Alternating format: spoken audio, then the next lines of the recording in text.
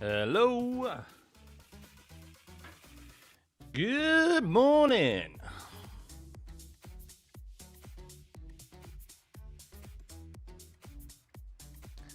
Hello everyone. How you doing?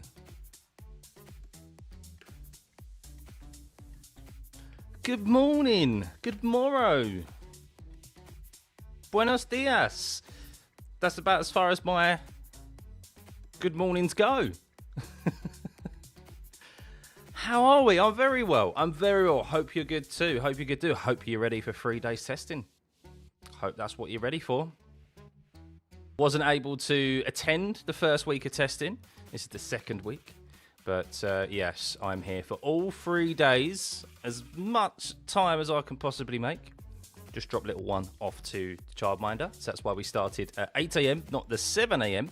or an hour prior. Because these sessions are 4 hours in the morning and the afternoon.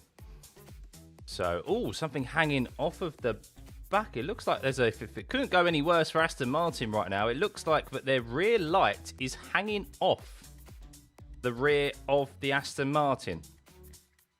Just waving about the back of the car. So, yeah, not a good week for Aston Martin. They need some mileage this week, don't they? And they need some performance, most definitely. It's not even just mileage, it's performance as well. So let the testing begin, Connery. Exactly. Good morning, Freddie. Yeah, welcome everyone. Hope you're well. Hope your week has been going well. Apologies I couldn't make any of the testing sessions last week and testing reviews. I've just been so busy with the day job. I've taken some time off this week from the day job so that I could do this for you and get in the swing of things for the season ahead, because it's only when is it 2 weekends away? First weekend in March, isn't it? Is Australia, so not long to go at all.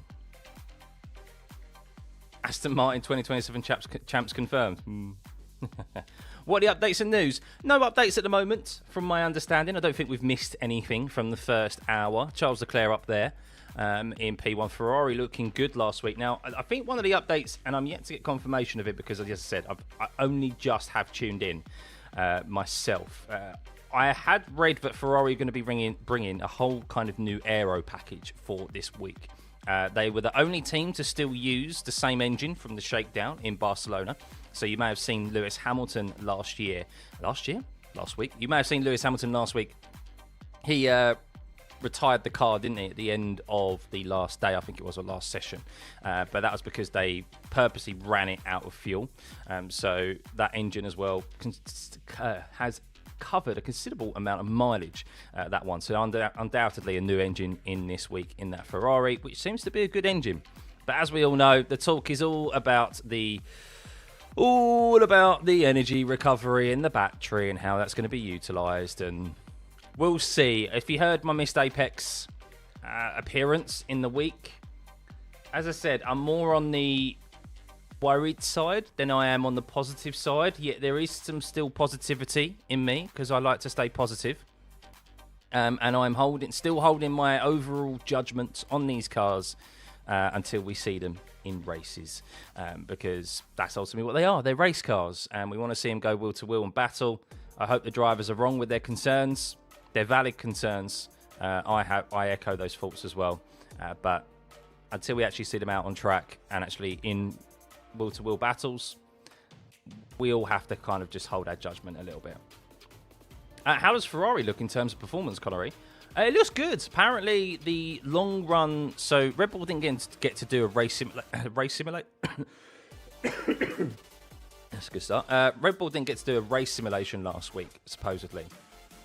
And Charles Leclerc's, and I think it was Lewis Hamilton actually did the fastest race simulation last week. But we still don't know with the Mercedes. They're probably dialing that engine back a little bit, aren't they? Unfortunately, well, I say unfortunately, but if you're a Mercedes fan, not unfortunately, but they're probably, with this whole compression ratio thing still up for discussion.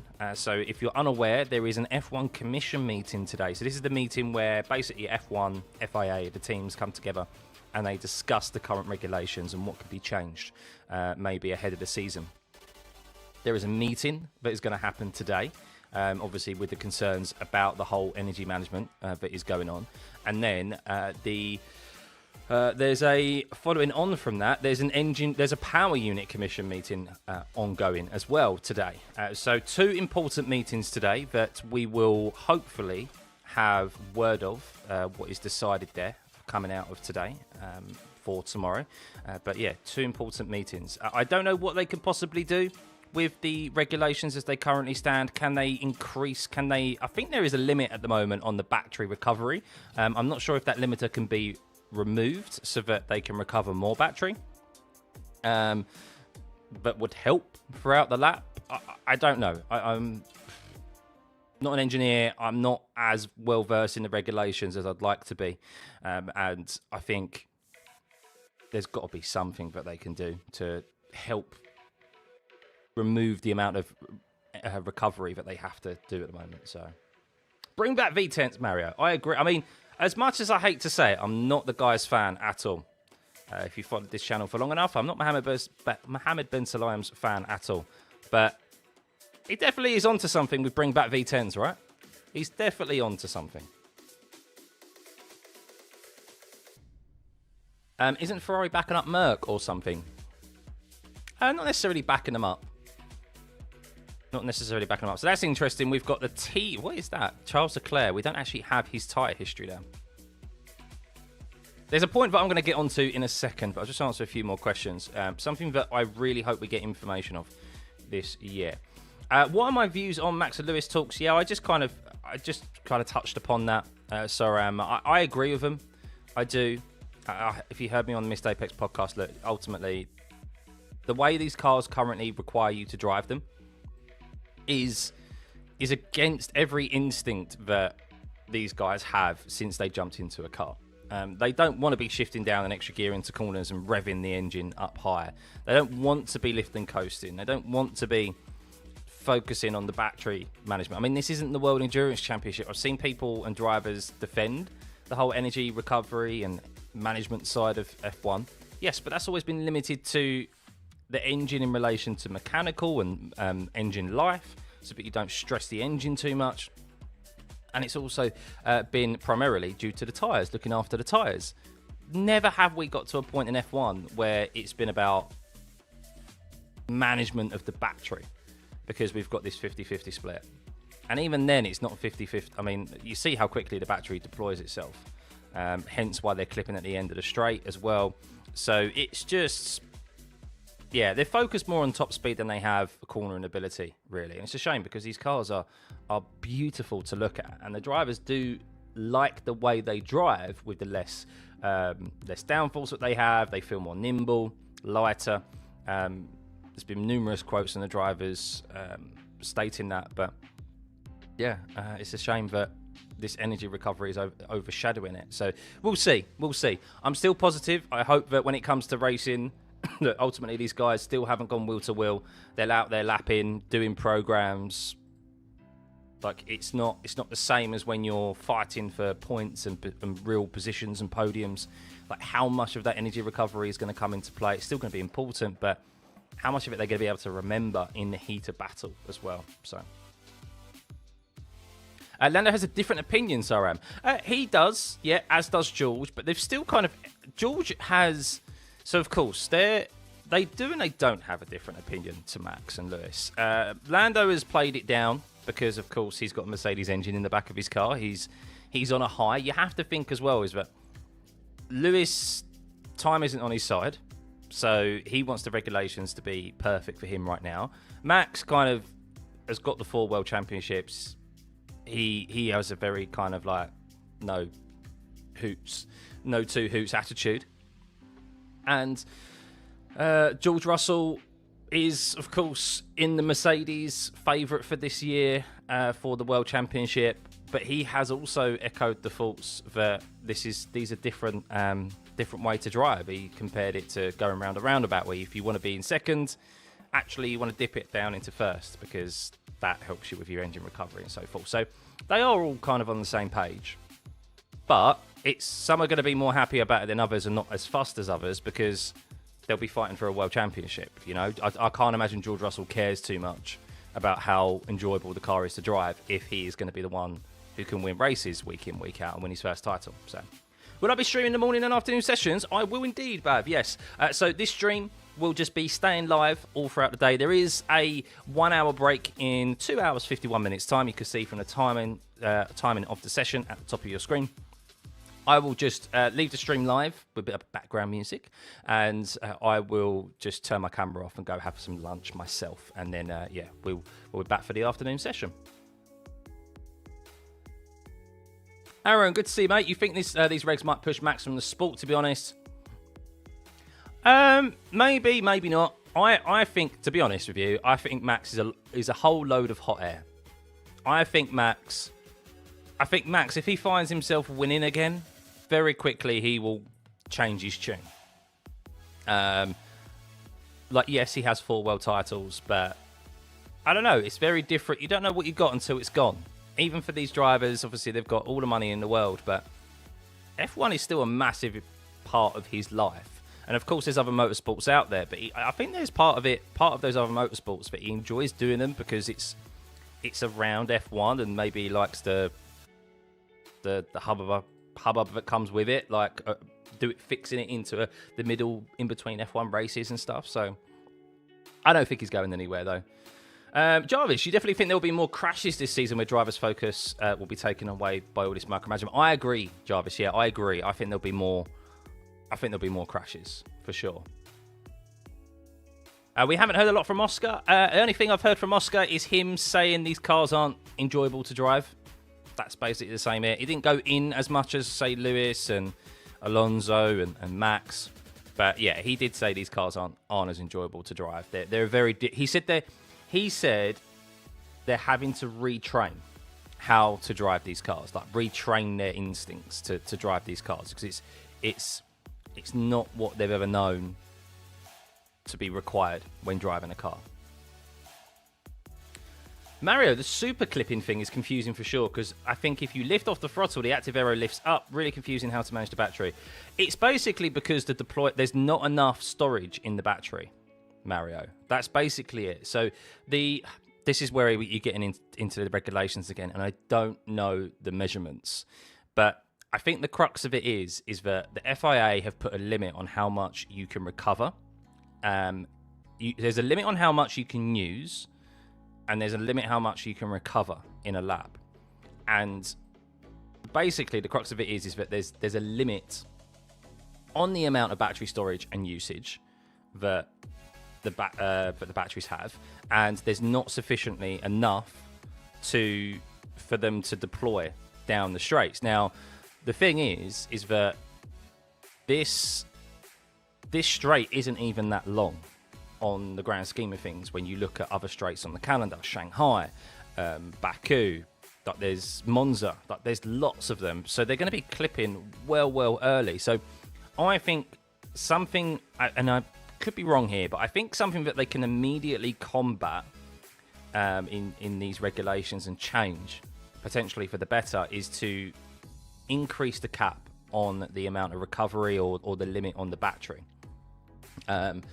Like megajoule usage or something, because then that means that they've not got this clip-in. And the problem that people and the concerns that the teams have and the drivers have is that when you have that clip-in, but the speeds that they're carrying now down the straights are dramatically more than what we've seen last year. Yes, the cars were quicker in a straight line, but you look at any telemetry, the cars are so much quicker this year. I think Max achieved 344 kilometers an hour, I think it was, in the first week. I think that was the highest speed.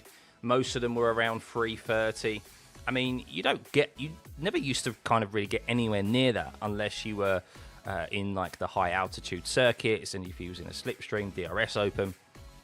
So there's concerns about the closing speeds down the straights with cars clipping and maybe turning off active aero and so forth. So that is a concern for them.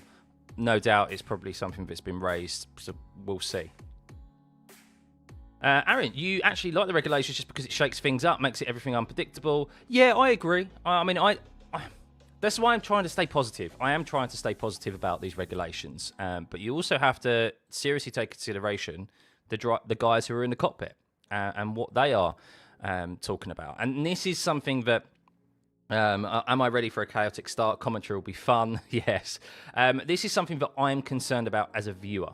Ultimately, I'm a fan. Of course, I do the live streams for you all, and thank you for tuning back in, guys. Welcome. And I'm looking forward to the season ahead and doing the watch-alongs and providing for you. However, I really, really want, and I know it's been discussed, and I've shouted this from the rooftops since the end of last year, maybe even prior to that. We need, as viewers, right now, battery storage, battery usage display. As a viewer, we need a battery storage, battery usage graphic. Basically, remember we had DRS. So prior we had DRS. Of course, DRS is now no longer active. We don't have that anymore. And there is currently we are in the last tests. We're in the last test before we head to Melbourne in a couple of weeks' time. And I'm looking at the TV coverage now because there is a full broadcast this week, not just an hour. But I watched the broadcast last week and I watched it here and I'm watching it here now. I am yet to see a graphic that details the battery storage, battery deployment, any graphic that relates to the battery, which I think is such essential viewing and necessary information for us as fans. Because if we do not get that, overtakes are going to be difficult to tell what are meaningful overtakes and which are just like easy overtakes. Like it's going to be, we've got 4 zones on here where you can use the active aero. That's what you can see there. So the DRS zones have been removed for the active aero zones, which to be honest with you, where you can use straight line mode and so forth, which to be honest with you, active aero is going to be pretty null and void. Because everyone's got access to it, because the guy at the front can use it as well. It's not like DRS where the car at the front couldn't use it. Active aero is kind of already irrelevant, if you ask me, because everyone's got access to it. But you can see there we have the 2 dots, the green dot and the pink dot. So one of them is the overtake, but overtake detection zone, and the green one. So the pink one is the overtake detection zone or line. That's where you have to be within 1 second to be able to use that overtake button, which you can use and deploy it anywhere throughout the lap. And then the green button, and the green one is where obviously you can then press your overtake mode. But it's limited. It's very limited at the moment. And the battery really is something that we need to know. And I really hope that we don't have just DRS graphic here replaced with overtake on or off. I really hope that's not the case, because we need, there's going to be, I think, numerous overtakes with the battery. With, of course, the whole battery management element. And we need that information. That's what I really hope for. But I'm yet to see any indication of that. And if the teams don't want to give that information out, I'm sorry, sod them. Like the fans are more important. The fans are what makes this sport so popular, and why they're able to gain so many sponsors and things like that. So, yeah, we need it. Aston looks so stiffly sprung. The Aston Martin, man, they're just watching it now. Yeah, watching him Alonso head down into turn 10. Something flew off the back of his car. I just saw something fly. I swear I just saw a bit of carbon fiber fly off the back of the Aston Martin. But yeah, it wasn't a good week for them, was it, last week? At least it didn't lock up into turn 10. I feel like every time I saw a clip of the Aston Martin, it was locking up into turn 10. So unbalanced, down on power. I mean, it's a very aggressively designed car. There's lots of aero parts. There's lots of parts on that car that are moving about. Not moving about, sorry. There's lots of undulations and stuff on the car. Are the Astons really 4 seconds behind? I don't know. That was what Lance Stroll said. But they definitely are struggling. They definitely are down on power. And this is what I said about when Alonso made the comment, oh, through turn 12, we're 50 kilometers an hour slower than everyone else. Well, yeah, maybe that's because the Aston Martin is just 50 kilometers an hour slower. Or they're 50 kilometers an hour slower than last year, I think it was, is what he said, through turn 12. And yeah, maybe that's just the Aston Martin. Has a decision been made about how much data we will get? No. Not a lot. Nothing at the moment. Nothing. Hopefully, that's part of what the F1 Commission is today as well. Hopefully, that's something that... But it's... We need that information. So, some of you weren't even born, which is crazy to say. Absolutely crazy to say. But many of you will remember when we had KERS. Do you remember when we had KERS? So that was when we first got the energy, the battery introduced into F1, and they had an electrical storage to be able to use. And we got the information on screen how they were able to, like, it was basically full and empty, and we got that information of when they were using it, how much storage they had. And then I think it was after 2 years of having that graphic, the teams basically said, we don't want that information to be publicly available, because all the teams up and down the grid have access to the live TV feed. So they don't necessarily have access to the live commentary, but they have access to the live TV feed, as you've seen them on the pit wall, and that means they're able to gain access to like battery storage and so forth. But also they'll be able to use, they're using a much more high-tech version of what we're using here for their data gathering. And if that is publicly available to us, then they'll definitely be able to gain access to it. But I think as a viewer, with so much, with it being 50-50 and with so much talk about the battery, it's going to be essential to knowing who's got what available and and why certain overtakes maybe are made when they're made. So will teams domination be a thing again and few teams falling back? Possibly. I mean, there is a potential that, look, Mercedes are sandbagging. They don't want to show their full hand. You can also sandbag with the battery as well, how good you are with your battery deployment and battery management. There's lots of things that you can see. I think Charles Leclerc stated the other day that there's like umpteen more ways for teams to sandbag now. But something that caught people not by surprise, but raised eyebrows up and down the paddock was Red Bull's ability to recover energy and their battery deployment. But they didn't do a full race simulation last week, so we don't know how they are overall. So that's them sandbagging to an extent. So yeah, there's still a lot of unknowns. But hopefully what we do have is at least a top 4 in close proximity. That's what we want. So we'll see. Hey, okay, good to see you, mates. Welcome back. Unfortunately, Demano, you think we're in a transition towards EV over the next 5 years, maybe, or just extra hybrid. The last thing the sport needs is the drivers complaining the car is too slow. So what it'll be, I don't think... There'll always be, I think, some form of electrification in the car, just because of how it is in the world. Every car has a battery now, pretty much. All the new cars coming out. We're never going to go full EV. We're not going to do that. I think what we'll maybe do is they will... I don't think they'll go back to what we had previously with the MGU-H, but I think the battery, it'll be more combustion focused, I think, with more the sustainable fuel side of things. I think, not to get into the real world, but I think if you look at EVs out in the real world, I think the sales of EVs are slowing down. I could be completely wrong there, but I think in the UK they are. I think we're struggling with the infrastructure in particular.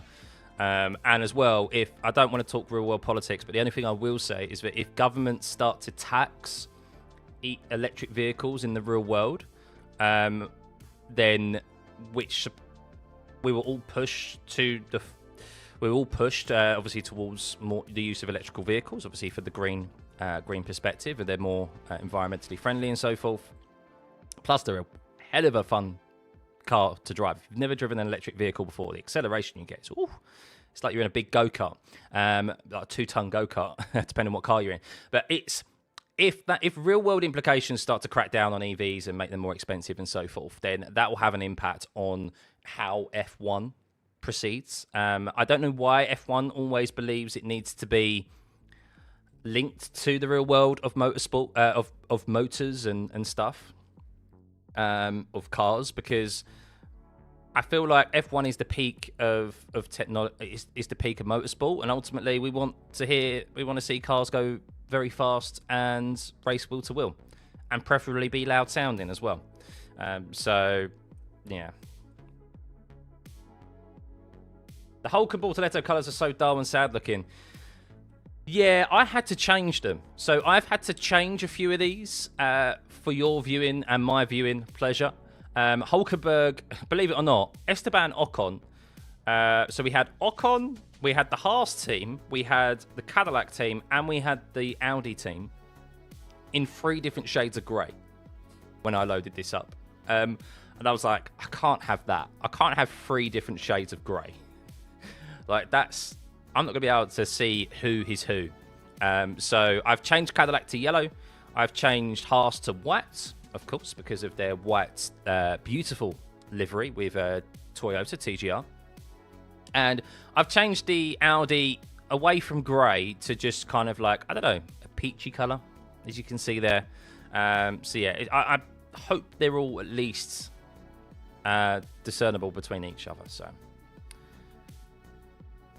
this isn't on Sky. No, it's on Sky Live now. Yeah, we have a full broadcast today. Full broadcast. Not even a single reliability problem for the Red Bull powertrain since Barcelona. Quite impressive. Yeah, very much so. Very much so. Have I seen the new Tesla Cybercab? I haven't seen the Cybercab. No. No. But guys, if you haven't noticed as well, I do have an affiliate link with Castor. You can see here, nice jumper that I got on for them now. So if you want any merch from Red Bull, Haas, because Haas are now with Castor, and with Alpine, I know there's some Alpine fans out there, use my discount code or the link in the chat, in the pinned message there, in the description, to get yourself some merch, discount off some merch. I may have some merch. I may have some team merch to put on in the afternoon session. But which team is it? Which team is it, guys?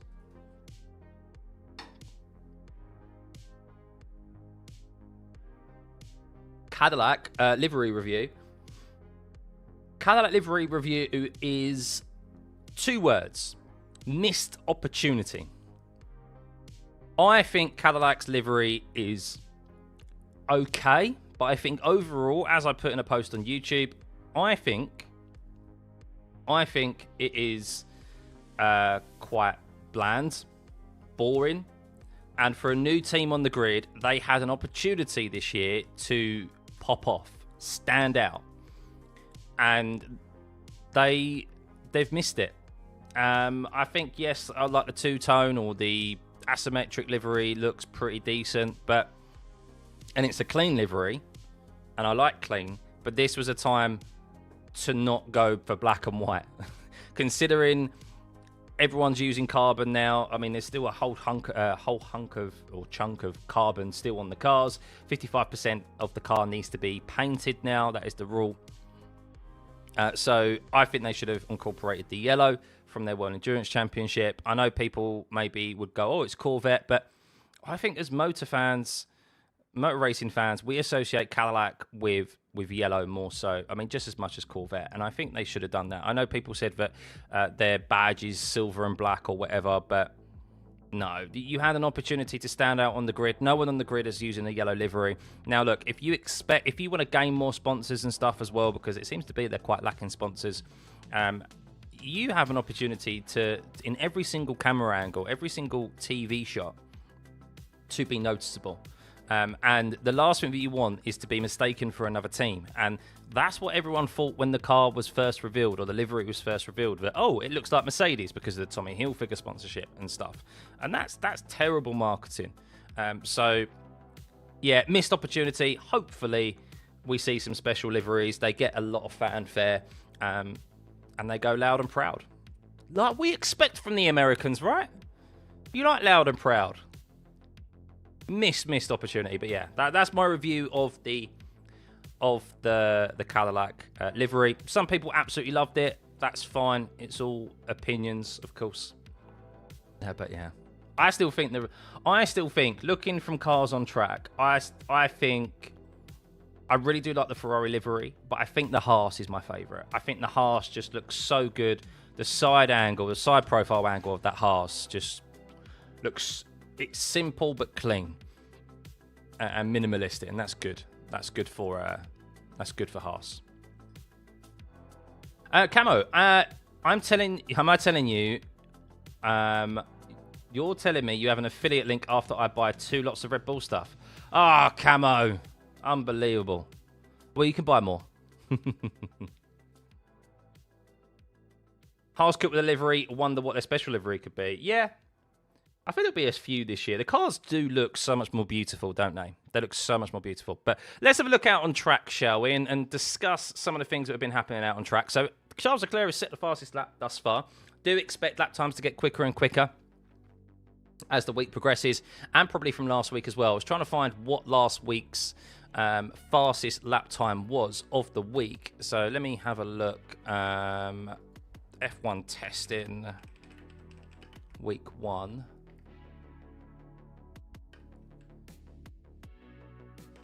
So, fastest lap time. What was the fastest lap time last week? I'm trying to find. Why did I not just have the results of that? That's so annoying.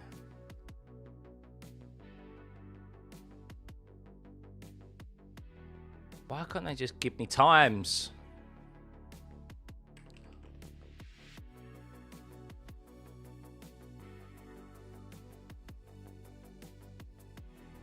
What was the fastest lap time last week, guys? I can't find that information. Alex Albon's just moved up into P4.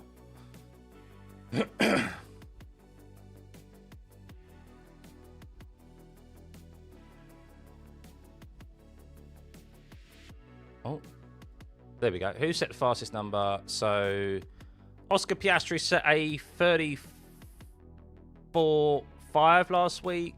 Kimi Antonelli set a 33.669 last week.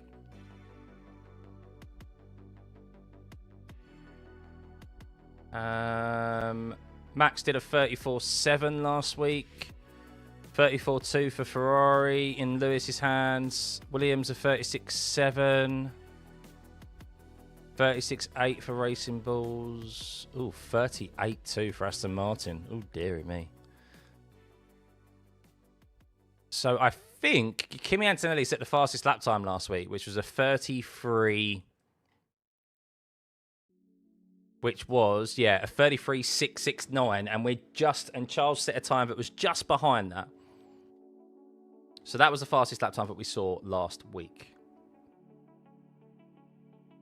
Day 3, don't know if it was the fastest in the end, yeah. And that was at the end. Bearing in mind, you have to remember, that was in probably peak conditions as well. You're talking about towards the end of the day, cooler track temps, in the night time. So the fact Charles has done a 33.7 there is already showcasing that the car they're starting to ramp up. They're starting to ramp up the testing here this week from a performance perspective. Just watching Lando Norris replay as he made his way down the start-finish straight. And did he have a lock-up down into turn 1? Just a little bit of a snap. What I have noticed with these cars as well is that they're a lot more twitchier on the rear. Don't know if you've noticed that, guys, especially under braking. Very much so under braking. But I'm surprised people are writing off McLaren. I really am surprised. I know that some analysis has stated that maybe they're a little bit off the pace when it comes to Mercedes, but you have to remember that they have a very, very good team around them. The team that have won 2 Constructors' Championships in a row.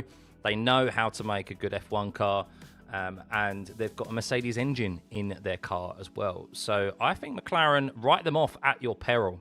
And who do you think will be better this year, guys? I haven't done any predictions this year because I just haven't had the time to do predictions. But who do you think is going to fare better this year? Lando Norris or Oscar Piastri? I've seen a few predictions and people have all gone Piastri is going to beat Lando Norris this year. And I don't agree with that. I really don't. I think it could be close again, but I think if anyone's going to fare better with these cars, where they've got less downfalls, there's more sliding with the cars. If you look at them, I think that suits Lando's driving style better than it does Oscar Piastri, as we saw Oscar Piastri falter last year at those circuits where low grip was obviously a limiting factor. So and Lando came out clear on top. So I think Lando is going to have the better again. He's also got that World Championship behind him as well.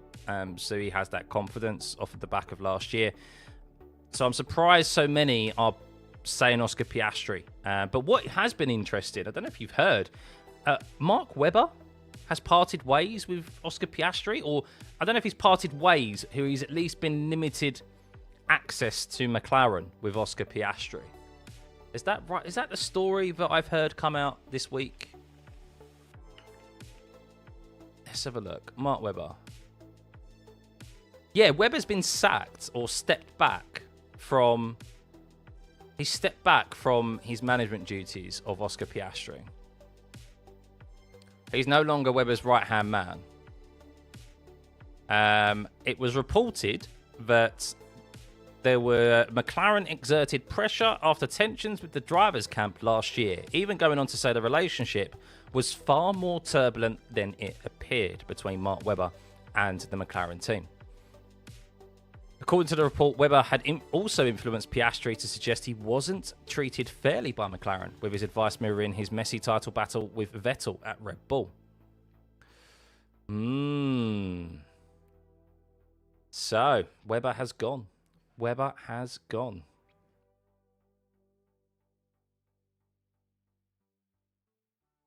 Not bad for a number 2 manager.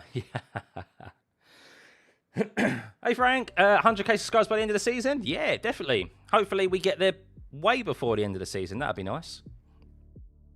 Wind seems to make a huge effect on the handling. It does indeed, yes. So windy track, Bahrain. Some parts of the circuit are higher than others as well. So turn 4 is quite a windy area. Of course, you're very left-sided limited. Cars very loaded onto the left-hand side. That's where that track limit is always incurred.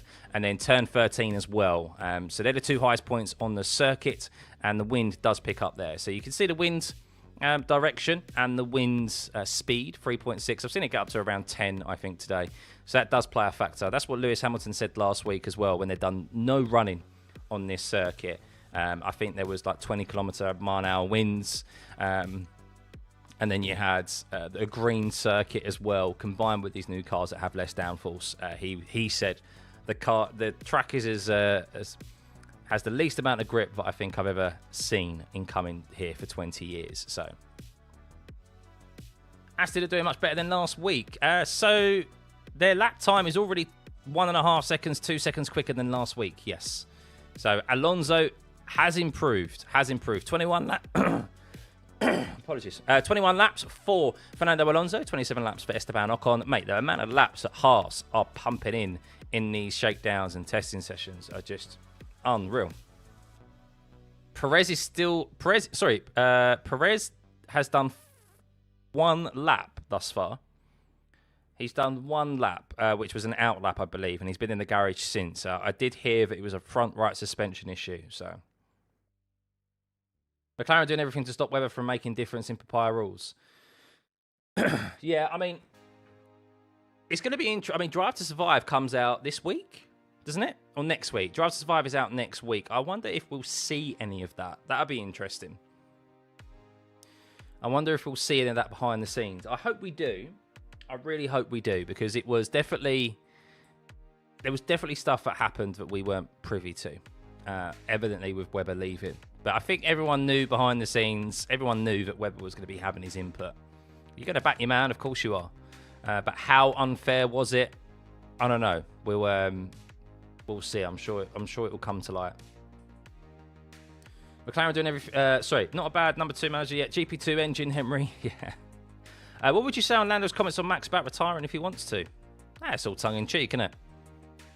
It's all tongue-in-cheek. Norris, of course, is going to be very positive. He's got a Mercedes engine in his car, and the McLaren doesn't look too shabby. I don't think at any point it's looked the fastest, but it looks like it's in a good position.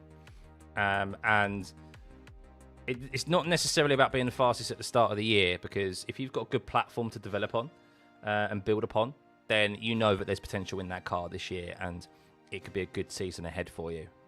So unlike Alonso, who says it's all about the middle and end part of the year, that doesn't bode very well, does it, if you're saying those things already at the start of the season?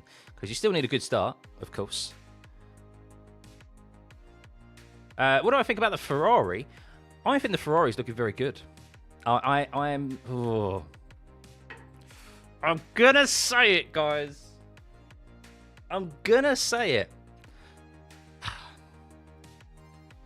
I think there is actual hope for Ferrari this year. I think Ferrari do look good. My only concern about Ferrari is that it does look to be a little bit happy on the rear. It does look like it likes to slide a little bit more. From the limited viewing that I've had, now I'm not trackside, of course we've had limited access, but from the viewing that from the footage that I've seen, the Ferrari does look to be a little bit snappy, a little bit more slidey. And while of course they've set some decent lap times and some race simulations, how good are they going to be on the tyres in a race? That's the question. That's my question about Ferrari right now. But I think other than that, the car looks very good. The engine, I don't think there's any concerns over the power unit whatsoever. And that was really going to be the crux of it, because if you start this year with a poor power unit and you're down on power and deployment and so forth, and a bad battery, like, good luck basically for this year. You almost need to write this year off. But it seems to be all those concerns have disappeared, and I think you could be quietly positive about Ferrari. Now, what I did say, of course, about the sliding just then, and my concerns from what I've seen is that the car likes to slide more than the others. They do. I'm going to caveat that by that Ferrari do have a new aero package here this week, so I've heard. So that could those balance issues, the aero issues, that can be worked out. And that's the thing about having a decent engine. So if you've already got a decent engine and you've got that power in the back of the car, then you've got a good platform to build upon. And all the aero is a lot, should be, it's a big should, but should be more simpler to rectify and adjust than if you're down on power. So Ferrari looks to be the most reliable car on the grid thus far. Most reliable? I would say so, yeah. Them and Red Bull, probably. Them and Red Bull. I think Red Bull have been very good. Of course, the shakedown was the shakedown, but I think in the testing thus far, which is Bahrain, yeah, Ferrari, and especially the power unit. I mean, Haas. I think Haas is the most reliable car thus far, isn't it? Haas have done a considerable amount of laps. Freddie's walking around with a big grin on his face. Fez looking good and very light car, yeah. And they may have an advantage on the race starts as well. I know you guys mentioned it earlier. They said that, I mean, if you're unaware of what the issue is with the race starts, so basically by removing the MGU-H, we now have only two parts of the car, which is the MGU-K and the combustion side. And basically by removing the MGU-H, the turbos are at a lower. They're not up to speed. Basically, I'm gonna trivialize this. I know there's probably some of you mechanics and engineers out there and car nerds who are probably going, Scott, you're absolutely butchering it. But basically, the issue with the turbos is that they're not spooled up. They're not up to the level that they need to be, because you've removed the MGU-H, which keeps them at a higher level, which means that there was no need to rev the engine to get the turbo up to the level that it needs to be to give you that additional boost. So with the previous cars with the MGU-H, that's what it provided. It provided you with the turbo. It kept it at a certain level so that the car drivers only really had to focus on the release of the clutch and their throttle application. Whereas now, what's happening is that because the turbo's not at the level it needs to be, they're basically having to get it from like a 0 to 100 by sitting there and revving the engine for like, 15, 20 seconds or something. And their concerns are that, one, that takes too long to do with the current time that you have once you line up on the grid, which can potentially cause a safety concern with drivers going off at different speeds. Then I think also it's the actual application of when the turbo kicks in. Is it right to prevent turbo? Yeah. So when, I think it's also a concern of it when that turbo, if the turbo's not spooled up correctly, when it does eventually kick in, it could cause an extra, like I don't know what the right word is. I could be completely way off the mark here, but is it like it could cause additional amount of power to go unexpectedly to the rear of the car and cause spin outs, basically? I think that's the crux of it. And, well, Fred Vasseur basically brought this up 18 months ago, that he foresaw this being an issue, brought it up to everyone that we should alter the race starts to accommodate this issue, and he got voted down. They went, no, we'll keep it as it is. 6 months ago, so 12 months after that, they've come back and gone, there's going to be an issue with the race starts, with the turbo spooling. And Fred vetoed them and said, I brought this up 12 months ago. We've built a car to accommodate this regulation and this rule and this race start procedure. So we're going to veto it because you should have heeded my words back then.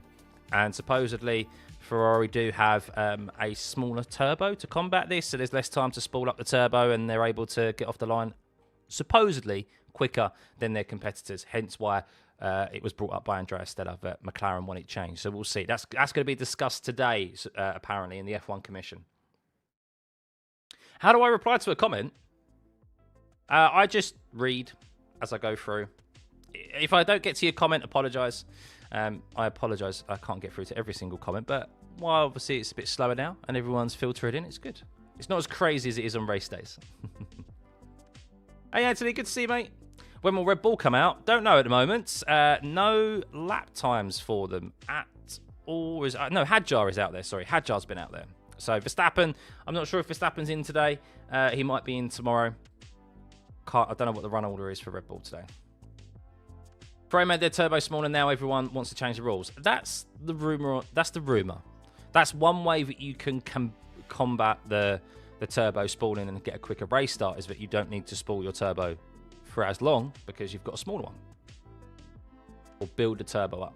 F1 and FIA are going to have to delay the start lights at every race. Well, this is it. And I think what will happen, or I wonder if it will happen or not. I don't know. As I said, I don't understand I'm only assuming what the safety concerns are with race starts. I haven't heard a comprehensive breakdown of why the starts would be dangerous and would be a safety concern with the turbo spooling. Because as far as I see it, unless there's going to be no unexpected power and like 360s in the cars when the energy eventually hits the rear of the car, if the way I see it is that the further up you qualify, the more benefit that you have, because you're able to sit on the grid longer and get your turbo up to a higher level that it needs to be than those at the back who, of course, are trudging around. And then once they line up on the back of the grid, they go, they wave the green flag. Then the man walks behind, waves the green flag, the marshal, and then they hit the lights. So Aston has an absurd rake angle right now. Let's have a look at it. I mean, he's green in the first sector, Fernando Alonso. He is going quicker, Aston fans, Alonso fans. It's a green first sector for Fernando Alonso. Straight line mode activated.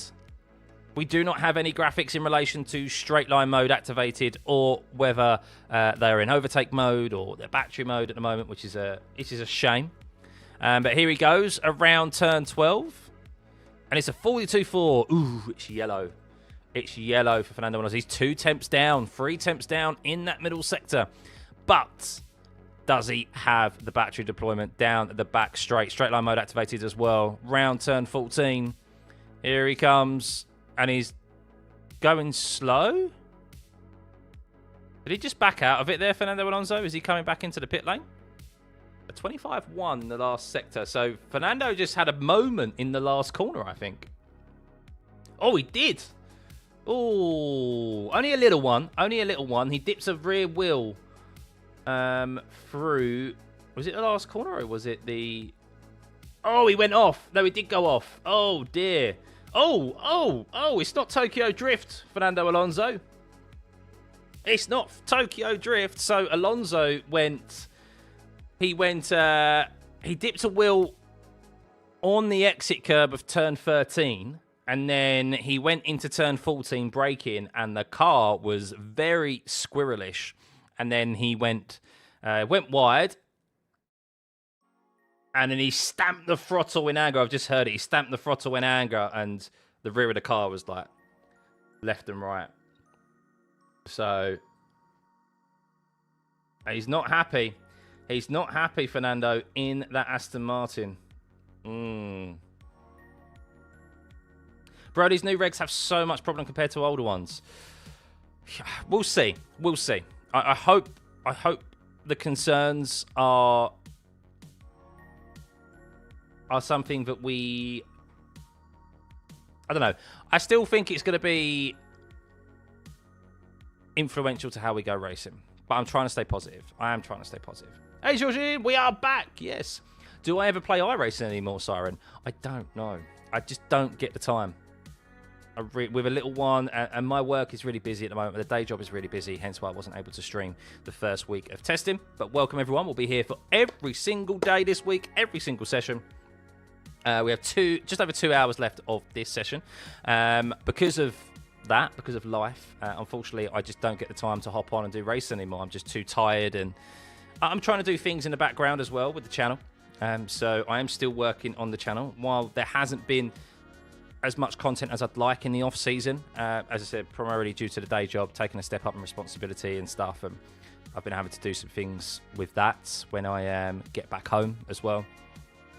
But yeah, we are full steam ahead for this year. I'm really looking forward to it. But unfortunately, sim racing is not at the top of my priorities right now. I'll still keep an eye on it, though. Can't we see when they turn the MOM on? We can't right now, Georgian. No. There is... Oh, Hulkenberg takes a big trip to the gravel in his Audi through turn 4. Oh, Hulkenberg. That when the underside of your car would not have liked that. We haven't seen a crash yet in testing. The reliability has, for the most part, been very, very good. We've had like the typical kind of it's some engine breakdowns, but no real big moments in testing. And that was probably the biggest I've seen from anyone thus far. Still waiting to see a replay. I don't know why they're taking so long. Not a lot happens in testing. When something happens, show the replay instantly. Come on. Lots of good airtime, though, for the Revolut sponsor. That is the main and title sponsor of Audi now. Real GP would be the original test. Yeah, exactly. Because the thing is, these drivers have a lot to think about right now when they're not racing. So they're just driving these cars around. Let's see the replay first, though. Sorry. And then we'll get onto my thoughts again about how I think these cars how the drivers may deal with these cars in race trim. So he's heading up to turn 4, and he gets on throttle. Oh, that was interesting. Okay, interesting. So he had an Alpine. He goes through turn 4. He had the Alpine of Pierre Gasly offline, but ahead of him, and I think he got a snap. He got a massive snap on the rear as he's applying the throttle. So there's two things there. I think he's applied the throttle probably a bit too aggressively, but also the dirty air of that Alpine. How much did that potentially affect him? Interesting. Very interesting there. Big moment for Hulkenberg. But considering the Alpine was there, we haven't seen these cars. We don't know how they are going to race. There are concerns. Back to it in relation to how these cars are going to actually work in the races. Some of the drivers have raised their concerns that they're going to be worried about overtaking because they're so focused on the whole energy recovery, energy deployment. But when drivers push comes to shove and they're going wheel to wheel, I don't know. I still think ultimately track position is going to be key. But it depends on whether there's... It depends on like the straights and so forth. I mean, Melbourne's going to be interesting. We're going to have four zones where there's going to be the straight line mode. Not that that's really relevant now because everyone has access to it, even if you're at the front of the pack. It's just all about the recovery. But Melbourne, is there a lot of areas where they can recover energy? Turn 1, turn 3, or turn 4? There's a few areas they can recover. Yeah, they'll be able to recover energy enough, I think, around Melbourne. But yeah, I think they're racing drivers, and when they see an opportunity, that racing driver instinct is going to take over, surely. So hopefully we still get good racing. And these drivers, what I was going to say is that they've got all the time in the world at the moment to just focus on how to drive these cars in clean air, do their programs. They're just doing lap after lap after lap after lap. They're not racing right now. They're just driving the cars. But you can, of course, pick up genuine faults and see how these regulations will potentially translate into the race. So hopefully their concerns do. Hopefully, they're null and void, and we get good races. But we'll see. I think even if you're trying to stay positive, I think it's okay to be cautious about these current regs and to be like, I'm not sure if that's going to work, but we'll see. How are Cadillac doing in terms of pace? We don't know, because Perez has literally only just got out there. He had a front right suspension issue this morning. He did one out lap, and he's now doing some laps. So we don't know with Cadillac, but we'll know not too long after. But it does seem like that the cars are understandably going to be quicker here this week, with a whole week of testing last time around. Lots of data. The track is a lot better as well, no doubt. And, of course, there are updates that are being brought to these cars as well. Ferrari supposedly have a new aero package on their car. Charles Leclerc is back out there right now, so we'll see how they get on. But 33.739 in the morning session of day one is just a tenth over the pace, a tenth behind the fastest time we saw last week from Kimi Antonelli in the last session of the week in the night time. So, yeah, definitely big improvements here, and they're going to be upping their performance, no doubt, and their performance runs and eking a bit more out of the cars and stress tested them maybe a bit more. Do I think races in Monaco will be more fun after these new regulations? Probably not, no. I really don't know what Monaco can provide. I mean, we've still got apparently they're keeping the 2 pit stops, aren't they? The mandatory 2 pit stops, so we saw how that worked last time around. What it may do, so thought was just popped into my head. We know this is where the battery deployment may be an issue, and you're gonna spit your coffee out here and go, surely Scott's not trying to speak positive about Monaco. We may, I say may, it's a very big may, we may see overtakes in Monaco due to, and the reason why I say it is because the battery deployment, if you have extra battery, if you have that extra overtake mode, you might, because bear in mind, the overtake mode is not something that is limited to just a zone. It is available for use across the whole lap. So if the car ahead of you uses more battery to defend and you're able to offset that in some way, and you've got that overtake mode, there may be an opportunity for more cars to slingshot past the car ahead than there has been before. Because the problem is at Monaco, of course, is that the cars, yes, have been too big, but they've also been too quick as well. Like, they're too grippy. There's no opportunities to unsettle the car ahead and to get an opportunity to overtake in the 2 prime overtaking spots there, really, which were free overtaking spots. There's only really ever been 3 overtake spots in Monaco, which is turn 1, the Marabout hairpin, and then into the chicane as well. And we don't ever see any overtakes into the chicane anymore because there's not enough of an opportunity of a run down into that corner. Whereas the battery mode and the overtake mode and having that additional power available, like if you haven't stored enough battery, then you're going to be down on power, and that car may have we may see a bit more side-by-side action in Monaco. So that's the only positive that I can see. The only way that I can see Monaco working. But we'll see. But everyone's going to have the same, have plenty of power at Monaco throughout. Well, that's the thing, and that's where it comes down to the overtake mode, doesn't it? And utilising that, because that does give you a sufficient amount of extra power. We'll see. I head into Monaco with low expectations, literally, or have no expectations. I think that's the best way. What was Newey's worst performing car, and will Aston surpass that? Ooh. Newey's worst performing car, that's a good question. You're going back some years. Those who are older than I will probably be able to tell me. But I think in the last 20 years that I can think of, probably the 2014, one of the Red Bulls, probably. in the hybrid era. But then that's not necessarily... But then that's not necessarily down to his design.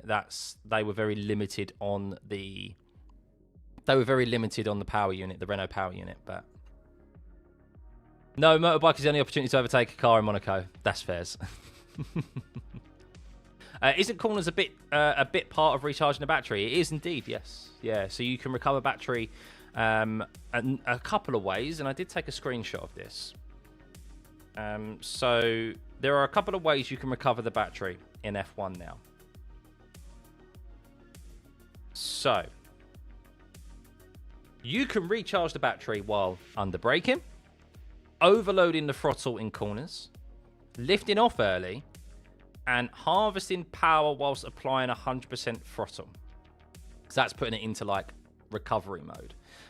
So overloading the throttle in corners, that's basically when that's them shifting down the car into like first gear, because you're overloading the throttle. You're overloading basically the revs. You're getting them really high, and that recharges the battery. But that's counterintuitive to obviously what the drivers want to do, because they want to go around corners as fast as possible with the limitations of the car and the tyres.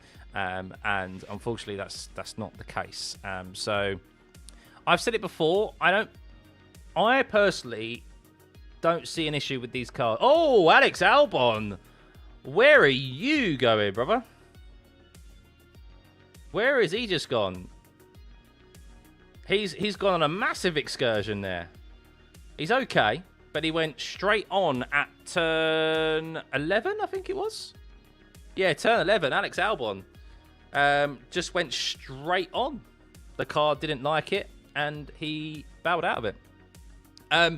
Oh, Antonelli, we have a purple sector here, ladies and gents. We have a purple sector. Kimi Antonelli, the driver in the Mercedes in his second year in F1. He set the fastest lap time last week with a 33.6. Can he set another fast lap here again? It's a 41.2 in the middle sector. It's not particularly quick in that middle sector. Only 700s down on his fastest first sector, middle sector. But Charles Leclerc did a 40.7 earlier on. So probably had a little moment in the middle sector there, Kimi Antonelli, as he comes around the last corner.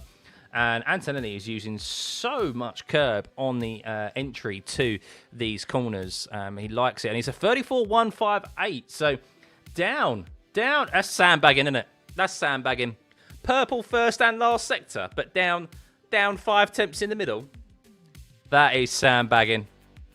He bowed out of that. The Mercedes engineers, Toto Wolff saw he was going too quick in that middle sector, and he just pressed the button and cut the battery. That's what he did.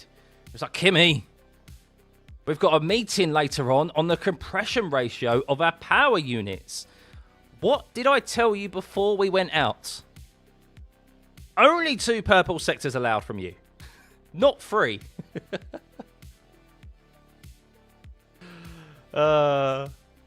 He's looking good though, Kimi. He is looking good. He likes it.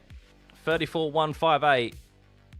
The thing is, it didn't look any discernibly different. There was no conscious errors in that middle sector from Kimi there. So that was a definite battery deployment thing, or it was him just lifting out of it a bit in the middle sector. So just watching a replay now of Alex Albon and what exactly happened with him down into turn 11. Was it the front end just gave way, didn't have any bite when he had that excursion? And then he went into turn... Oh, yeah. Oh, big snap. Well controlled by Alex Albon. Will Russell come out today? I don't know. Let's have a check, shall we? I can check on the run plans. So teams have been putting out their run plans for this week. So let's have a look. Mercedes...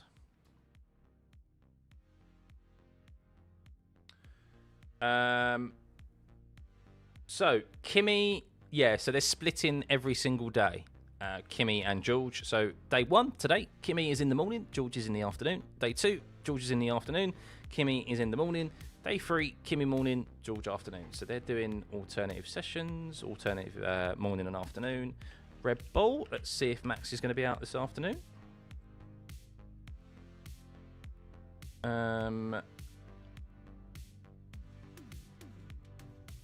It says okay, so testing for today is Isaac Hadjar for the Red Bull. Max is in all day tomorrow, and then Friday they're splitting it. Isaac in the morning, Max in the afternoon. So that's what we've got today. And then Ferrari, let's have a look at Ferrari and McLaren. We'll have a look at the big boys, shall we? Lewis is in this afternoon, so they're splitting the two sessions, Charles and Lewis. I think they're splitting it all week.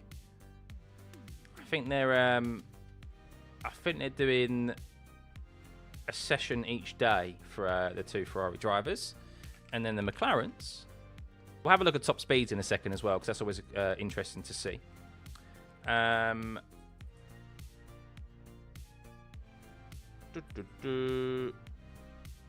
is McLaren? There we go. McLaren MasterCard Formula 1 team. Lando is in this morning. So McLaren are splitting their drivers every single day. So you'll see Lando and Oscar in the car every single day. High RPMs, more recharge. Yeah, basically. Charles, Mercedes the fastest. George, Red Bull fastest. Lando, Ferrari are fastest. Yeah, there's a lot of hot potato at the moment. They don't want to show their full hand. They don't want to show they've got an advantage, because the thing is as well is that they'll all think that some of them have got, like with the compression ratio with Mercedes engines, they'll all think that they're doing something potentially shady. And they'll want it investigated, basically, and they don't want to show their hand at that. Glad Kimi is actually getting some laps in after how unlucky he was last week with the car issues. Yeah, he did seem to have some. I did hear from a source, though, that the suspension issue they had last week was a human error. So it wasn't due to an actual mechanical issue with the car, or a genuine issue with the car. Something someone had done had altered something with the car, so on the suspension side, so that's why they had to sort that out. What's my opinion on Ferrari's smaller turbo than the rest? Yeah, we've touched on this, Kelvin. I think it's ingenuity.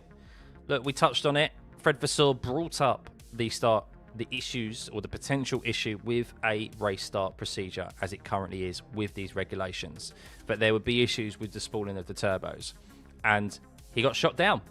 He got vetoed. So he went, okay, I'm going to go away and build a car to the current regulations.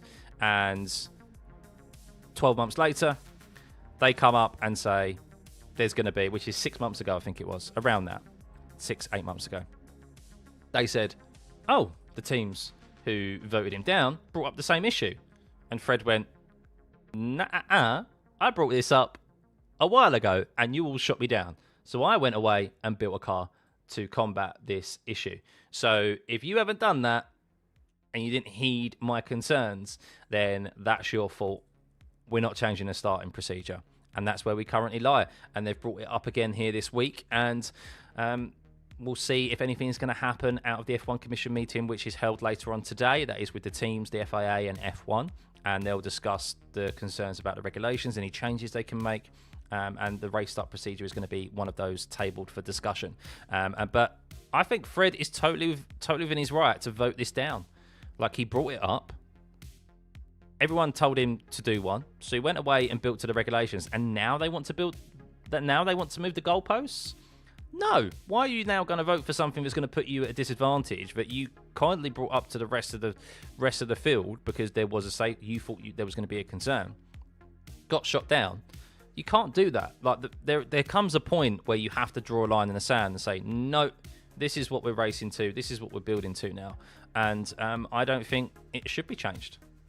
I think it's not even. I say it's clever. It's clever because they've purposely built the car to combat that issue, and it seems like it hasn't affected the performance elsewhere on the circuit because there's always a trade-off in F1. You don't get something for free. There's always a negative impact somewhere else down the line on the car. So for them to have a smaller turbo, clearly they've negated that or managed it very well compared to others, and the performance of the car looks good with it, and it's going to give them better race starts, supposedly. This is the rumour. This isn't confirmed, by the way. This is just what the rumours are up and down the paddock. And why would you then vote to give yourself a disadvantage? So unless the FAA forces their hand and says no because of the real genuine safety concerns, which we still are yet to find out exactly and in detail what they are, I think Fred's totally within his right and he's done everything by the book. Ferrari's new upgrade brought attention from other teams. I still haven't seen the overall differences between the last week's car and this week's car. I'm sure there are probably some images already online. We'll see. What if the regs change then? How will this affect Ferrari? I don't know. I don't know. But of course, they want to maintain a I don't think there'll be a disadvantage for Ferrari, but at the moment, they've currently got an advantage with the race start procedure as it is. And what is the race start procedure, Ad? Well, the race start procedure is what we've seen for many years. It's basically the timing of it, so how they have the formation lap, how they make their way to the grid, how they line up on the grid, and then as soon as the last car lines up on the grid in their position, the marshal signifies that everyone is in position very quickly with a green flag where you see them walking in the background, and then the racing lights start to come on and then it's lights out. So I imagine what they probably want to do is to alter the race start procedure in, I think, in a way that it's longer so that they can have time to sit on the grid and spool up their turbos and get them up to the level that is necessary. Like they used to, so that race start procedures are a lot more simpler.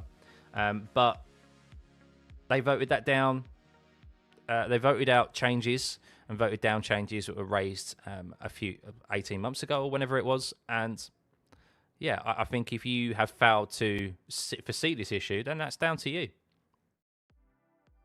A new aero, PU, and engine package for Ferrari, right?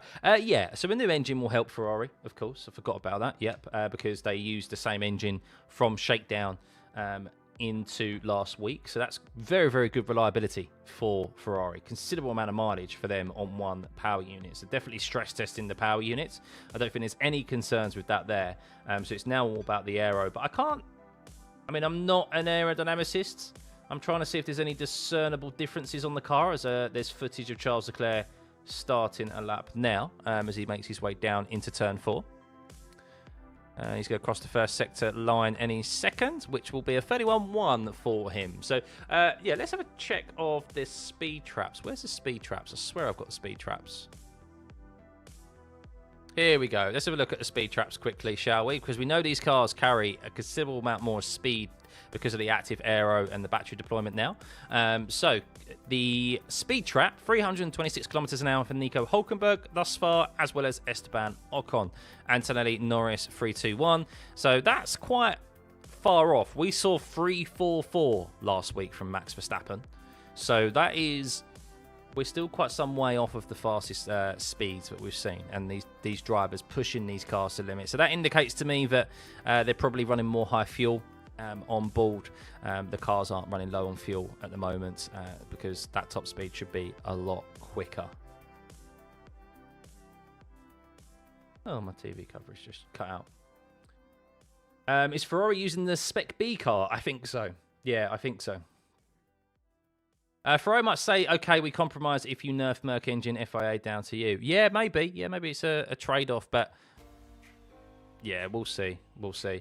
Verstappen says Formula 1 is becoming more like Formula E with these regs. To what extent is that the case? There is an element of it. It's not to the same extent of Formula E, because Formula E has a whole battery that has to be a whole battery management and level that needs to be managed throughout the whole race, because it goes from basically you've got 100% battery at the start because it's your only power source, and then you have to manage that throughout the race to make sure that you have enough at the end, down to obviously 0. F1 isn't necessarily like that because we still have the combustion side, but the 50-50 elements, 50% of it being battery and 50% of it being power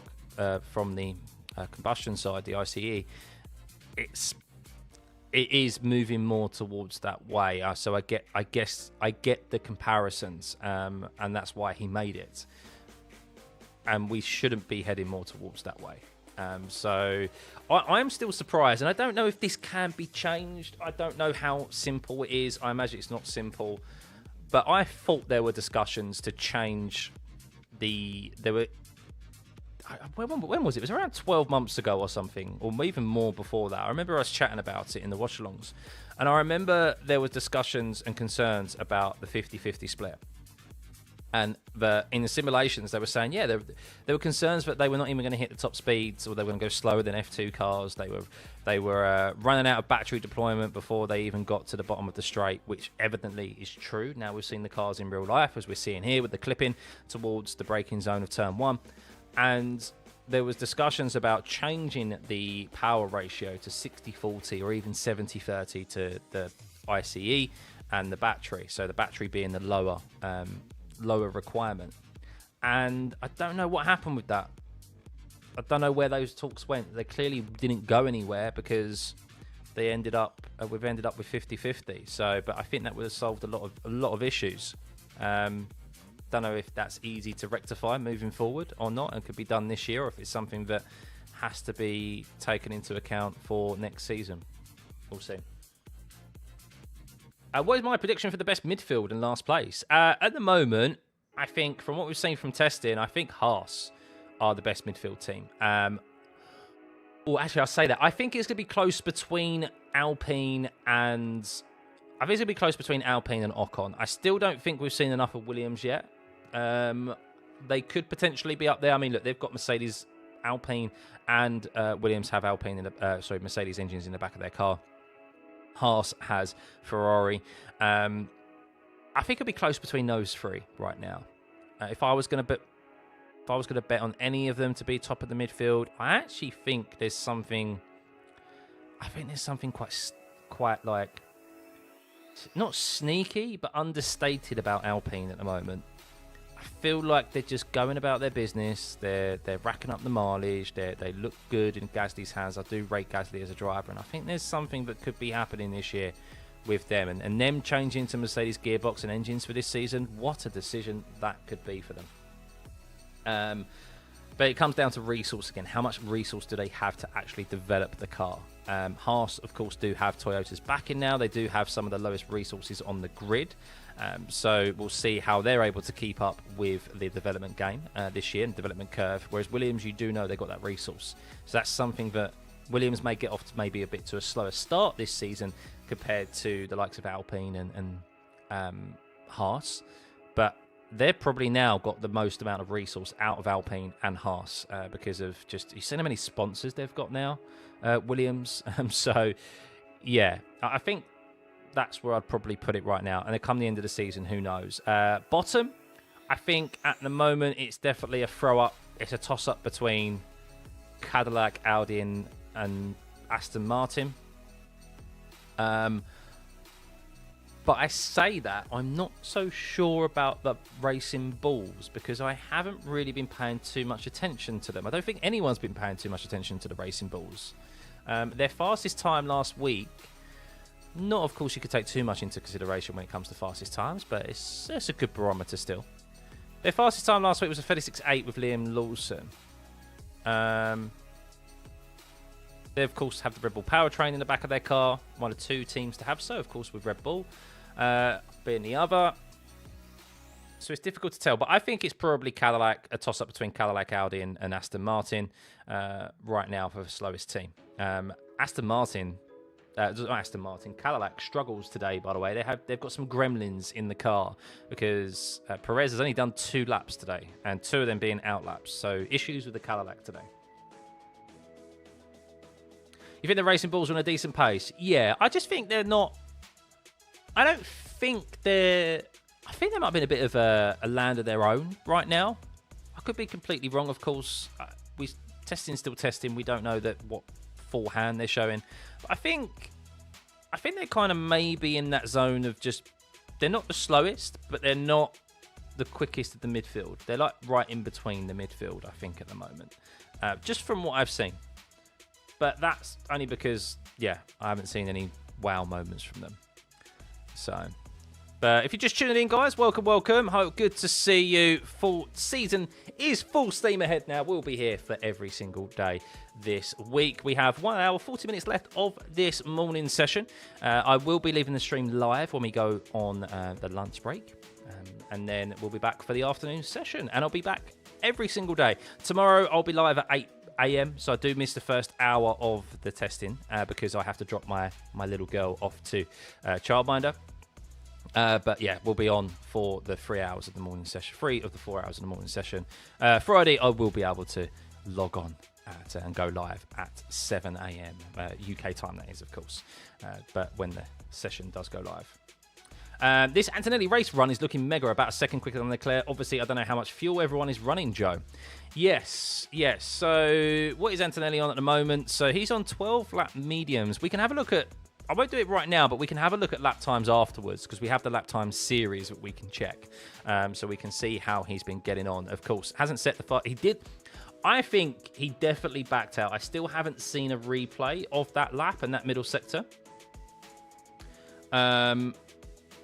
So I'm not entirely sure if he could have done the fastest lap that we've seen today, but he set the fastest first sector and then he set the fastest last sector, didn't he, when it came to that 34.1 that he did earlier. So definitely maybe backing out of it, I think, just to hide that true pace that Mercedes has, but we'll see. But no one has really pushed it on the straights.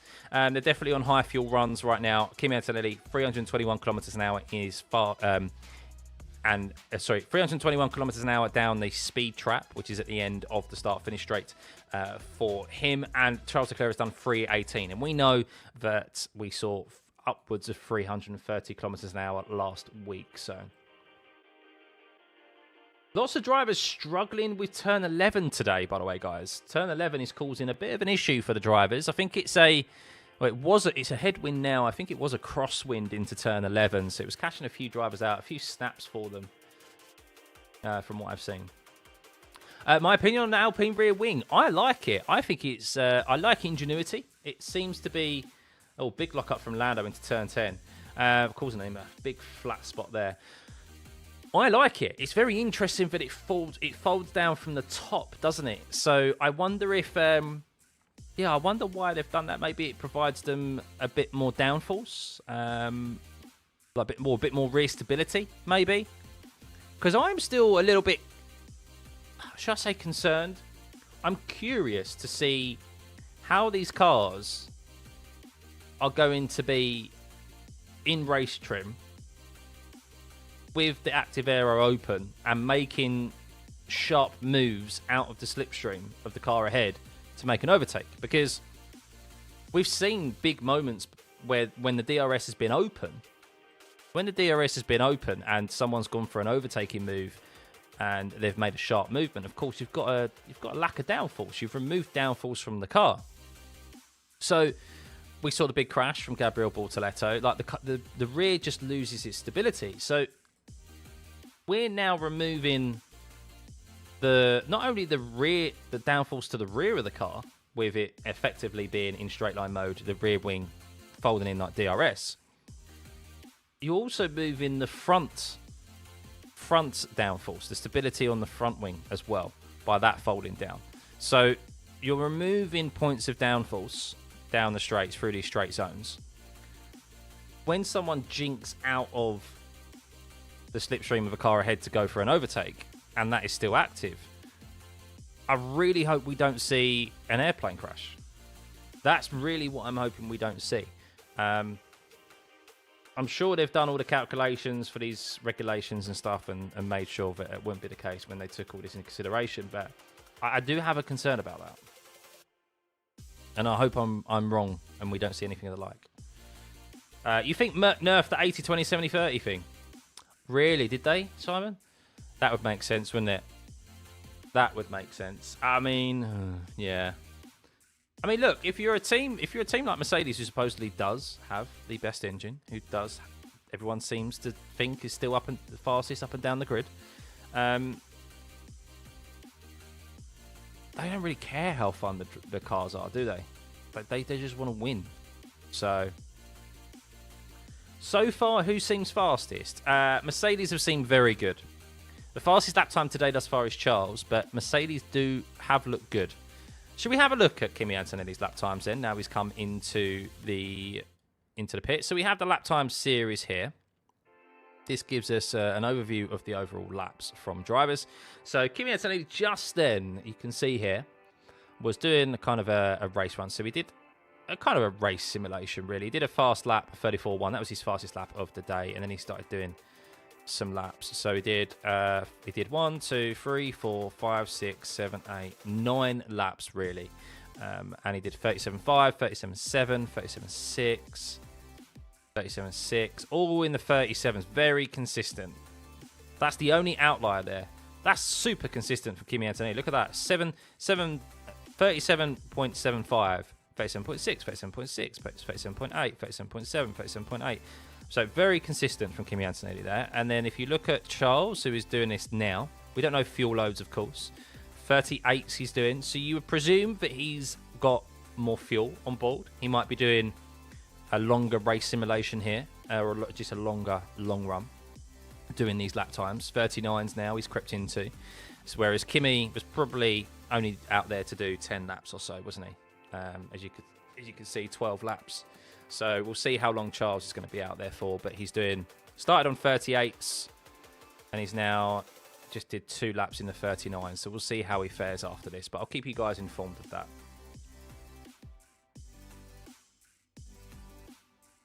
Ferrari on the C4 tyre was on the C3. Ah, there we go. There we go. I forgot about that. That's one thing that I'm missing this week, actually, is the... on Multiviewer, is that we don't have the tyre compounds known, I guess, because there's 2 medium tyres, isn't there? There's no actual soft tyre here this week. Good to see you, Wyatt. Good morning, Rob. You didn't get a notification. Oh, have you turned it off? What about the Red Bull and Ferrari? Red Bull, what, lap time-wise? Isaac Hadjar actually hasn't been out there for quite some time. He's only done 13 laps today, Isaac Hadjar. Did a 36.1, so not really anything to take from Isaac Hadjar's times this morning, because he's only done 13 laps at the most. So, yeah, I don't know what they're doing in the Red Bull garage. I haven't heard anything. But, hey, Andrew. Good to see you. Welcome back, everyone. Yeah, welcome. Hope you're good. Hope you are good. Hit the like button if you haven't already, by the way, guys. I don't even know how many... don't know how many we've got, but...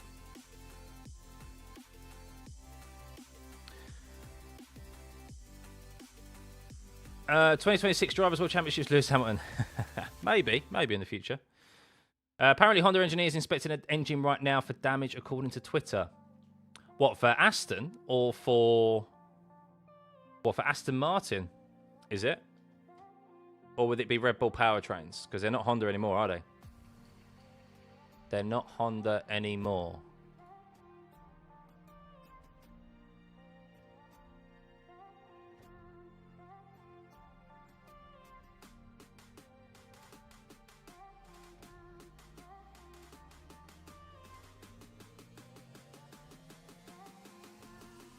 For Aston, it is for Aston. Oh dear. So not looking to go well for, not looking good for Aston, is it then? At all. Let's have a look.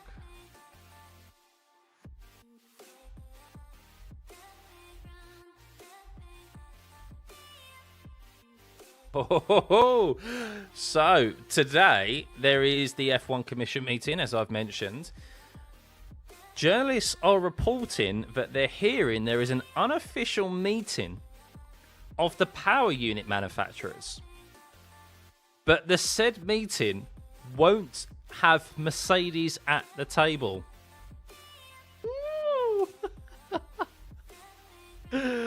Oh, it's all getting... They're all ganging up on Mercedes. Interesting. Interesting. Wow.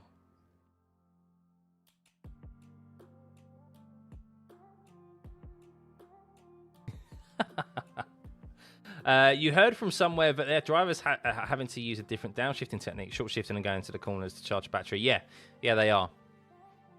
Yeah, so you'll see them going down into first gear into certain corners, and this is what Max's complaints are about, is that it's counterintuitive to what they want to do as racing drivers. They want to go around corners as quick as possible, whereas they're having to, when they say go around corners slow as possible, it's not to go as slow as possible, but it's to go slower than they would like, because they're having to short shift down into an extra lower gear to charge up the battery, because if they don't do that, then they're going to clip. They're not going to have enough battery usage down the next straight or down the next section, which means in the long run they'll actually be slower, or on the overall lap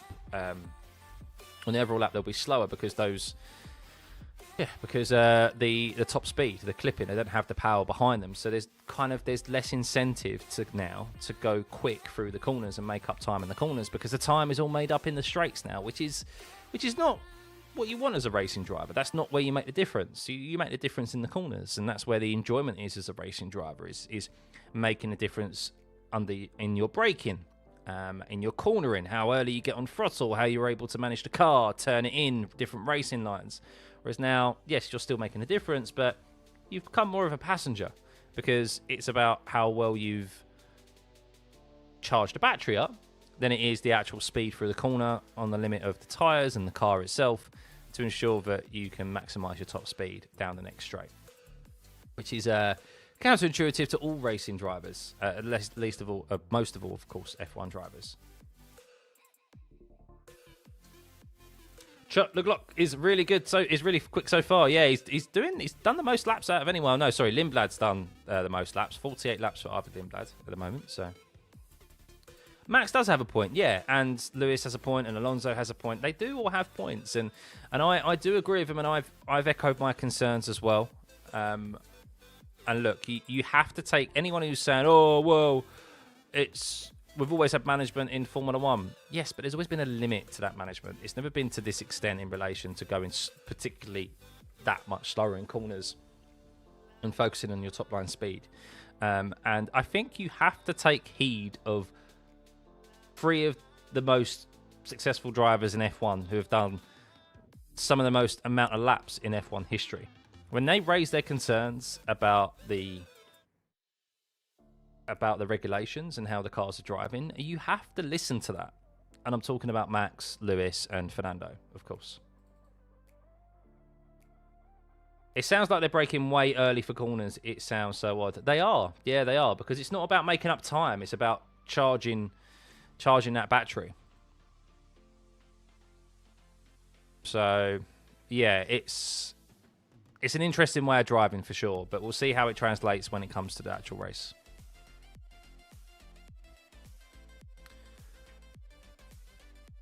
Max's downshift is going to tear up the gearbox. Yeah, well, the thing is, there's a very good article on the race by Jack Doohan, and they went out trackside with Jack Doohan, who is now, of course, formerly of Haas. He is now, formerly of Haas, formerly of Alpine. He is now the Haas reserve driver. And what was interesting in that article was that he gave an in-depth analysis of like what he is seeing trackside, and one thing that he picked up on was like the Red Bull is very good at the engine, and the gearbox is very good at getting down into first gear early.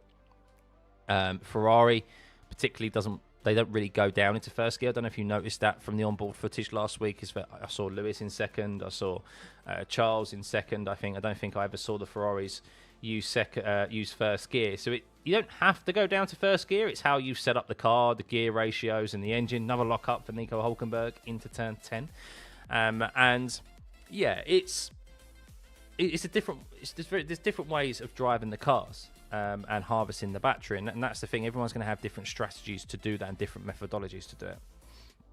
Which way is going to be best? We'll find out, won't we, when it comes to the races. All the gearboxes sound like they're screaming when downshifting. How many are they allowed each season? It's a good question. I don't know how many they're allowed now. But yeah, they're definitely been stress tested and built to accommodate this.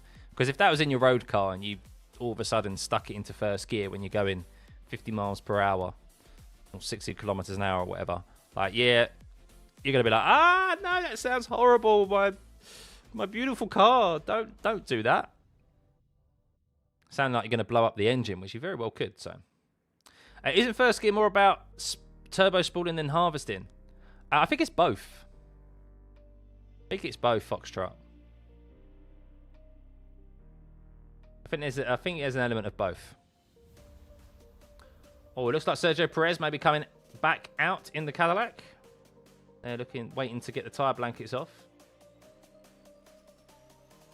Cadillac's pit box very much looks, and their garage very much looks like the Apex GP team.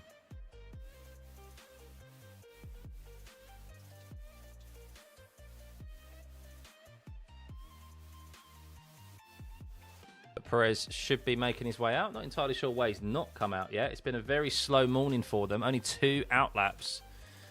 2 outlaps for them. They had issues on the front right suspension. So still yet to see him back out on track. Here we go. You can see his icon. There you go. Perez is out on track. Let's hope it's not just for a single outlap. As Charles Leclerc finishes his current simulation, his race simulation, I think, and is into the pits. So they are not as fast as last year on timing so far. No. These cars are slower. They are slow because they can't corner as quick. So they're quicker in a straight line. Hitting speeds of up to 340 kilometers an hour, I think, is what we saw with Max Verstappen last week. I think we saw then a few top speeds at around 330. And then, yeah, they're not as quick in the corners. You can see that with telemetry just because of the energy harvesting and the turbo spooling and so forth. So let's see if Sergio Perez can stay out there for longer rather than just 1 outlap. Such a shit. You know what? I still think such a missed opportunity. That livery, I don't think pops off at all. That livery is actually very dull. I'm sorry, guys. The Cadillac livery, not a fan. W11 from 2020 has the fastest time in the 127s.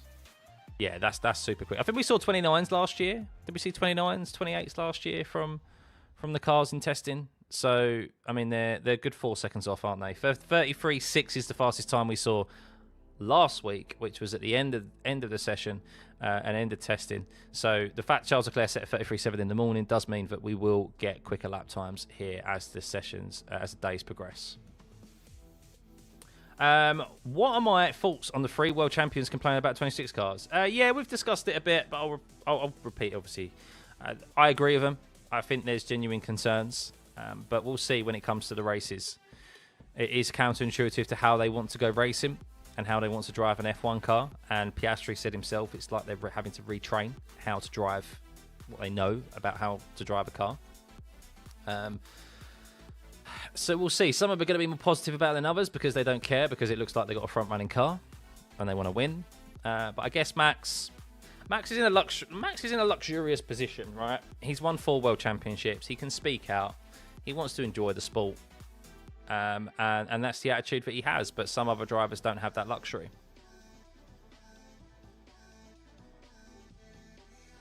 Looks like a racing ball. Yeah, I just don't.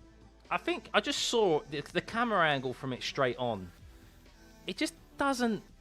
It doesn't pop off. If that was in yellow, oh, it looks so good, like the yellow and black livery. Taking inspiration for their World Endurance Championship car, the hypercar. Alonso's got another GP2 engine from Honda. Well, it depends, really. So, is it the power unit, or is it Adrian Newey? Because that engine looks like it's quite slim. The rear of that car looks like it's quite slim. And has he asked too much of Honda? And they've had to accommodate him. I mean, was it Andy Cow? Was it Andy Cow, the guy from Aston Martin, who left, who has now left? I think it was Andy Cow. His last name was Cow. He left, supposedly due to differences with Adrian Newey. I wonder what those differences were. Probably in the direction of how the car was meant to go. And maybe he said to Newey, no, you need more. You need this engine needs to be not as packed in as it is. And Adrian Newey's gone, no, I'm the guy here, and that's the thing. So like aero and the aero side of things and the engine have to obviously work together. So maybe he's asked too much of Honda, and he should have got a bit more conservative there. But he believes he's got a good platform to develop on. That's what he says. We'll see if that'll be the case or not. Would it be a case of the old guard being replaced because they can't get used to the new style of driving, perhaps? Maybe. Yeah, maybe. I think we've at least got 2 more years of Alonso and Hamilton, though. I think, I think we've got this year and next year of Lewis and Hamilton, and then we'll see what they do from then on. Cadillac should have done their cars and pit crew like GPX team livery. I mean, it looks like it. The garage definitely looks like it. But Sergio Perez, round of applause to Cadillac, everyone in the chat, because Sergio Perez is out there doing laps. It's taken them a while. Good to see Cadillac actually now setting some lap times. Hopefully, with an hour and 20 minutes left, there's still plenty of time for them to get some laps in. But yeah, it's been a very quiet morning for them. It's been a very quiet morning for Isaac Hadjar in the Red Bull as well. Not entirely sure what's happening there. 13 laps only for Isaac Hadjar, with Max Verstappen hopping in that Red Bull in the afternoon. Who do I think is the best looking livery? I like the Haas livery. I think the Haas livery looks really good. And the Ferrari. I do like the Ferrari. Fresh mediums now for Kimi. Oh, he is indeed. Let's keep an eye on Kimi, shall we? Let's see if he's going to go for a push lap or if he's out here for a race simulation. So, down into turn 1, Kimi Antonelli. And then into turn 2, and he's gone very slow, Kimi. Oh, very slow for Kimi Antonelli. Has he had an off? Is he had an off? Is he round? Is Kimi round? He's almost standstill, Kimi Antonelli. And on brand new tyres, that is not what you want. The young Italian who has the fastest first and last sector. What has Kimi Antonelli done there? Oh, he locked up big time. He locked up big time, went deep into the corner and had to take to the escape road. And then he had to wait for Hulkenberg and Perez to make their way through. So that's not what you want on a brand new set of boots, is it, Kimi? Not at all. Brand new set of tyres and locked up into turn 1. Watching the replay. Which one did he lock? The right or front left?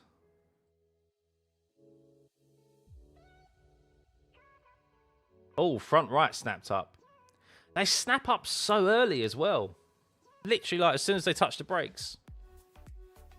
I wish these cars didn't have these harvesting, Mario. Think because Hamilton can't brake super late and control the car. Too much lift and coast. Yeah, I mean, to be fair, I haven't seen too much lift and coast, to be honest with you. But it's more so like having to brake like earlier. Having to downshift. Like, there's different ways of driving these cars. But yeah, it's not the way that they want to be driving, that's for sure. You heard that Red Bull engineers are working on an issue in the Hadjar engine. Yeah, I just saw TV footage that they're covering. The engineers are standing in the way of the of Isaac Hadjar's car. Cadillac looks like they're on race pace. Yeah, I would presume they're on race pace. I would presume that they're just out there to get some laps in and gather some data because they've lost a whole heap of time this morning. They've lost nearly 3 hours. So, if I was the FIA director, how would I divide the power between engine and battery? I mean, probably 70-30. I think the battery should be there to assist, not to be a full... Like, I still don't think we're in a position where we should be going 50-50. I think it should be focused more on the sustainable fuel side of things. At the end of the day, F1 still needs to be a spectacle. And I think that the majority of cars in the world are still power, are still combustion units. So I think we should have 70-30 probably. In what form that works, I don't know, but everything around it. The funny thing is that with obviously the issues with the spooling of the turbo and so forth, by removing the MGU-H, we have created an issue with, well, the FIA have created an issue where they need to do this extreme harvesting strategies. And obviously the lower gears and so forth to spool up the turbos as well, whereas the MGU-H would have solved that because it would have recovered that energy for the MGU-K, and it would have kept the turbo spooled up as well. So with these new aero regs, with the cars being slightly lighter and more nimble, more slightly shorter, slightly narrower, we would have been probably in a good position, but that's, hey-ho, we find ourselves where we are. Okay, livery looks great. So does Mercedes. Red Bull looks like they've got a shiny version of last year's. I like the Red Bull livery. I think it looks a lot better than the matte version. I like the more glossy look. Reminds me of the Red Bull in the early 2010s with Vettel. It would look much better. It looks much better, the Red Bull livery under the night lights. The Cadillac livery, I don't hate the livery. I just think it's a massive missed opportunity. I just think it's a bit boring. That's all. Is this testing full race simulation? Some will do full race simulation, some won't. Hey, Dragos. I'd reduce the electric power to the point that drivers can go flat out, however much that is. Yeah, that's pretty much it, Foxtrot, isn't it? Is that we don't want this to be. The only management that I personally want to see when it comes to F1 is on your tyres and like your engine and gearbox. Like if you have to look after the wear of your engine and gearbox and stuff, like the mechanical parts of the car, which has always been the case throughout motorsport, all forms of motorsport. An engine uses its, obviously is nice and fresh when it's put in the car, but then there comes a point of where the wear and tear of it, you need to look after it a bit more. So that's what I associate F1 with, and I think that's the only management that I want to see. I don't want to see all this harvesting and so forth. And that's Max's comments with the FE, with the Formula E comments, of course, because they're having to look after the battery. So Hadjar seems all in high spirits though. He seems in high spirits in the garage, so he's not fussed with the concerns that they've got at the moment, which has limited him to only 13 laps today. So, hey Taco, good to see you, mate. Hamilton's in this afternoon, as is George Russell for Kimi Antonelli. Oh, Kimi had a bit of a moment on the curb through exit of turn 10 there, by the way. Why don't I stream iRacing? I don't at the moment because I just don't have the time. I've got a little girl I want to spend time with. I've got the day job has taken over a lot more of my time as well. So sim racing is, and I'm doing things with the channel in the background as well, but offline that you guys don't see. So that is all taking up my time and effort at the moment. And yeah, it will come back. I still keep an eye on the sim racing, but I don't race like I used to. So Perez looks like he's struggling in the middle sector. 44.5 for him last time around, Sergio Perez. Yeah, maybe. Let's have a look. So Sergio Perez, middle sector at the moment. I mean, he's the slowest across the board, Sergio Perez, 140.892. So yeah, they're just trying to get up to speed, no doubt. Just trying to gather some data. They might be doing just a systems check right now to make sure everything's running okay, rather than focusing on lap time. Doesn't look like he's got any aero sensors and so forth. So, where is the Ferrari shirt? Since it looks promising, we can say this for this year. It's in the wardrobe at the moment. It will be out. It will be back out again. I do have another form of F1 merch I'm going to put on this afternoon, by the way, guys. So, can't wait. Melbourne race will probably be eventful. I think it will be. Look, I think one thing is that these guys are racing drivers, right? For all the complaints that we've heard from them, they are racing drivers. So when they see a gap ahead of them, when they're going wheel to wheel, they're going to get their elbows out and they're going to go for it. And that's what we can bank on. So while, of course, all the testing is about the regs and how they can potentially make, obviously, less... There's going to be discussions about how they reduce the level of management that they're having to do at the moment with into the corners and so forth. Look, they're racing drivers. If you really think they're not going to go for a move and for a gap when it's presented to them, they don't deserve to be an F1 car, you know? So, is Melbourne track a good overtaking track? No. Historically, no. I've heard that Aston are 4 seconds off the pace. They're not 4 seconds off the pace. No, not at the moment. It's a much better day for them, but they've apparently got some gremlins in the engine, so it doesn't look good. Taco, the Daytona 500 winner on iRacing. Congrats, buddy. Who would I rather win the World Drivers' Championship, Russell or Charles? Probably George Russell, because it means that he's done it. It means that Charles hasn't beaten Lewis, selfishly. If the Ferrari has potential to win a championship, I'll obviously want Lewis to win it. So I wouldn't be upset to see either, though. I think Charles or George would make great champions, and I think they'd be deserving champions. Have I heard Max has an invite to test out the new Formula E cars? I do, and I can't imagine he's going to accept that invite. I don't think he's going to accept that at all, do you? Lap times, they're slower than last year. So lap times are a lot slower than last year. We're around 4 seconds slower than last year. 3-4 seconds at the moment. Of course, they're not showing. The thing is, you have to look. Last year was the last year of a regulation set. Everyone kind of knew relative pace to each other anyway. So I think they showed a bit more of their hand last year than like the teams in testing, than what they're doing right now. They're going to be keeping their true pace close to their chest. We're not going to see true pace. So the gap to the overall pace gap to the cars last year could be less than what it currently is, but I'd probably say it's going to be about 3 seconds maybe slower than last year. And the times are going to get quicker as well. We'll probably see a low 33 at some point this week. Rumours about extra wet testing needed as wet track reduces regenerative braking. Wet races possibly more battery. I did hear that. Yeah, I did hear it. I also saw an article that the head of Pirelli was talking about, or someone high up in Pirelli was talking about for 2027. They're thinking of they're currently trying to construct a super wet tyre. Yes, you heard that correctly. I think it's a super wet tyre, and that is a tyre that is suitable for intermediate and wet conditions. So yeah,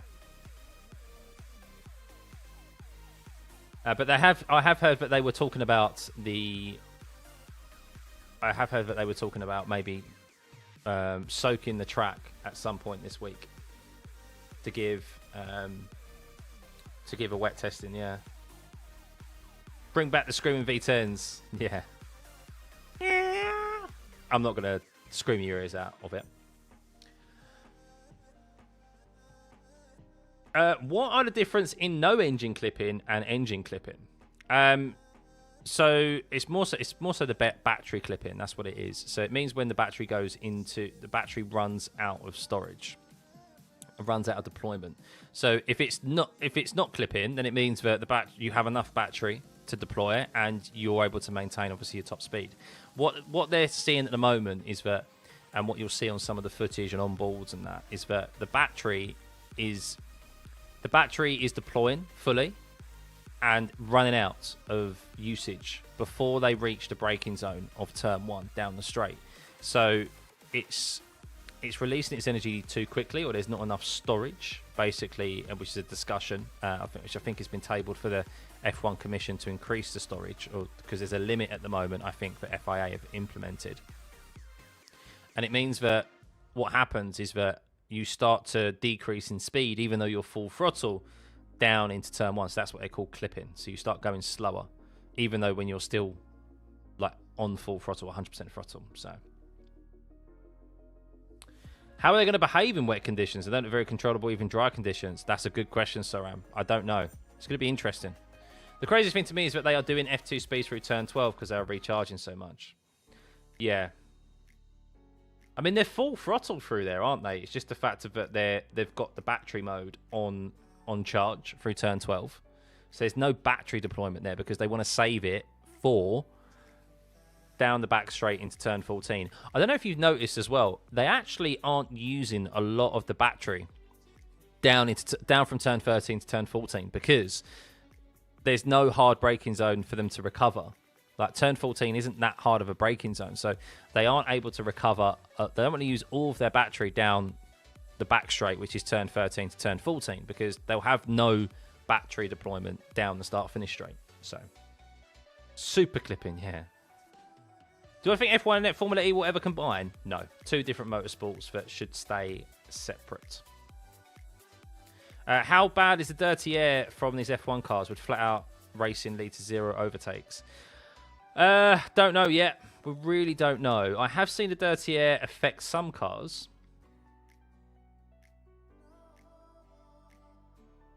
Oh, Lando backed out of that. It was a shame. Did Lando just get the highest top speed there? He was down the start-finish straight in the slipstream. Hang on. Where is it? Speed trap. No, he still didn't get the top speed there. Still some way off the top speed. What do I think of the Ferrari? Had high hopes. I think there is. I'm saying it, guys. I'm saying it. I think you can get your hopes up to Fossey. Do it. I think there's lots of things to be positive about with Ferrari. I really do. I think it's looking good for them. The engine looks very good. I think right now... Oh my goodness, Lando Norris. That was a bit much. He just went into the pit lane and locked up not once, but twice, and he was veering off to the right. That looked a bit... What you doing there? What you doing there, Lando? He actually lost full control of his car there.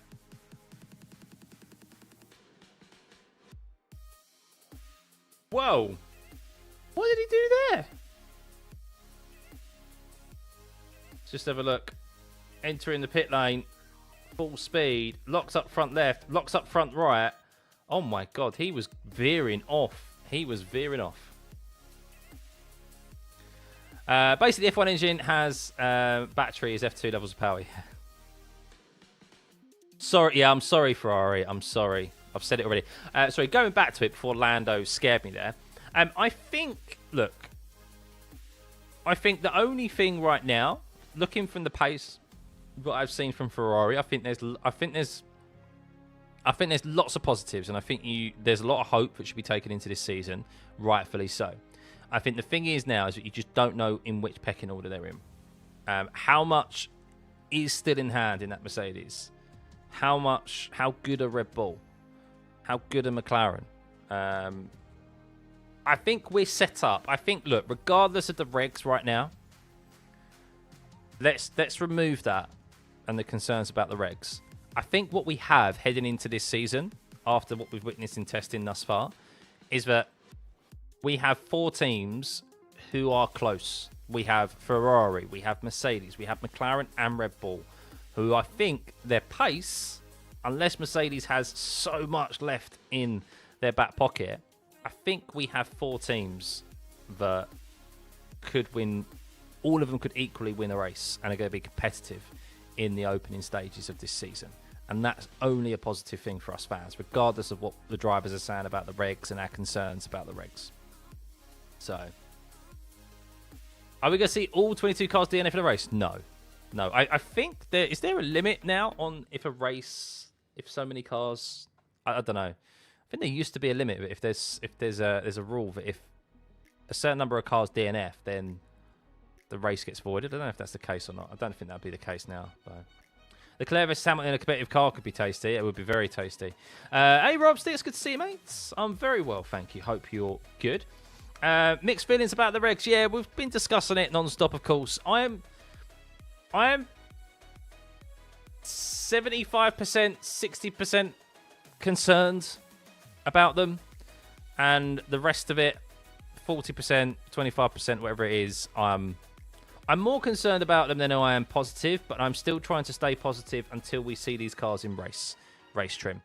If we turn up to the races and the races are dire and we don't see any overtakes and we don't see, and it's all about the battery management and it's just, then there's an issue. But testing is still testing. These drivers are just driving around in open air. They're going to voice their concerns about, obviously, how enjoyable they are to drive and what they think, how that may translate to racing.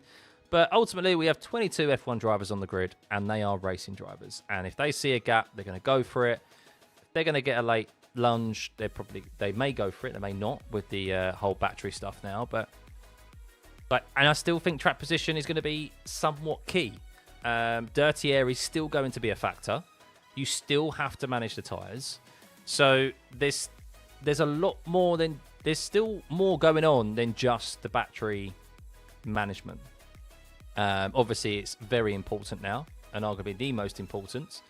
But if you've built a car and drive a car in a way that still doesn't look after the tyres, it doesn't matter how much battery you're going to be able to store up.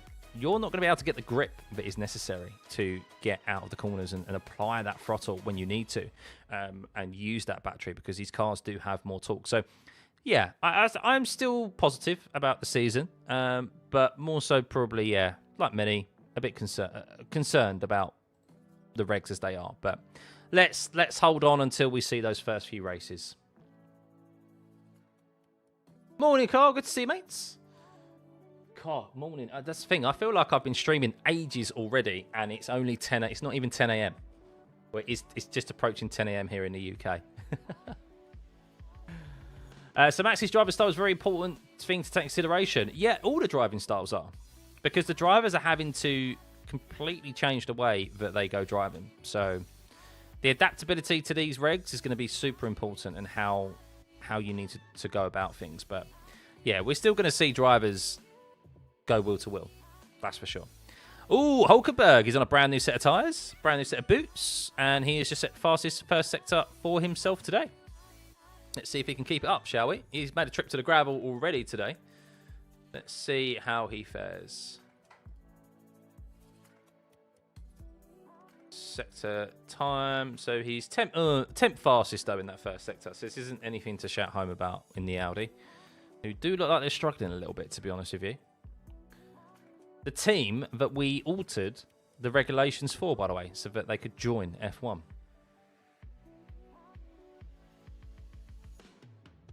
The fact that all these top 4 teams are pointing at each other about sandbagging is hilarious. Yeah, it is funny. It's because they don't... It's because there's been discussions, obviously, about the engine, around they don't want to give any secret up that maybe they've got. They want to take advantage of that secret before it gets maybe investigated. Hopefully they change the regs for the summer break if they can't implement it earlier. Well, there's a commission meeting later on today, which is going to be about potential changes that they can make for this upcoming season. But we'll see. But they need to make changes to how we view the data right now as well, because none of us have access to any of the battery modes. We don't know if anyone's in overtake mode. We don't know any of that right now. There is no option for us to do that. They're keeping that stum F1, which is really, really annoying, to be honest with you. Hey, Vega, good to see you. You watched testing with another streamer last week. Apologies, I wasn't here last week, guys. Yes, I was working. I was initially going to take some time off last week to cover testing, but I wasn't sure if the live timing would be available because of the limited broadcasts. So I thought maybe they'd also limit the live timing. That wasn't the case, but I've only got a certain amount of holiday days I can take, leave that I can take throughout the year. So I decided to do all 3 days this week, where I know the timing would definitely be live. So yeah, I'll be live every day for you. So I am out of office. I am indeed. Some of them may even be watching from the office. If they're not at the limit for the corners, then Newey's contribution to Aston Martin is less valuable. Yeah. How Max overtaking into the corners be considering his double shifting and things? Well, they're still overtaking the corners. It just means that they may be a bit more strategic with their overtakes. I don't know. I really don't know how the overtaking is going to play out, to be honest with you. Because it's like, okay, do I go for an overtake here? Do I try and force them out? Because it's going to be all about, obviously, yeah, do you have enough battery to make that move down there? But I don't know. I really don't know what's going to happen. It's my brain hurts trying to think about it until we see it in person. There were issues with data last week. Yeah, it wouldn't surprise me if there were issues last week with some of the data, with it being the first week of testing. But look, I'm very surprised that we're in this first week of testing. They still haven't put up any graphic that has anything to do with overtake mode or the battery, just in general. That's really disappointing. Really disappointing, and we need that. Maybe it will be added throughout the rest of this week, but we need that information as viewers. It'd be super handy as a commentator, of course, and bringing you the watch-alongs, but it's something that we need personally. Because it's so essential to how they go racing now. Max loves his late braking overtakes, so will he not do that anymore? I don't know. I mean, there will still be late braking. There will be opportunities to. There will be opportunity. We'll figure out soon enough. Oh, it seems the track map's stalled a bit. Track map's gone.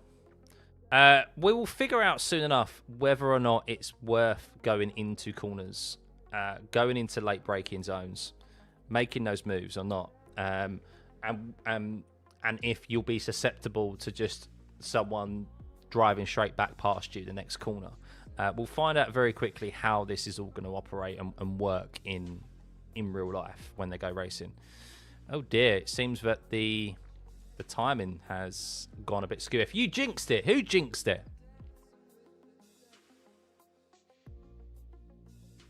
Who jinxed it? The live timing's gone down. Unbelievable.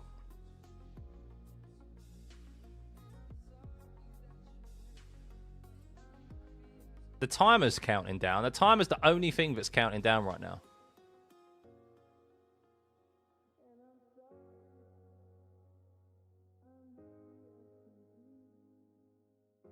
Yeah, it seems to be universal that the timing's paused, by the way. I've just checked some other stuff.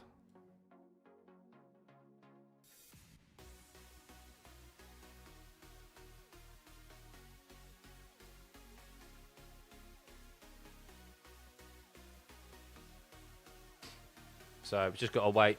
Just got to wait for everything to come back. Wait, does late braking mean leaving out opportunity to recharge the battery? So yes, to an extent, yes. I think, or is it to do with the turbo spool? I can't remember. But you'll leave yourself at a disadvantage. So some corners that they would normally make an overtake on necessarily would leave them, at a disadvantage for the next straight. The start is what has you worried, Sid. I don't know. I don't think there's really too much to be. I don't know. I'm still yet to see someone really truly explain what the issue would be with the starts. So, if late braking overtakes happen, the retake on the following stroke become an issue. Perhaps this will make things more of a dogfight. Hopefully, that's what we're hoping. Doesn't that affect top speeds and things? So it's kind of negative effect overall.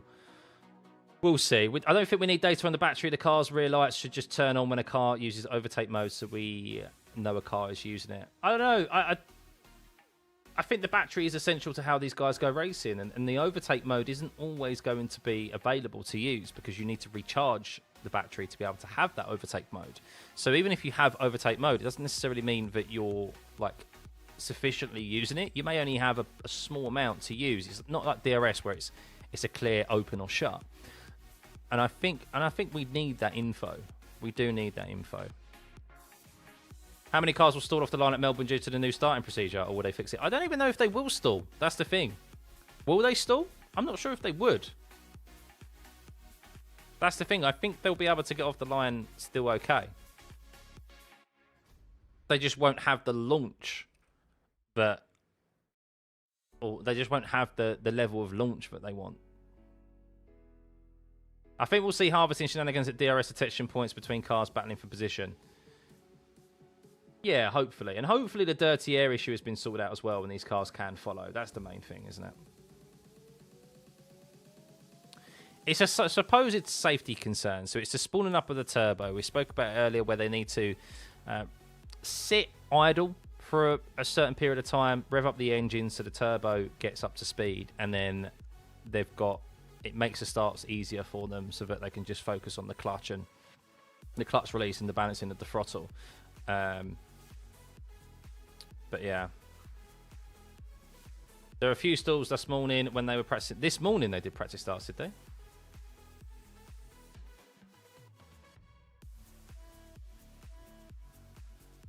Let's see. Why is this not working, man? I wonder if the live timing has just gone skew if. I think the live timing's gone, by the way.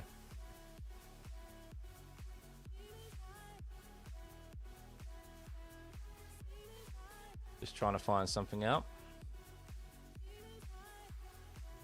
Would you have liked anything else added for the 2026 season coming up? What? In general, what, for like graphics and stuff?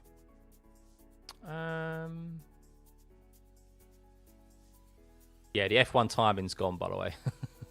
I've just gone onto the official F1 timing, and it's definitely an F1 issue right now. So that's where we're currently sitting at, guys. I'm streaming all day, Ranger. I will be taking an hour's break though, in 50 minutes when there's lunch, so that I can go have lunch myself. So graphics and data. I think that's all I need. So personally, what I'd like is if we have our layout here. This is my race layout. So personally, what I want, I like all this information is the relevant information that personally I think we need. The gap, the interval, so the gap to the leader, the interval to the car ahead, and then we used to have obviously DRS. So what I'd like for this is this to be replaced really by the battery usage, or for us to have two. I'd like us to have two new columns on this. I'd like to have overtake mode and battery level. That's what I'd like to have. And then everything else is where it is. And I think that's it. I think that's all I need. That's personally what I'd like to see. There was a clip of Hulkenberg stalling just as the Sky presenters were talking about it earlier. We will see then. Okay, I didn't see that. Oh, Ocon's on the move.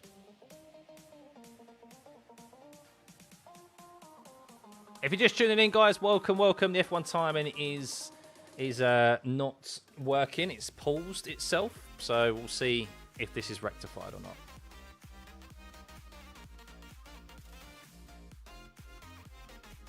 Unbelievable. Just before, well, I'm going to say just before, we've got 49 minutes until lunch. But Charles Leclerc fastest with a 33.7. No day job today. No day job today, Sid. No, I've taken some time off this week. Taken some time off so that I could stream for you all.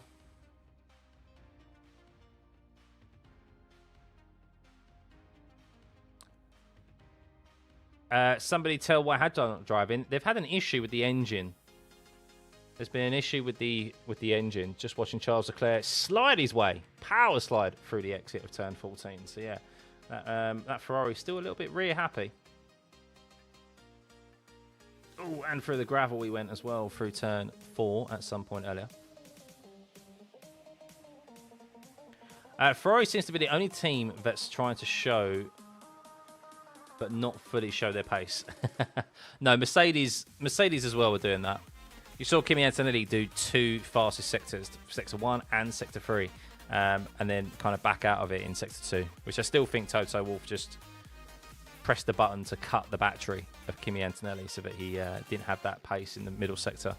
It's like, why are you trying to show the full pace of the car now? Ferrari, what do I think about the shark fin coming back in the designs by the teams? Yeah, I don't mind the shark fin. I don't mind it. If anyone's not subscribed, yes. If you are not subscribed, guys, subscribe, please. It'd be much appreciated. What I'm going to do, though, is just while this is loading up, while this is evidently still an issue with F1, we'll see if there's any update. No. So at the moment, the live timing has frozen, which is a real shame. We do have the timer counting down. This is from F1's end. Not much that we can do right now other than just wait for it to rectify itself. But while we do that, I am going to go make myself another hot drink, a nice coffee. Need another caffeine kick. Why hide the true pace? What does this achieve? It achieves... So, F1 could be quite litigious in the fact of just...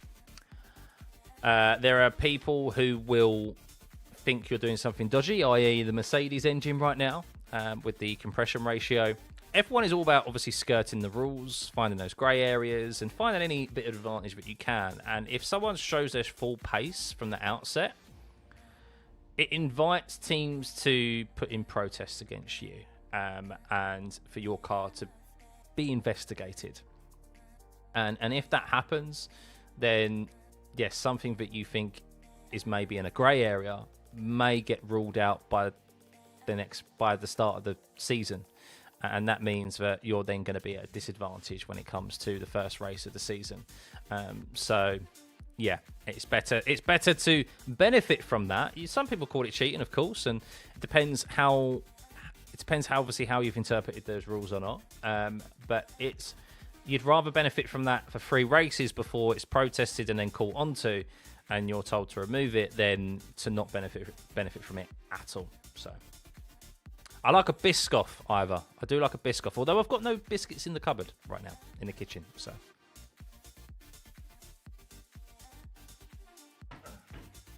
But anyway, I'll be back in a sec, guys. Hopefully this is sorted out in just a couple of minutes.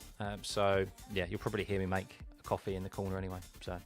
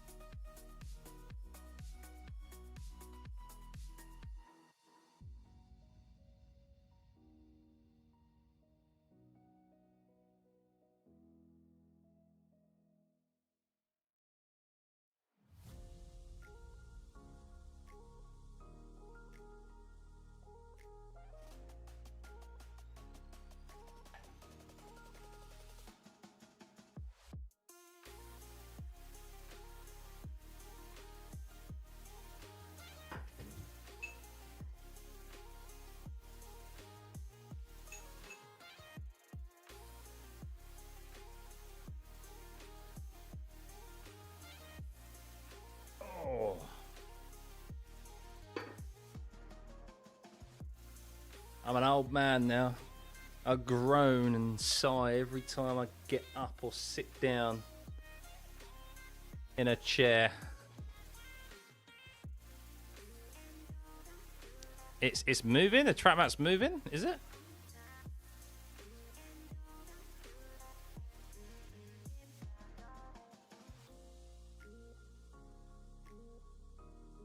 Still not got anything. We've always had issues in Bahrain, haven't we? With yeah, we've always had issues in Bahrain with transponders and stuff. So apparently, it's a water system problem.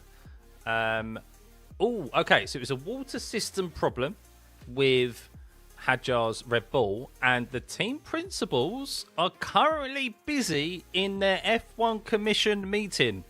We have some movement on the track map. So the F1 commission meeting is ongoing right now. Ongoing. We should hopefully we will get some information this afternoon on how that meeting went and what came from it. The journalists are going to be all over that.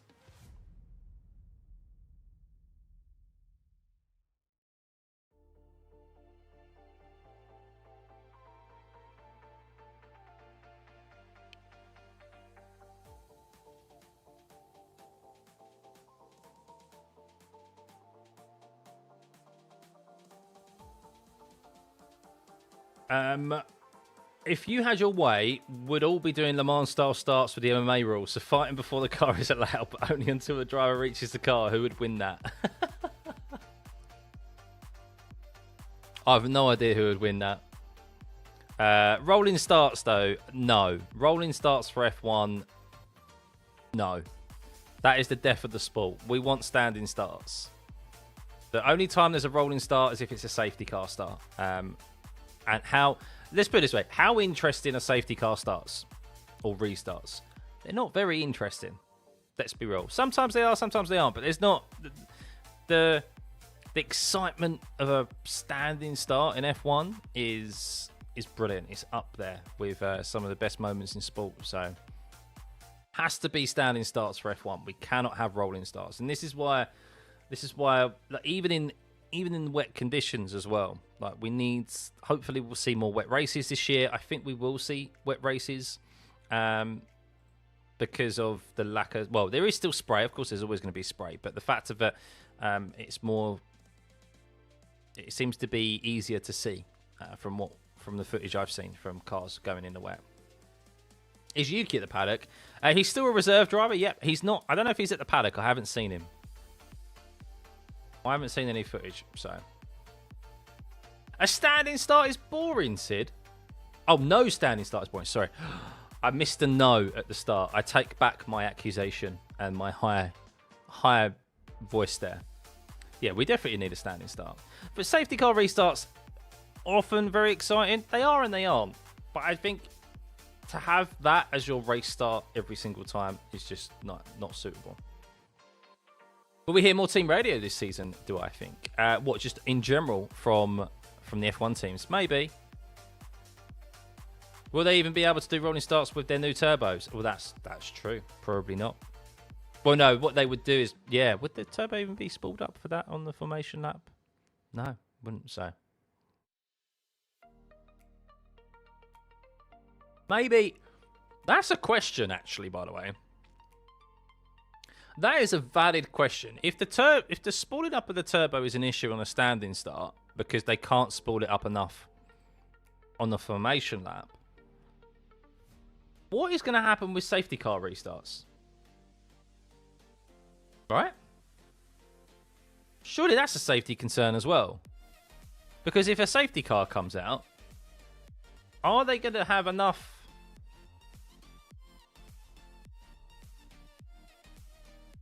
Are they going to be able to spool up the turbo sufficiently behind a safety car for a safety car restart? Is that a safety concern as well? Is that an issue as well? I don't know. Just throwing a question out there. Am I trusting Ferrari this year with last year's Hopium trial? I am hopeful for Ferrari this year, and I think there's lots of positives to take from what we've seen from them thus far. LH engineer coming from McLaren. The conspiracy theory is they are hiring the view of going after Oscar longer term. Ooh, maybe. I don't think it's got anything to do with that. I just think it's coincidental that he's come from McLaren. People move all the time. But I don't think... Maybe they have their eyes set on Oscar Piastri. But I think that would only be if they lost Lewis and Charles. I think really the natural replacement for Lewis, who will leave if Ferrari's in a good position, would be Lewis before Charles, just because of his age. I think Ollie Behrman is that natural replacement for Lewis Hamilton, and I think that's who they will. He's a Ferrari junior driver. I think that's who they will promote. Oscar Piastri may be like that plan B if they happen to lose both Charles and Lewis Hamilton. I think you'd be remiss. Let's say if Oscar, if you're ahead of Ferrari, not John Elkann, let's say Fred Vasseur, right? And this is no like, what's the right word? This is no slight against Oscar, but if Oscar doesn't beat Lando this year, in whichever form that is, whether that means it's for a world, if they finish 1 and 2 in the World Championship, doesn't matter. If he doesn't beat Lando this year over the duration of a season, that's 4 seasons in a row he has not beaten his teammate, who many assume and like to say he's the worst World Drivers' Champion ever. If Oscar is unable to beat the worst World Drivers' Champion ever, and you're the head of Ferrari, I don't think hiring Oscar Piastri is a preferable choice over Ollie Behrman. You would prefer to have Ollie Behrman, he beat Ocon last year, who's already beaten his teammate, who will potentially beat him again this year, could potentially, don't know if he will or not. Why would you not go for Ollie Behrman, who could be the next best thing, and then someone who's already been beaten 4 times by their teammate in competitive cars? So this is a big year for Oscar. It is a big year for Oscar because his stock could drop quite a lot this year if he fails to beat Norris again, or at least take it to him. Because if he has another fall off like he did last year, or if he just is unable to beat him and keep it at least very close to Lando, then that's 4 years in a row, and he's going to be looked at as a number 2 driver than a number 1 driver in the top teams. He did take on Lando quite well last year, but then he capitulated. I think there's no other way to say it, is that he capitulated. He had a 34-point lead over his teammate. That evaporated. He ended up finishing behind Max Verstappen in the championship as well. Of course, a DQ for him and Lando in Vegas didn't help with that, but that was Oscar's to win and see through, and he massively bottled it, and allowed Lando to come back through and win it. And I don't think there is a statistic out there, I could be wrong, I don't think any driver who has lost 3 years, any driver who has lost to their teammate or to the same teammate for 3 years has gone on to win a world championship. So that statistic doesn't bode well for Oscar Piastri, and it could be 4 this year. So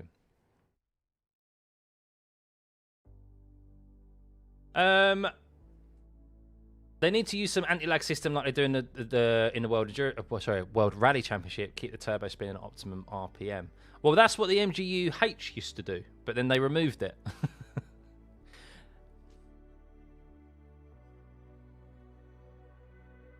Sure, it doesn't take more than 2 seconds to spool dark. I mean, I'm very new to all turbos and stuff, but I mean, F1 is a very different kettle of fish, I guess, when it comes to road cars and stuff.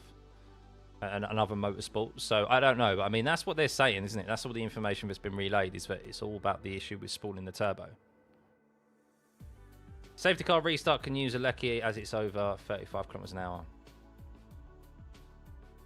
If you could move any 3 drivers to a team more suited, who and where? Ooh.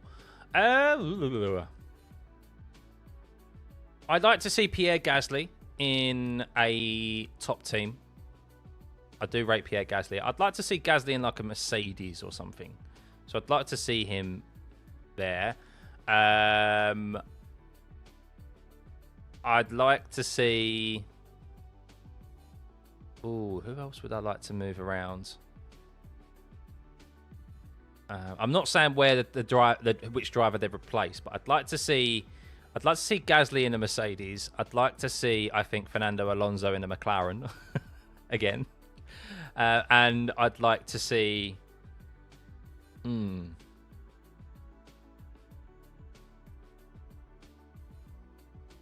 I think this is going to be funny. I think I'd like to see Lance Stroll in a Ferrari. Why not? Lance Stroll in a Ferrari.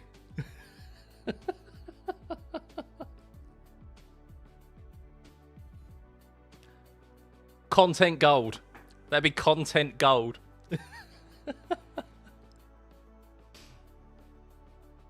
Do I think we'll get any more F1 teams coming onto the grid? So supposedly there is as per the Concord Agreement, or the last Concord Agreement that was put together, there is going to be a new one agreed upon at the end of this year. There was provision for 12 teams on the grid. I think there will still be 12. I don't know if there will be, or whether they'll close up shop. Because they made it very difficult for Cadillac / Andretti to join, didn't they? So I don't think they'd want enough. I don't think the teams, they like the status quo, and I don't think they want another team on the grid. It would have to be, you have to purchase or buy into a team that's currently existing, which leaves you with very limited options because they're all very, very big teams, aren't they? So yeah, I reckon that will change. There was 12 in the current Concord Agreement. There is. I don't know if that will be altered come the end of the year. Hamilton back to Mercedes with Gasly as second driver and Oscar to Red Bull with Max. Max and Adami in Ferrari. They need to adapt a two-step system for drag racing for spawning the turbos on the line. Well, I'm sure it'll be agreed upon in some form today, and we'll find out hopefully after lunch, because that commission meeting is ongoing at the moment as we speak.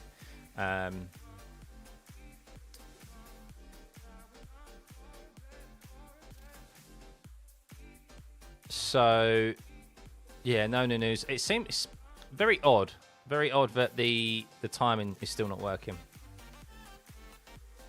Let's refresh. Is there enough garage space at all tracks to 12 teams? That's a question. That's a good question. I think there is. I think there still is, yes. But what they did is that the FIA uses one of the spare garages for all their camera equipment and stuff and all their testing equipment. So I think there is. It's just the FIA would have to make use of space somewhere else.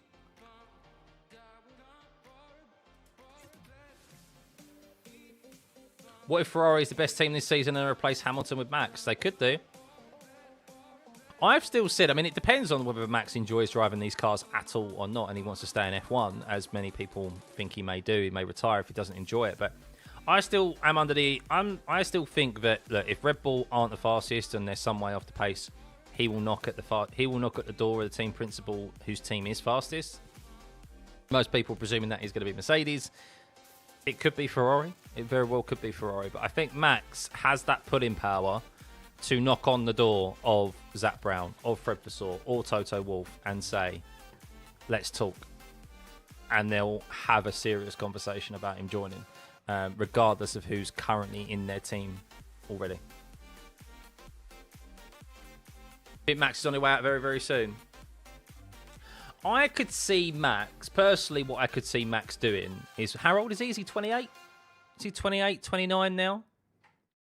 I think what Max will do, or could do, is I think he could probably take a sabbatical. I say sabbatical from F1, like not from racing.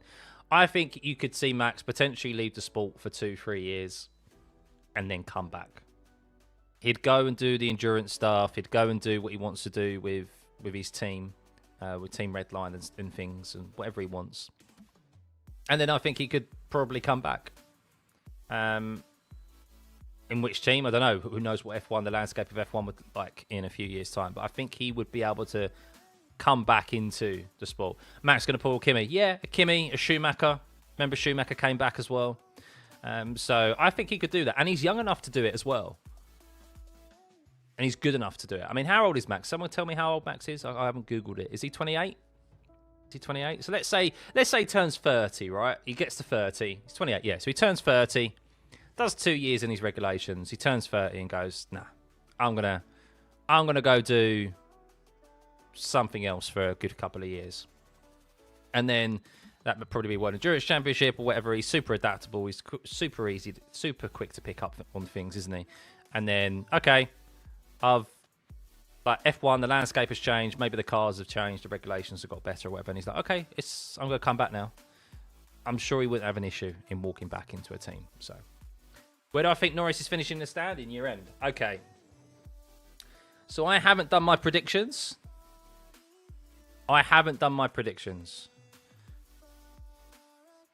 This is my prediction. I think Lando Norris will win the World Championship this year. I think many are massively underestimating McLaren. They're massively underestimating the Lando Norris that we saw at the end of last year. And here's a guy who now has that Drivers' World Championship. They have a Mercedes engine in the back of their car. It's supposedly a driving style, a more slidier driving style. Lack of downforce these cars have, which suits Lando's driving style. He likes the low grip tracks. And I just think if Mercedes, I just think Lando and McLaren are being massively underestimated for this season. All the talk is about Mercedes because they're the works team, but like they are a proper outfit. They've been able to hold on to the majority of their staff as well, who are influential in their recent success, and I think they'll kick on this year. They might not be the fastest from the outset, but I think throughout the season, we've seen them before prove that they can develop a car and they can get quicker as the year goes on. And I think they'll do that. That's my bet. What's in that coffee? It's just a prediction. It is what it is. Never rule out Max. I would, after seeing testing now, after seeing Bahrain last week and the shakedown, I would put Max definitely fighting for the World Championship. I wouldn't have done prior to that, with all the rumours and so forth and just based off vibes. But I think there's definitely, if it's a big if, of course, it's a big if the Mercedes engine, McLaren and Mercedes aren't sandbagging right now.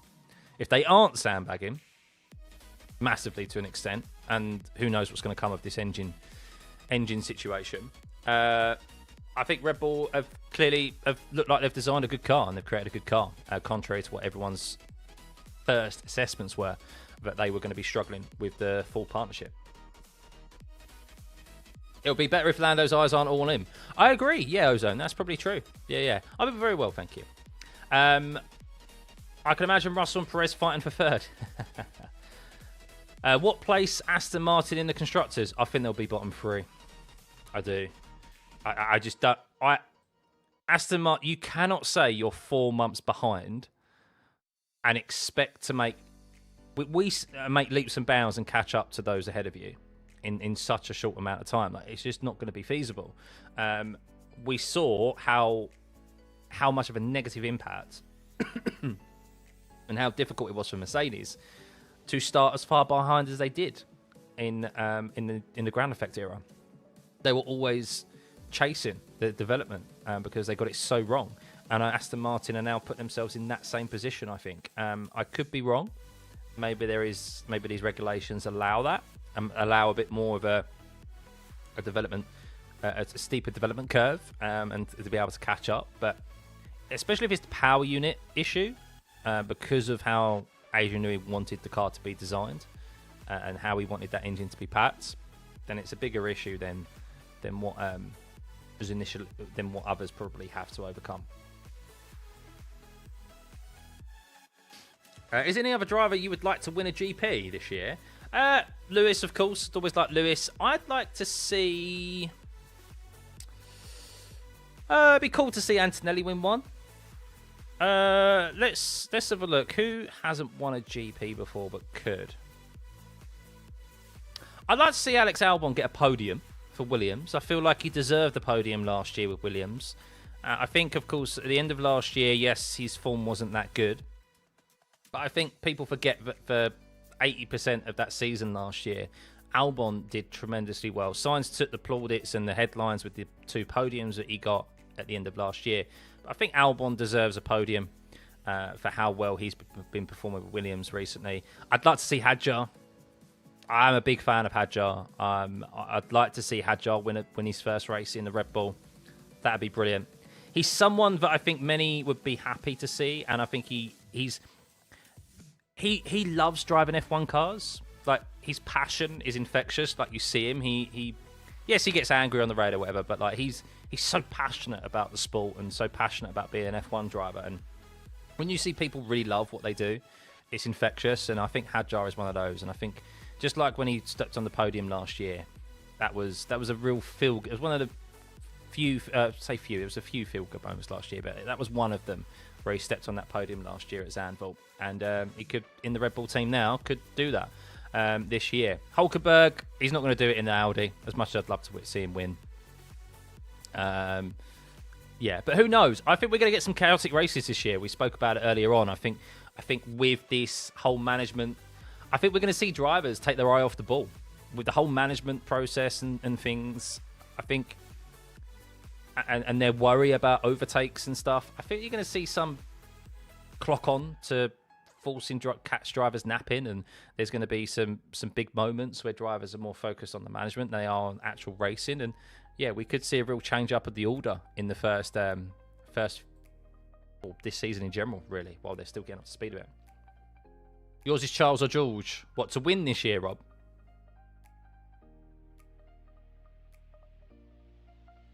Maybe they're all great actors and Aston are sandbagging hard. Can you see the top speed of the cars? Of course you can. Right, where are they? Here they are. This is the current top speed of the cars. Apologies, cars are out on track, yet we don't have any live data for you at the moment. It seems to have frozen. So hopefully that sorts itself out for the next session. So Hulkenberg fastest at the moment with 328 kilometers an hour down the straight.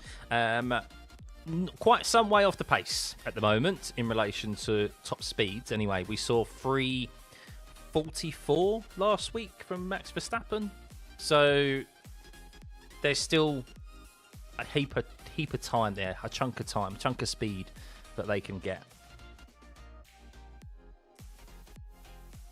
What do I think about Williams at the moment? I think Williams have done very well considering they missed the shakedown. They've got that Mercedes engine in the back of their car. And I think the fact that they missed 3 whole days of potential running, they've done very good. They look solid. They haven't had any breakdowns. It's now about just obviously doing the performance runs and race simulations and dialing things in the car. So yeah, we'll see. In James Vowles we trust, eh? But there was no denying it that missing the shakedown was a step back for them. So a Valtteri Bottas would be a class win. Yeah, I think Cadillac's aspirations this year, and as a Cadillac fan, you should just be happy for them to not be a back marker. Let's be real. Like it's such a tall order joining the grid as a brand new team, especially in today's modern F1. So, that time's back or not? That just altered itself. Oh, we have movement. It's back. 18 minutes until we get back underway, till lunchtime. Sorry, but going back to Cadillac, yeah, look, a good positive year for them will be to not be a back marker and to have some battles, really. You don't want to be a car. You don't want to be that car that gets lapped way off the pace and just gets lapped every single race, which brand new teams to the sport used to be. Haas did a very good job at joining when they did and mixing it up pretty straight away. But that was not the norm. But I have faith for Cadillac. I do. Somebody rebooted the server. Yeah, they went and plugged it out, plugged it back in again. Caddy competing at all is a massive win. Exactly. And I think for Cadillac as well, I think their target is to be... Oh, we just saw Kimi Antonelli overtake Alex Albon. Interesting. Going back to it, I think for Cadillac, their aim is to just be a solid team, solidify themselves as a team, and make sure everything is in working order for the next couple of years. Because 2029, I think it is when the engines change again. The engine regs are going to be changing again slightly. Or there's going to be a review on the engine regs. And that's when GM Motors, so Cadillac's obviously parent company, that is who is going to be creating their own engine. So there'll be a fully works team. So at the moment, having a Ferrari engine power unit is obviously handy, but it's not... They're gearing towards 2029. Everything for them is about probably the next... setting everything up for the next 3 years till they become a fully works team. How do I comment on the onboard sounds of the cars, Dusko? I think they're all right. They're just a bit louder, but they sound the same as last year, don't they? To be honest with you, they sound a bit more raspy, maybe a little bit more high pitched and louder. But yeah, I mean, I'm maybe it's controversial. I actually don't like the sound of them sitting there revving the engines on the start. I actually think it sounds like it's a bit of me that makes me go, really? Norris looks so odd today. He isn't doing best or worst. No, look, he's only done laps, Norris, on the hard compound tyre. So he hasn't done any laps on the medium, on the softer compound. So there are two sets of mediums here this week, guys. You have the C3, C2, C1. Of course, Bahrain is a very high abrasive circuit, the most abrasive we come to all year. Fun fact for you, this track surface has never been relayed, Bahrain. I think I heard that correctly the other day. It's never been relayed. So that's why it's a very high abrasive circuit. That's why we get very varying tyre strategies here. And that's why we've got the harder compound of tyres at hardest compound tyres on the range at Bahrain. So yeah, there's no technical soft tyre here. It's it's medium. So what's happening with the fuel? And the Merc Engines reports it's not been approved yet. Interesting. Yes, so everyone has to create their own fuel. It's a sustainable fuel this year. Is it sustainable fuel this year? I think it is. Big lockup for Perez down into turn one. I just saw. So, yes, the fuel is a big factor this year. Aramco is also providing fuel for the first time to an F1 team, which is Aston Martin, of course. You have Mercedes with Petronas. So there is this Ferrari Shell. The fuel is going to play a big factor into how the engine operates. And I was under the impression that the shakedown, they were able to use non-sustainable fuels and non-regulated fuels for this season. But then for the tests thus far, they have to use the sustainable fuels. And everyone is doing that now. I could be wrong, but that is definitely something that is going to play a factor this year, is how the fuel works with the engines this year. And if they don't get that right, it could be... I mean, you could be finding temps just by getting the right fuel and how it operates with the car. Maybe that's Honda's issue. Maybe Honda's issue is actually with the fuel and not with the actual engine, the cooling itself. So, yes, so many moving parts of F1, isn't it? That you just sometimes don't even consider. Heard that the Williams car is considerably heavier. False. That was a rumour. I haven't had that confirmed or seen it confirmed. There were rumours that it was overweight, but I haven't had that confirmed. I actually think the majority of teams, from what I have seen, the majority of teams are within I think I saw something like 3 or 5 kilograms within the minimum weight limit. So, yeah, I think no one is really having issues with weight this year.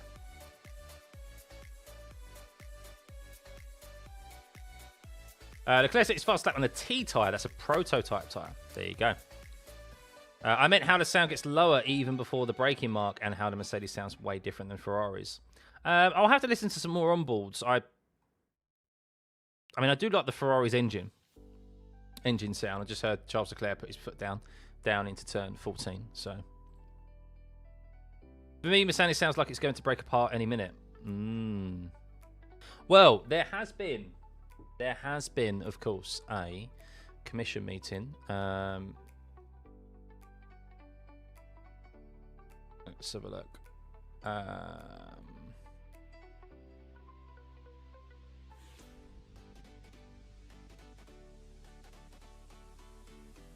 So apparently Lando's lap time on the hard compound tyre has caught attention. I'm just reloaded Twitter.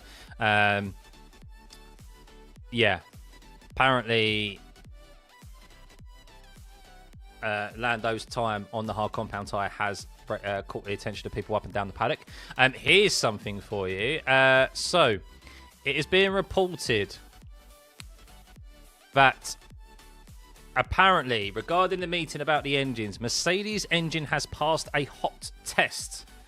So no changes are expected to the Mercedes engine. That is what is being reported right now from one journalist. Yet to see anything else clarifying that. But we will see. So apparently Ferrari have, I'll show you this. So this is the rear of their car. So Ferrari have this, right? This is from, obviously, this is one of the Ferrari pages. So I'll take this with a pinch of salt, but it's the person there. It's this guy that they are. The Motorsport Turkey editor-in-chief, Motorsport Turkey, basically, reports. It's been said, Ferrari, with their new upgrade here this week, or update here this week, the idea is to convert exhaust airflow into downforce. Interesting. I don't know what's going on there, but it looks very fancy. Oh, it's double yellow. Oh, we have yellows. We have double yellows on track. What's going on here? Is this them just testing the systems with 10 minutes remaining of this morning session? If Oscar loses to Lando for the 4th year in a row, do you think he'll ever be a world champion? Well, the statistics and the records say no. I think if he loses to Lando this year, I think it will hinder his potential career, his future career, because no driver has lost to their teammate 3 years in a row and won the World Championship, which is what he has done thus far, let alone 4. And also, it will make him less desirable if he loses to Lando for a 4th year in a row and, let's say, a 2nd year in a row where they have a championship winning car, potentially. Red flag now. Is this them just testing the systems, or is this like genuine red flag because something's gone wrong out on track? It's interesting.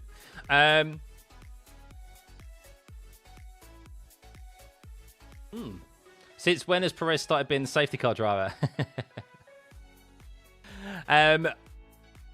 I lost my train of thought. Lando and Oscar Piastri, yeah. Especially if he loses 2 years in a row behind when they have a competitive car. It's going to be very difficult for him to move to another top team as a number 1 driver, because they would just see him as a number 2 driver, maybe a solid number 2 driver, and his negotiating power would have dropped. So, what's the colour for the safety car going to be? Yeah, that's a good question. I need to do that. Do I make Cadillac slightly darker yellow? Do I do that instead? I can make Cadillac maybe slightly darker yellow, and the safety car is...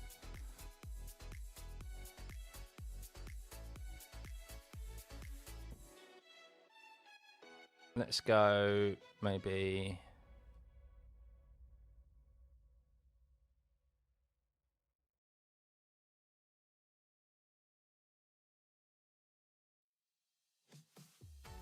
like that. Maybe we go Cadillac like that. Maybe a touch brighter.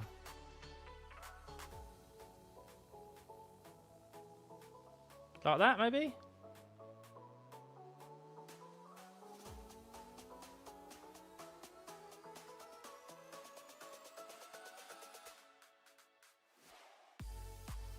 It's interesting. Oh, nice one, Baker. Nice one. Thank you for using the 50% code. Yeah, guys, if you want any Red Bull merch, Haas merch, because they're with Castore now, and Alpine merch. Of course, previous McLaren merch as well, because they used to be with Castore, they're now with Puma, though. Please use my 15% code off, which you can see in the Discord. Pinned message at the top. A nice gold would make sense for Cadillac. Should we leave it as that? Because then when the safety car comes out, it's actually bright yellow, isn't it? So there's too many teams now. Too many teams. As I said, I had to change it. There were too many greys previously. Cadillac were grey. So were Audi. So were Haas. I was like, oh my goodness. Rolling start. So they're now doing a rolling start. So they were just testing the systems here, guys. Nice for us to see that everything works. As always, just trying to keep things on the track map clean for you guys. Those zones that you can see on the track are the active aero zones, so they are where you can operate your straight line mode. Not that it's really relevant now because everyone has access to that each lap. It's not like the lead car doesn't have access to it. So yeah, we've got those on there just so that you're informed of where they are. And then of course you've got the pink dot and the green dot there.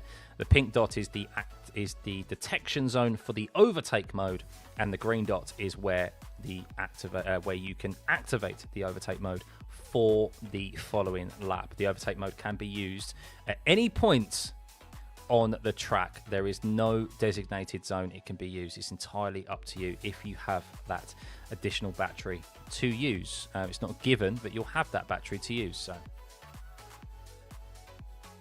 Prez didn't like that colour he pitted, yeah. So they're going to do a rolling start. This is what this is. So are they practicing rolling starts for, like, this, not for a safety car reason, right? So they're just following each other. There you go. Yellow flag into turn one. They're testing rolling start, hinting at something upcoming. I really hope. I really hope not. We cannot have the start of this year start with a rolling start. We just can't.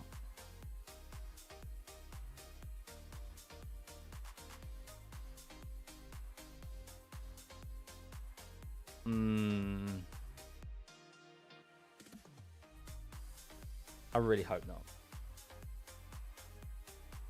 If these cars tank at the start, then this is what we will get. I know, Sid. That's my worry. That is my worry. It is a quick solution, yeah. It's a temporary solution, I guess, isn't it? And it just shows, really, that if they change to a rolling start, right? If they change to a rolling start, can we then all agree? Is that the point where we go, the regulations, at least the engine regulations, are flawed? Right? Surely.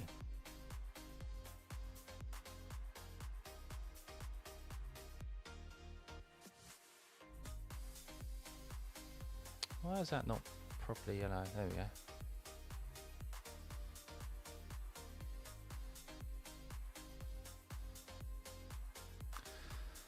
But the cars do look good. It was nice to see them just be in close proximity there to each other when they were heading down the start-finish straight just before lunch, as we have 2.5 minutes remaining.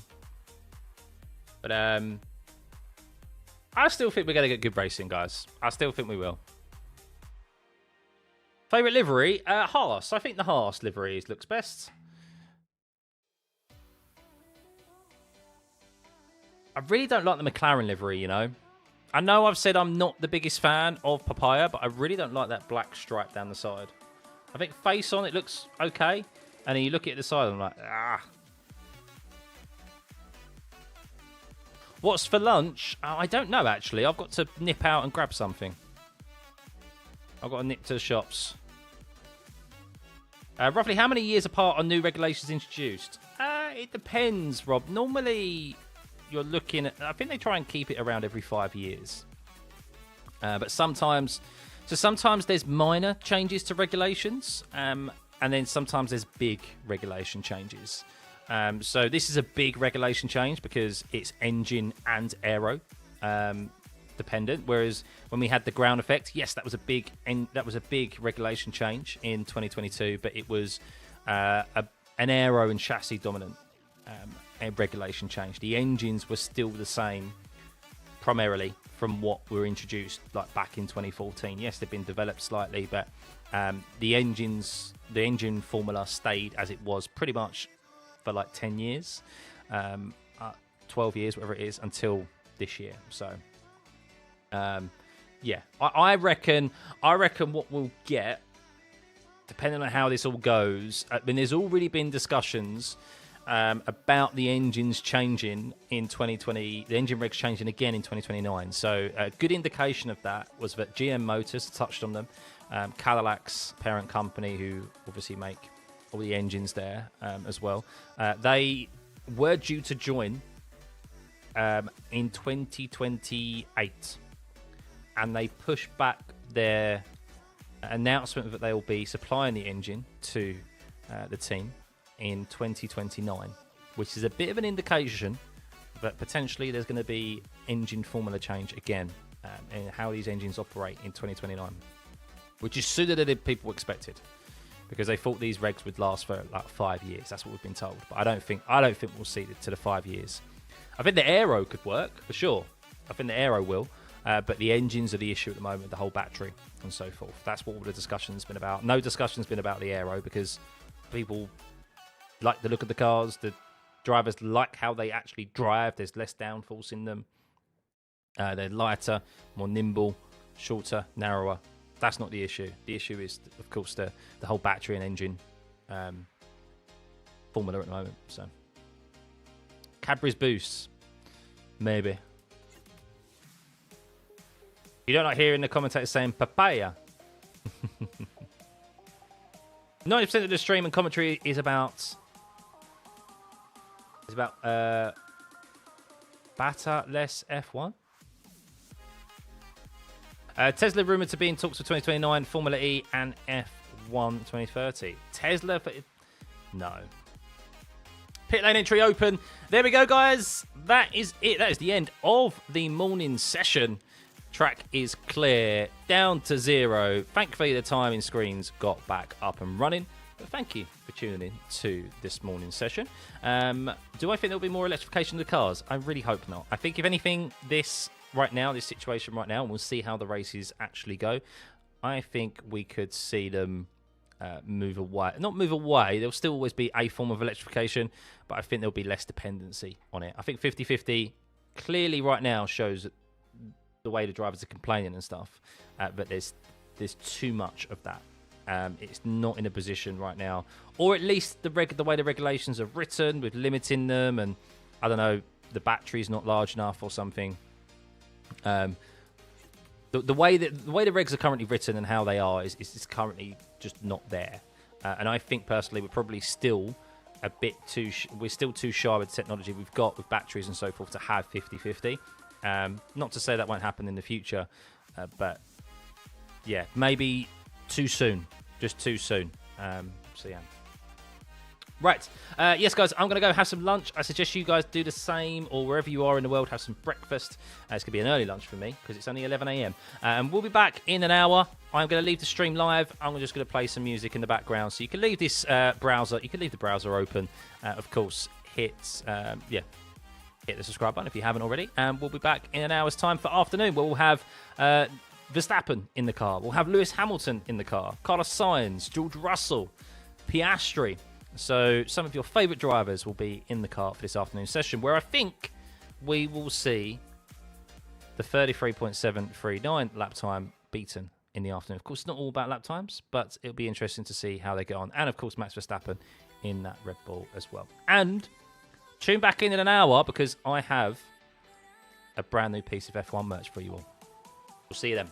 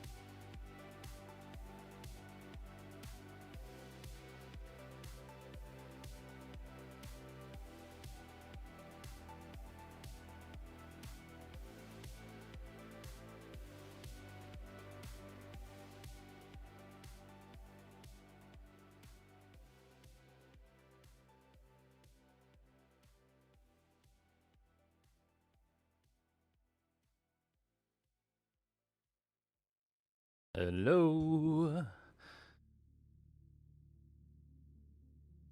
Not long to go, just a few seconds until the afternoon session is back underway.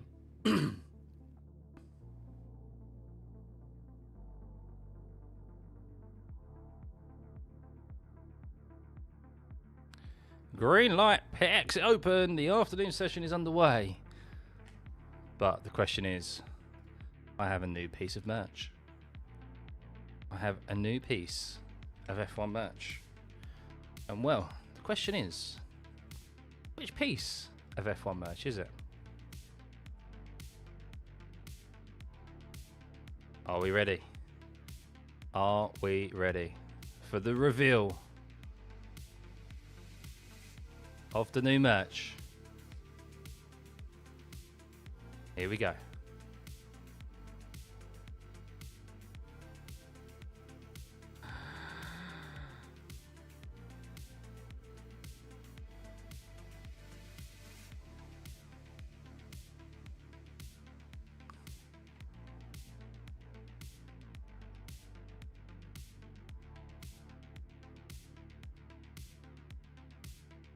I'm officially an Isaac Hadjar fan.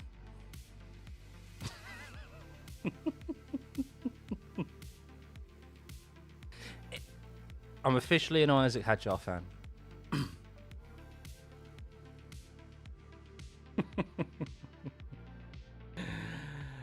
Get your 15% off for all Red Bull, Alpine and Haas merch via Castor or anything from Castor. The code is in the pinned message and the description. Yeah. You know what? It actually is all right. It is all right. It's one of the better pieces of merch. Actually, I think it's the best quality piece of merch I've bought, and I've only bought a few pieces, of course, in my time. So bias, of course, yeah, with the Castor stuff, but yeah. Due to this, Hadjar is going to be cursed. Maybe I've done it for that reason. Maybe I've done it to yes, curse a certain other driver. No, look, they're a different team now, aren't they? Christian Horner's gone. They've got rid of the bad. They got rid of the bad eggs, haven't they? Christian Horner's gone. Helmut Marko's gone. I feel like it's. I like Robert Mekies. He seems like a nice guy, doesn't he? He seems like a real nice guy. Isaac Hadjar. Who doesn't like Isaac Hadjar? And let's be real. Let's be real. I think all of us have kind of, to a little extent, come around to Max Verstappen a little bit more over the past season. So, yeah, I wouldn't feel comfortable wearing this if it was the Christian Horner Red Bull. So, and the Helmut Marko Red Bull. So, yeah, it's different now. Hey, I'm not hating on the Ferrari thing. No, I've still got my Ferrari shirt. I'm still going to wear my Ferrari shirt because I paid good money for that. I've been very fortunate that as part of course, the affiliate thing with Castor, that this was provided to me free of charge. So I will admit that, of course, as was the previous jumper. And I wasn't aware of them previously. I feel like they came out of nowhere, and then all of a sudden they're providing merch for every team and England rugby team and things like that. So, yeah. Thank you, Richard. Thank you, buddy. Look, everyone's entitled to their own opinions and watch who they want to watch. But, of course, what we try and do here is just be ourselves. That's all I do. You just try not to focus on what others are doing and just focus on what you're doing. And that's what we do here. So welcome back. Do I think Ferrari will be contenders at least for this year? Oh, yes. If you didn't tune in for the morning session, I think there's a lot of positives. I think if you're a Ferrari fan, a Lewis fan, a Charles Leclerc fan, I think there's a lot to be positive about heading into this season. I really do. As we have our first car coming out on track. Ollie Behrman out on track. Now I think everyone today is doing half shifts. So I think half of the I think everyone who drove this morning is not driving again. I think that's how it's playing out today. So we will have Max Verstappen in the car. We will have Lewis Hamilton, George Russell, Oscar Piastri, Bottas. But the one we're all waiting to see is Lance Stroll in that Aston Martin, eh? So don't fall asleep after lunch. This session might be boring. Don't worry. Even if the session itself is not too much to talk about, we have a lot to talk about in ourselves. Trust me, I'd much rather be doing this, talking to you guys about F1 and what we can potentially look forward to this season, and any news that comes out, because they are having a meeting at the moment, the commission meeting. I'd much rather be doing that than doing the day job. So, can I give my prediction on the constructors this year?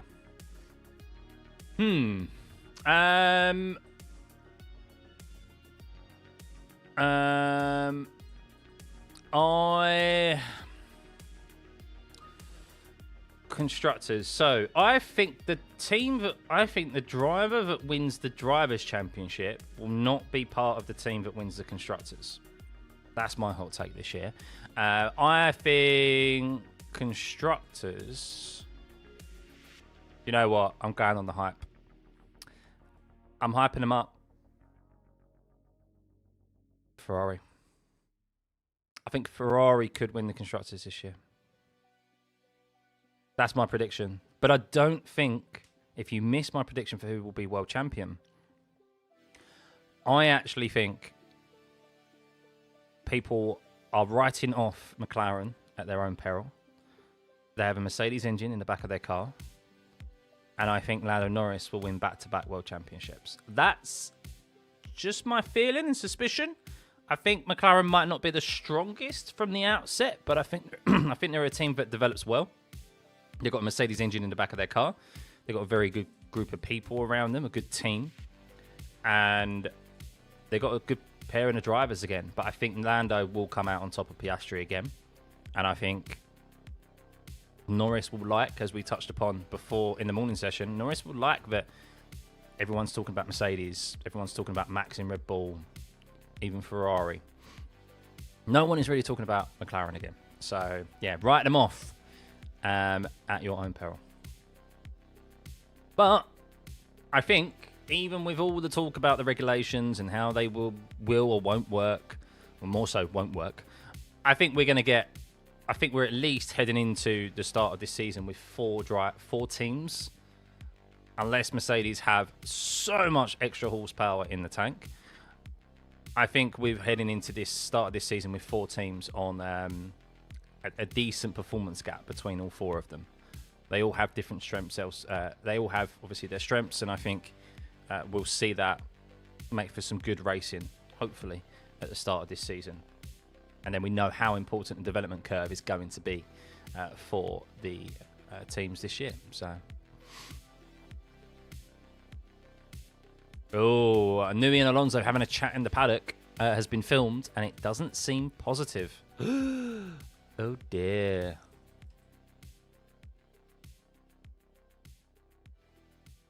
Lewis Hamilton's comments, by the way, 31 minutes ago. Lewis Hamilton, the car's performance so far is truly exciting me. Working with next generation cars is a very different experience. We're trying to solve everything from scratch and in real time. Last year, I had to race with a car whose foundation I took over from someone else, but this year's car is a model that I've personally developed on the simulator for the last 8 to 10 months. It literally has my DNA in it, so I feel much more attached to this car. I feel like Lewis Hamilton, depending on what time of the day you interview him, maybe before he's had his morning coffee, or after, he very much is a guy who just wears his heart. I say wears his heart on his sleeve, but very much like is up down with his emotions, isn't he? Because he was slating the regulations off and seemed very downbeat the other day, last week, and now he's sounding really positive. He's in the car this afternoon, but I feel like you can't really take too much what Lewis Hamilton says to heart now these days, because you just don't. Depends what time of the day it is. Whether he had a good night's sleep or he's had his breakfast. Do I think Mercedes has an engine advantage? I think there is something to be made of it, yeah, for sure. But I don't know. I really don't know. We've said before, it's not as simple as just having the extra ratio and having this extra advantage for the compression ratio that they've mentioned. Like, there is always a trade-off somewhere. There is always an offset somewhere. So if they are going to have an extra compression ratio, I think I heard someone say, who's more well versed in this topic than I am, they said you're going to have to accommodate for extra cooling, which means that you have to sacrifice some aero and some performance there. So it's all about doing the figures and the calculations to see, can we make this work? No doubt Mercedes probably can make it work, but there is a discussion at the moment. There is an interesting part. There's an interesting part that I heard earlier from a clip I saw from Sky Sports. And Crofty made a very relevant point, and this completely passed me by. He said, there is no point bringing up a protest now, because what did he say? Oh, I'm now missing it. Basically, the teams are meeting at the moment, or the power unit manufacturers, 4 of the 5 of them. So that'll be Ferrari, Audi, Honda, and Red Bull, are all meeting to discuss what they're going to do come the first race of the year. Because I believe if you issue a protest now, it won't be enforceable until you can't issue a protest now or something, is what he said. So you can only issue the protest at Australia in a competitive session. That's when you can issue a protest, and they are potentially going to, all 4 of them, whatever page they're on, whatever they decide to do, will issue that protest in Melbourne, and that's when things could get messy. So stay tuned. Now, something probably won't happen now with the testing, with the engines, but come Melbourne, or maybe after the first practice session in Melbourne, there'll be a protest lodged by all 4 teams, and the FIA will have to act in some manner. So that was an interesting part of information. I'm sure I've just butchered it there, the reasoning as to why, because I thought you could issue protests kind of whenever, but maybe it's not enforceable until Melbourne, something like that. Merc has had more issues so far. A couple of them, not in relation to the engine, though. That's my understanding.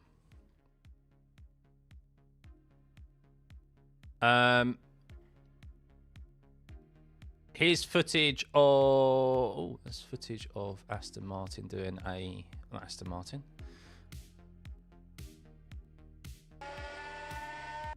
I really don't like this sound. Here you go, guys. Listen to this.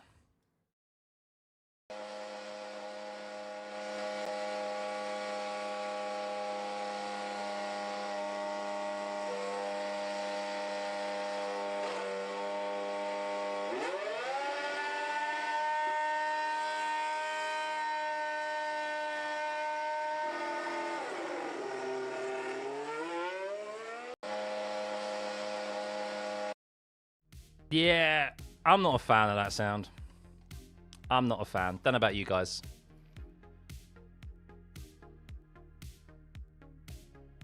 I feel like it's going to blow up. Yeah. Not that bad. I mean, each there are. I'm not a fan of it. So no cars out on track, by the way. We saw Ollie Behrman go out for 5 laps. We saw Lawson go out for 3 laps, but no one else willing to get out there at the moment. So good day, mate. Hey, Mark. Good to see you. 2014 was worse. Yeah, true. 2014 was worse. It sounds like my mum's vacuum cleaner. Sounds like a leaf blower. When we said noise of engine, this is not what we meant. Isn't it, Sam? Isn't it? So, yeah. The F1. So, yes, update. The F1. Let's see if I can find some information. The F1 commission meeting, if anything has come from it. Oh,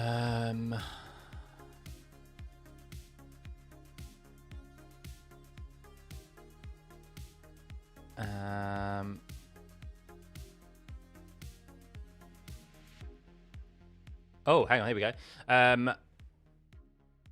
Based on our initial feedback from the F1 Commission held this morning in Bahrain, the FIA would change its method of measuring the compression ratio of engines starting from the 1st of August 2026. The measurement currently carried out at ambient temperature would become a hot measurement. So basically,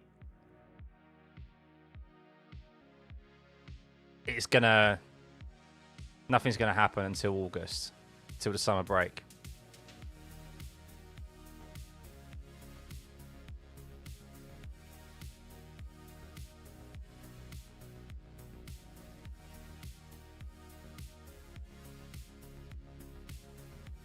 Sounds like a tractor on steroids, yeah. Is Max running this afternoon? Yep, Max is. Lewis Hamilton is. As you can see, his icon moving there to the end of the pit lane. So Lewis Hamilton out there, who's just been speaking very positively about the car. So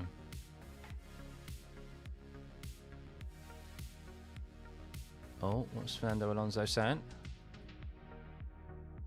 Fernando Alonso at the press conference after this morning's session said it was undoubtedly a challenging start. There are many things that need to be fixed in the next 2.5 days. However, both our factories in England and Japan are operating at 100% capacity. We are trying to keep this process as short as possible.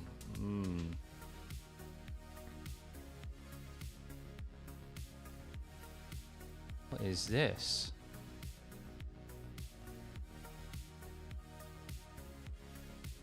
So this is what Ferrari have done today, by the way, guys. Just a bit of technical stuff for you. So Ferrari have a new aerodynamic package here this week, if you're unfamiliar. They have been looking good this morning with Charles Leclerc. Of course, there was a lot of instability, I think, with that car last week, particularly in Lewis Hamilton's hands. But they have brought a new aero package. Seems the engine is in a good position. And, well, what they've seemed to have done this week, which people have picked up upon, is that they have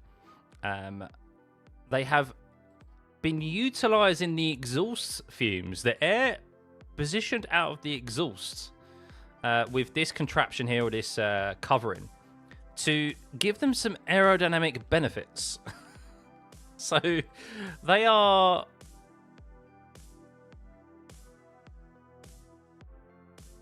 covering the exhausts. This is like F1 down to a T, trying to gain any bit of advantage as they possibly can. Because with the new regulations, if you're unaware of their purpose, we've moved away from the ground effect era. So the whole idea is to remove outwash. So outwash is where you're directing the air away from the car to push the car down into the floor to create extra aerodynamic load and performance. And then when it comes to these new regulations, it's all about inwash. So like the side skirts, really, they're not barge balls, but those side skirts that you can see in between the front wheel and the side of the car, is to direct the airflow that comes from the front wheels to the inside of the car, so that you're in effect reducing dirty air. And the teams, all that they want to do is try and create outwash. And that's why, as regulations develop and the aerodynamicists get involved, they end up obviously finding ways within the regulations to move the air away from the car. Outwash. But what that does is that creates more turbulence behind, dirty air, and doesn't provide us great racing. But provides the cars, of course, more performance. And that, no doubt, is something that they're trying to utilize their Ferrari with the exhaust of the car, the exhaust fumes of the car. Clever. How many points of downforce it gains them and performance, I don't know. But maybe it gives them that all-important stability that they need. It's got to be a loophole for sure. Maybe, or maybe it's just something that's so minimal that people didn't think it would be beneficial or not. But yeah, really interesting. I think Lewis and Charles have got a good car. I know. There's so many of you with hope for Ferrari, isn't there? So I think there's positives to be about Ferrari. I'm getting on the hype train. I think Ferrari look good, and I think there's lots of things to be positive about with Ferrari heading into this season. I think the real crux of it is going to be whether Mercedes have a power advantage. Are Mercedes sandbagging? I think if you're a Red Bull fan and a Ferrari fan, I think you should be heading into this season very positive about your chances. At least like being competitive. If you're a Mercedes fan, I think there's lots to be positive about already. It's just whether or not, okay, have you got as much of an advantage as people suspect you do? Max still thinks that they've got an advantage, and when it comes to Melbourne, just see how fast they'll be on the straights, he said. So no doubt they're holding things back a little bit, Mercedes. But yeah, McLaren seem to be, I think they're quietly going about their business, and I think write them off at your own peril, to be honest. But I think if you're Hamilton, if you're a Leclerc fan, a Hamilton fan, a Max fan, and even an Isaac Hadjar fan, heading into this season, like the main issue for those two teams, Ferrari and Red Bull, was going to be about their engine. Were they going to be able to create a power unit that was competitive at the start of this season? And I think they have. It just depends if it is, when push comes to shove in Melbourne, like, and these upcoming races, the first few races, whether Mercedes have like an extra 20, 30 horsepower that they've been keeping in their back pocket. That'll be the real thing. So we'll see. But I think Ferrari have definitely made a reliable and a good power unit, and the same is the case for Red Bull as well, from what we've seen in testing thus far. All the Mercedes teams can't protest right now because of sandbagging, but there will surely be questions after the quali in Australia. I think there'll be questions after FP1. I think literally I think what we'll see is that we'll see that FP1 session or an FP2 session, and the teams will, all the power unit manufacturers will all go in and put in a protest. That's what they'll do, and it'll instantly be there, unless something has been agreed behind closed doors already with this commission meeting, which, let's see if anything else has come from it.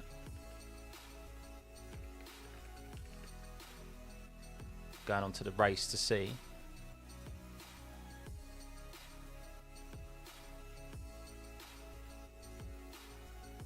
Nothing else at the moment. Nothing's really come out of it at the moment. Be interested to see. Oh, so Isaac Hadjar's back in the car this afternoon. Okay. So Max might not be in the car this afternoon. And that will be because Isaac Hadjar literally got 13 laps in the morning because of a water leak issue, I think it was, in the engine. So Isaac Hadjar missed all of this morning. So what they'll probably do is Max will probably be in the car all day tomorrow, because they were going to be altering the days between, altering each session between them. And they're going to be in the car every single day. But it looks like Max will probably be in the car all day tomorrow. Let's have a look.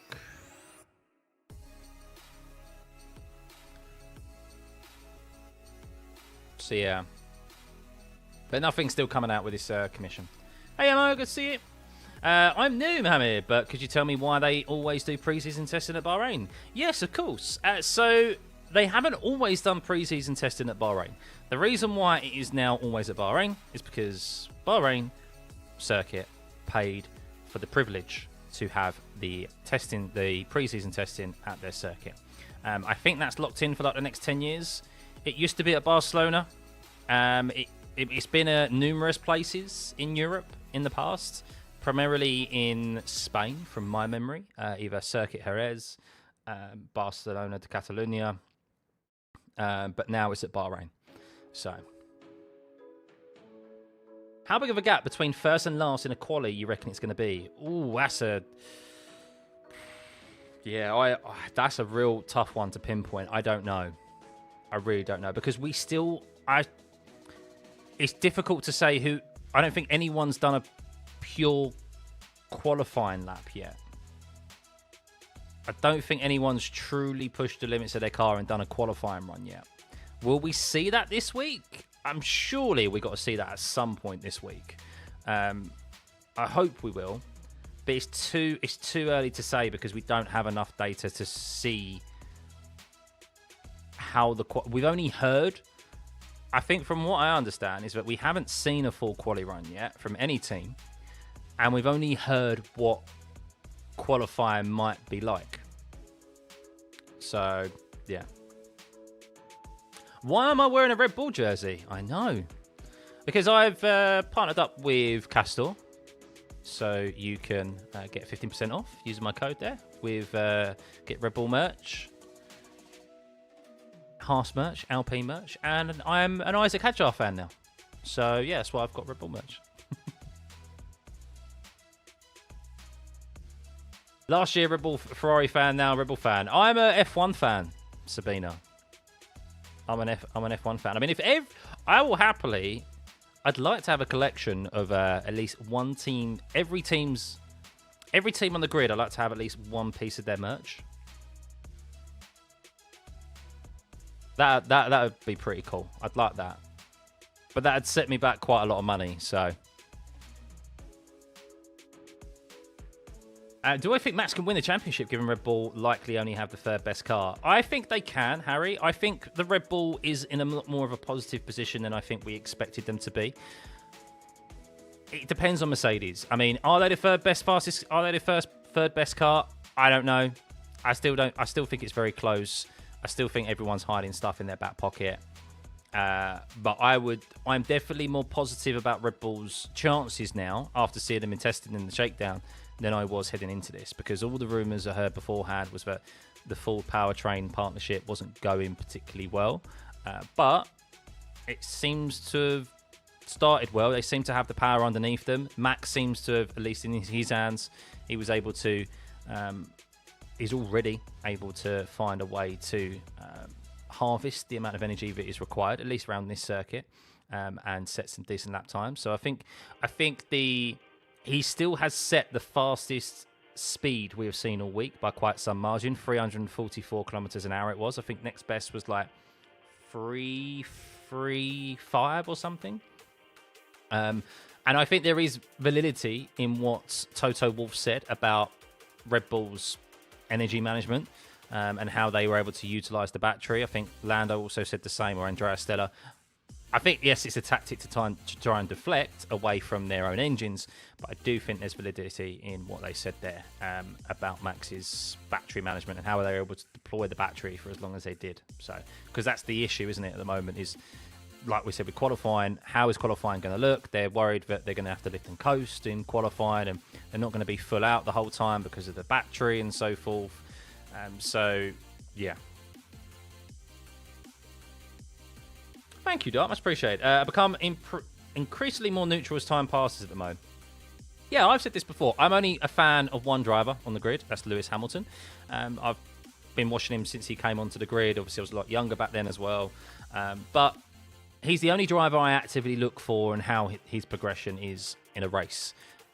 But overall, I'm a fan of the sport. And I want to see good racing. And I want to see... I get excited for wheel-to-wheel racing. And... yeah, that's what I want to see. So, Andrew, not technically an F1 topic.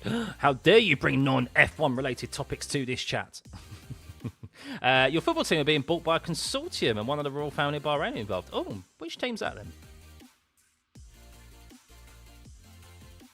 What's the hole under the T-cam? That is, what, in the halo?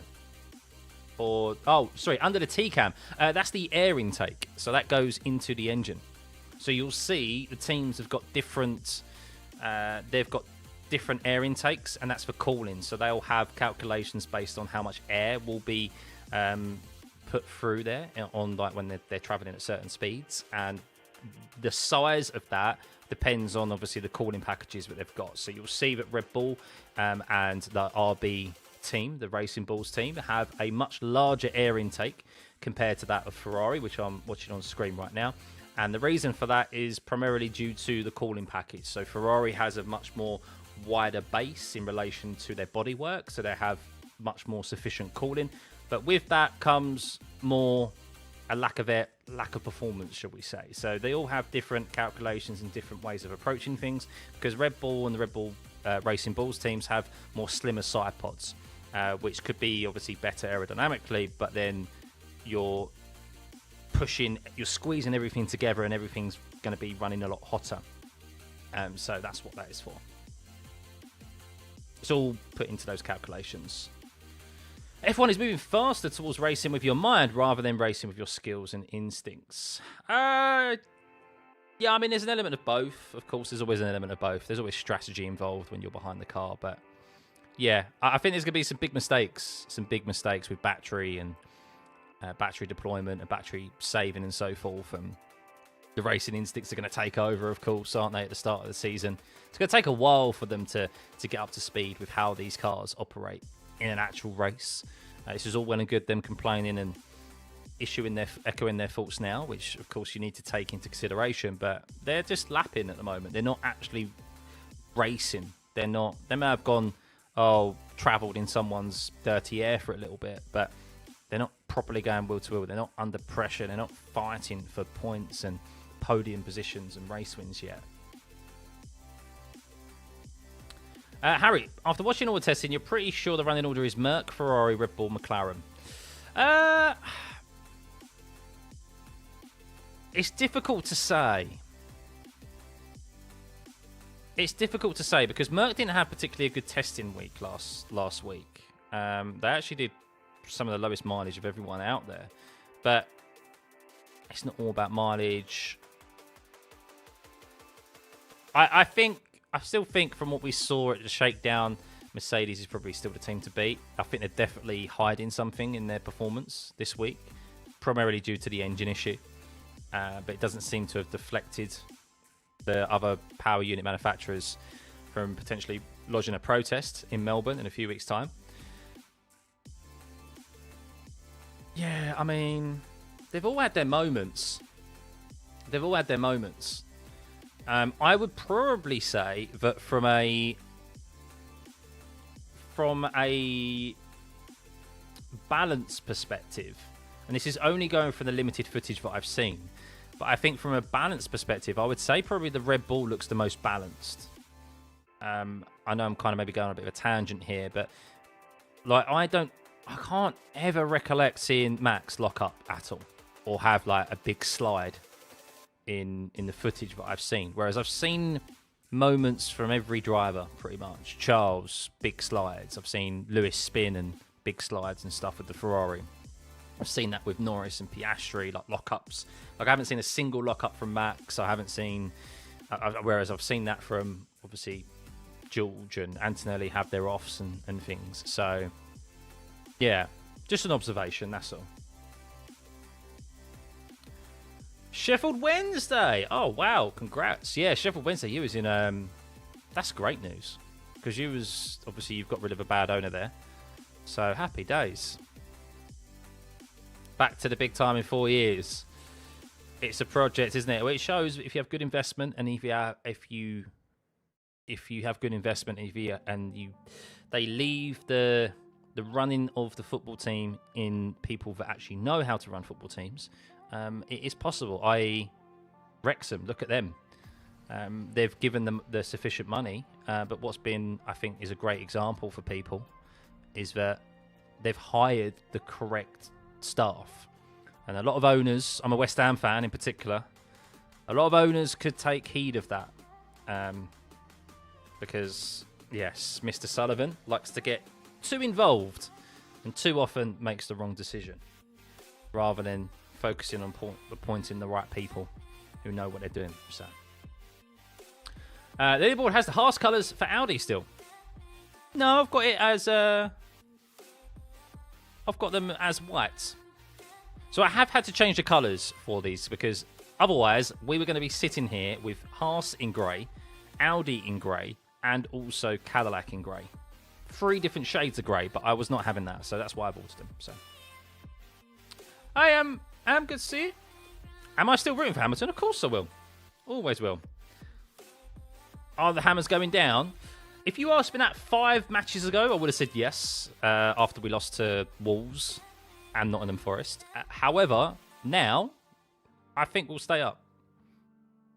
I've watched the last few games and I think, there's a lot of positives to be taken from what I've seen recently. And with Forest sacking Daesh as well, I think we're in a good place to keep applying the pressure. And I think once we get out of that relegation zone, I think we'll stay out of it. Yeah. Have they allowed super clipping yet? Super clipping. You like the McLaren livery in Barcelona? I'm not a fan of the livery, to be honest. I said it before, I'm not a fan of papaya in general. So Franco Colapinto's out there. Right, shall we run a poll? Shall we run a poll? Let's get your guys' thoughts.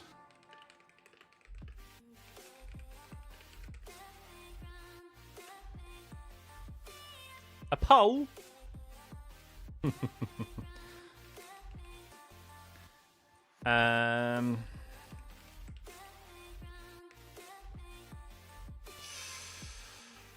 This is interesting because I don't know. There's too many drivers to input into this poll. So I'm going to group people together, okay? I'm going to group people together.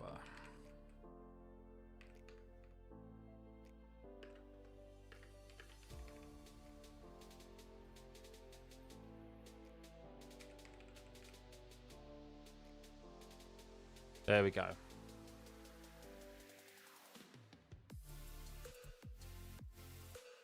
Apologies, Isaac Hadjar and Kimi Antonelli fans, but I just don't think they're going to win the championship just due to the rookie, due to them. They've only been in their second year in F1. But I've grouped Norris and Piastri together, and I've grouped Leclerc and Hamilton together. So let me know what you think. Who do I think will be the surprise team of the season? I think Alpine. I think Alpine will be a good one to have a look at. They've got the Mercedes gearbox and engine in the back of their car. And I think in Gasly's hands, in particular, I think there's an opportunity for some sneaky results from Alpine. Don't disrespect the Senna in the rain, Lance Stroll. I don't think anyone choosing Verstappen is delusional, Dan. I think there is... Look, we've seen enough now. We've seen enough from Max Verstappen that if he has a car that has an opportunity, if he has a car that can win races, he will be there. And I think Red Bull potentially, I'm going to sound like a broken record, and I will do this week, but I think a lot of it depends on how quick that Mercedes will be. I think the Red Bull, there's positives to be taken from that car at the moment. And I think Ferrari's in a good position as well. But how good is that Mercedes? I think that's the question right now. So watching the replay of George Russell, speaking of the Mercedes driver, not going particularly quick through turn 11. What did he do here? My headphones in now, actually. On the radio, the steering feels a bit heavier at the apexes now compared to last week as I'm turning. Uh-oh. Understood. That'll be the changes with the steering. Great informative reply there, George Russell's engineer.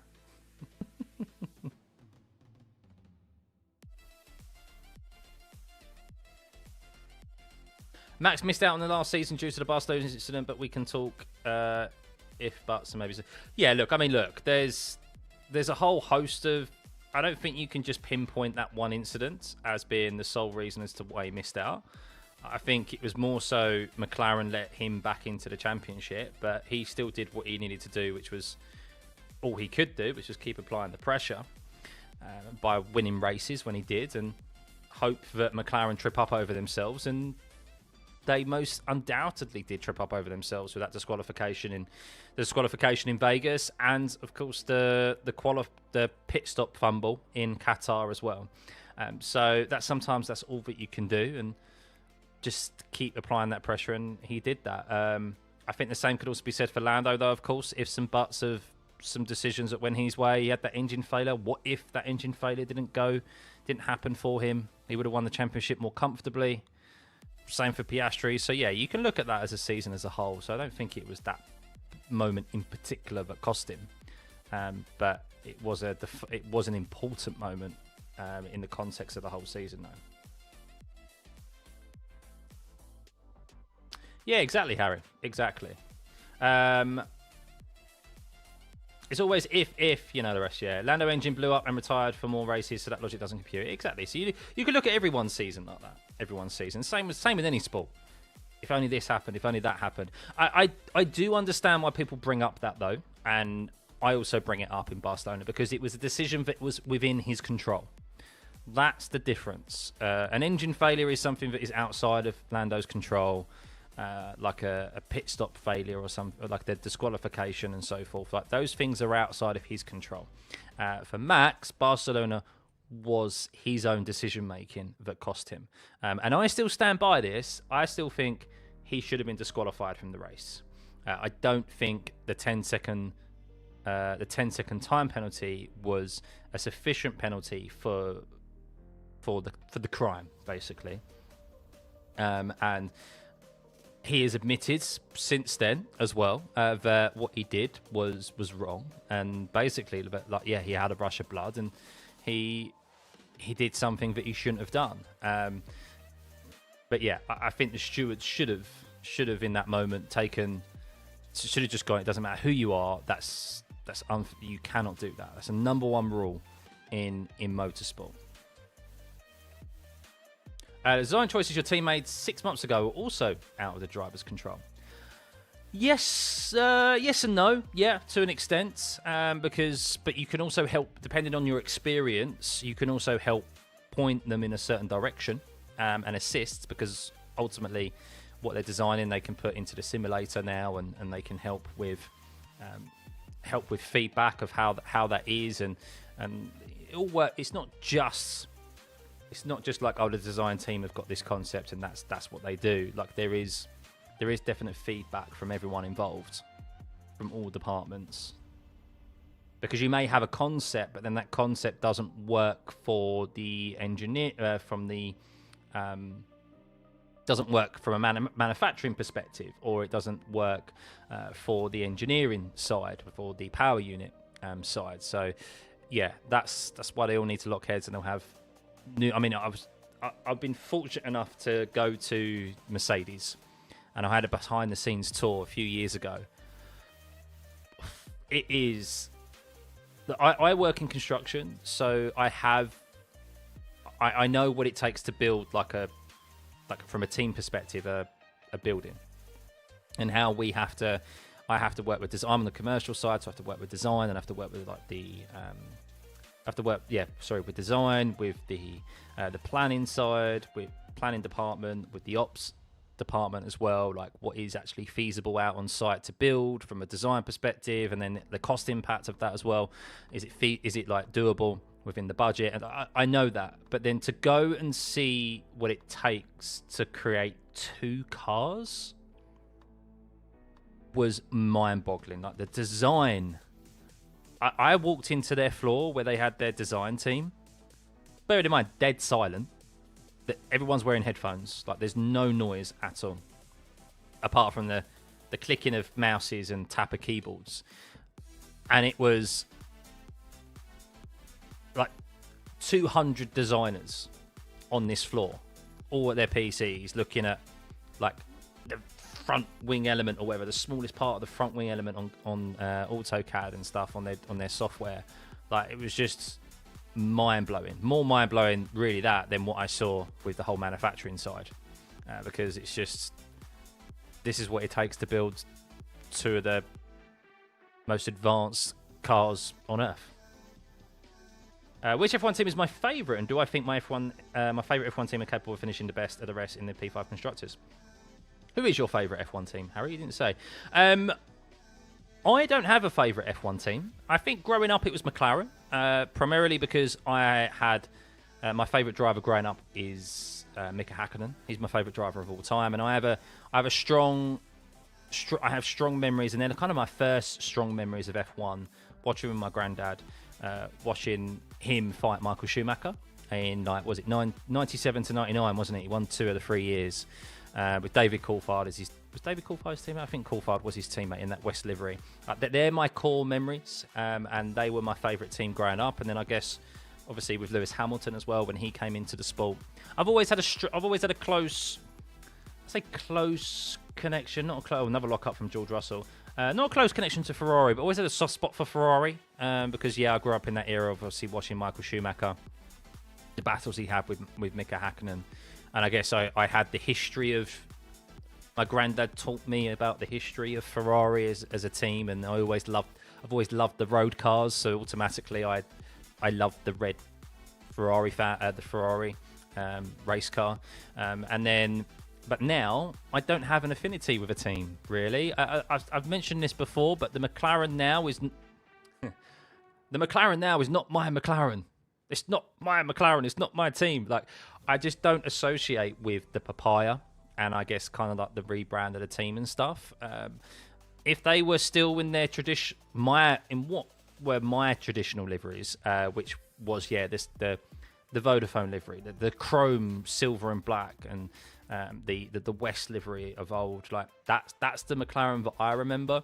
I would probably still be very close to them, or have a close affinity with them. But now I don't, and I don't really have that for any team. Still a soft spot for Ferrari because of that reason of what I mentioned earlier. But I don't actively root for a team really. I like an underdog. I think everyone likes an underdog, and you want a team that maybe just struggled to get through that struggle and do well, and stuff. Like, I'd like to see Cadillac do well. I want them to join the grid and have a solid year and not just be a backmarker team. So yeah. Where do I think Williams can be? I think Williams will fare well this year. They may get off to a bit of a slower start, maybe because of losing those 3 days in the shakedown. But even so, they look pretty solid. They seem like that Mercedes engine in the back is working very well. And yeah, I think they will definitely be pushing for to be best of the rest. My favourite driver is Hamilton, yes. Not team, though. We're talking about teams. Hey, well, good to see you. We are back. We are back indeed. Welcome, welcome. Afternoon, everyone. Hope you are well. Well, afternoon here in the UK, at least, for the afternoon session. We have 3 hours, 13 minutes remaining of this session. Lewis Hamilton is in the car. We have Piastri in the car as well. Isaac Hadjar is in the car today all day. Change of plans because there was a water leak issue in the engine for this morning. So Hadjar was only able to complete 13 laps. So he's taken over the car all day today. Max will be in the car all day tomorrow, and then they'll be sharing it on Friday. Ivor, your first F1 race you saw on TV was at Brands. Mansell stalled at the start because of a power up at first corner, jumped in spare and won. Those are the days we had a spare car. Oh, George Russell, green in the first sector. Green in the second, but a 42.6 is not the quickest we've seen today. Just FYI. Second sector, you want something sub 41. For it to be a good time, really. We'll see George Russell. He's coming around the last corner now. It's going to be about 12th fastest. Yeah, the last sector was a bit slow. Ron Dennis is your McLaren. Yeah. This version of McLaren is just not the McLaren of the past. They aren't likeable because of the papaya rules. And I still remember the embarrassing radio from Mr. Snack Brown. This is the world champion hotline. Oh, God. Yeah, that was cringy. That was cringy. I don't have an issue with the people that are there. I think they made a massive misstep last year with the papaya rules. I think there were too many times that they kind of stepped in with those, and they kind of made themselves I think the funny thing is that they thought it was a cool term. It's like that person, either if it's Zach Brown or Andreas, whoever it is, has gone. Yeah, it's papaya rules. When they sat the drivers down and they said that they thought really cool, and they sat up a bit straighter in their chair and went, "Yeah, papaya rules. That's a cool name for it, isn't it?" And then when it actually came out into the public, we just slated it and just went, "That is cringe." Oh, big lockup from Lewis Hamilton down into turn one. Big front right lockup. Oof, lots of lockups actually for this session. The wind, there's actually no wind apparently, guys. 0.0 kilometers an hour. So track is quite busy. We have 1, 2, 3, 4, 5, 6, 7, 8, 9 cars out on track. So the only car in this afternoon session that is not out on track at the moment is the Cadillac of Valtteri Bottas. At least I think it's Bottas who's out here this afternoon. So multi-viewer, am I? This is multi-viewer. You like the papaya colours? There are too many great-looking F1 cars, and it adds something different. Yeah, look, you do want more colour on the grid, but I guess if they never moved away from the traditional colours, I say traditional colours. Papaya is their traditional colour. That's what they. Then when Bruce McLaren, that was their first iteration. So this is their traditional colours. But yeah, I don't know. It's not my McLaren. My McLaren was the golden, silver and black. But yeah, if they stayed with that, then you probably see less because everyone would be like, oh, we can't copy McLaren. I would say VCOM or Williams are the most likeable team, but Ferrari is Ferrari at the end of the day. Likeable, I think people really like James Vowles, and I think they like his approach. I think Haas, people don't have an issue with Haas, do they? I think they're quite well liked as well.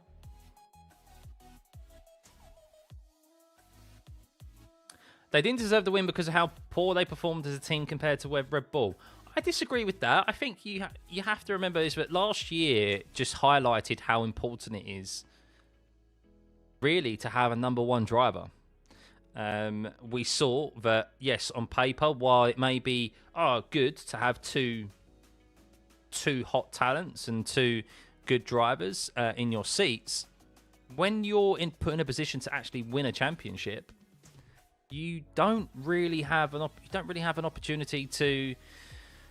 I mean, not an opportunity. It becomes a detriment because they start taking points off of each other, and that's what allowed Max back into the title fight last year because he was the only driver who was in that championship fight last year from a Red Bull perspective. Hey Shane, how's it going, mate? Hope you're well. Missed you at the last Dad's Night Out, mate. Missed you. You could say Lando would have won the season a lot earlier if Lando didn't have any competition alongside him like Max. Yeah, and also Oscar Piastri as well. Oscar Piastri probably also the same. So that is... Max said it himself. When it came to... He did that podcast with the PKs, didn't he, when he was in Interlagos last year with Gabriel Bortoleto. And he was asked about, obviously, the McLarens and what they were doing and things. And he just said, look, I think it's like admirable what they're doing, having them both fight it out. But he said, if I owned a team, I think the best combination is to have a driver who's coming up to their peak, or at their peak, who is obviously experienced enough. And then you have in the second seat, you have not necessarily a rookie, but someone who is like less experienced, is a good few years behind their peak, and then there's like a natural changing of the guard when that second driver, if they're good enough, steps up into being the number one driver. But he said like he always feels there should be a number one and number two because otherwise, yeah, you have the issues that McLaren found themselves in last year. Mercedes were very fortunate that in 2014 to 2016 with Rosberg and Hamilton, they were very fortunate that they were so far ahead of the field. With the battles that they had and the contact that they had, they would have been like lambasted as much as what McLaren were last year. And then of course Bottas joined, and Lewis had Bottas comfortably over the time that he was with him. So yeah. Both Lando, the best combination is a Barrichello or a Bottas to combine someone like Max or Lewis. Yeah. Not many McLaren shirts in the F1 studio, no. Best thing about Bottas and Barrichello, in the rare occasion Lewis and Michael didn't finish the race for whatever reason, they would be there to pick up the points. That's exactly that, Harry. You don't want to... I mean, we now know pretty much that Perez's situation at Red Bull was different to that of a Barrichello or that of a Valtteri Bottas, where he was so far behind in development of the car and the spec parts of the car that he was driving a car that was in the lower end of the field because of how steep the development curve was. And we know that through those years in the ground effect era that the car you started with was considerably slower than the cars by the end of the season. Like, there was such a dramatic improvement, so much so that the cars at the bottom of the field were quicker than the fastest car at the start of the year. So it's Perez found himself basically just as a test mule for Max Verstappen, and even just was there because they had to run a second car. Otherwise, they would probably just would have run Max on his own. So he was always so many iterations, development-wise, like parts and spec-wise, behind Max Verstappen. Not to say he ever would have been as fast as Max or beat Max, but he should have been in a car and had the ability to be able to put that car on podiums and finish in the top 5 and get into Q3. But that was never the case. So yeah, Bottas, Barrichello, they always had a car that was similar-ish to Schumacher and Hamilton. So don't forget the Brawn GP part of Rubens and Jensen. Yeah. Ferrari fans might not have depression this year. We are no longer delusional now. I think, yeah. I'm going to say it. I think you should be positive about this year. Please show sector timings. I can indeed show the sector leaderboard. Here we go. So these are the sectors. Not too much consideration here, but Charles Leclerc is the only driver to go sub 41 seconds in the first sector. So that's why I said, really, if you're looking at anyone on a quick time, they need to be sub 41 in the middle sector. But of course, we know that there's more focus on the energy recovery in the middle sector than there is actual usage. So especially from turn 11 onwards, they don't really use any of it down into turn 14 because they want to save it for the start-finish straight. But we have seen the wind play a bit of a havoc because Lewis Hamilton again through turn 14. Bit of understeer through turn 14. That car just didn't look like it wanted to turn at all, did it? Let's have a look. Just running out. Yeah, that curb on the exit of turn 14 is really causing them trouble, isn't it? You're going to go to sleep, Taco? No worries, mate. Good to see you tuned in. I think the issue was that they wouldn't listen to second driver and Red Bull. Well, it was more so just that was their setup, basically. Like, they just focused so much on Max Verstappen, and I guess it worked for them, didn't it, really? Because they nearly won all drivers' championships in the ground effect era regulation, didn't they? Like, Max nearly had a clean sweep of 4 from 4. He won 4 in a row, of course, but that was 2021 to 2023. So he nearly won last year as well. So really, when you sit back and look at it, you'd go, yeah, okay, we didn't win the constructors in 23 and 24. 24 and 25.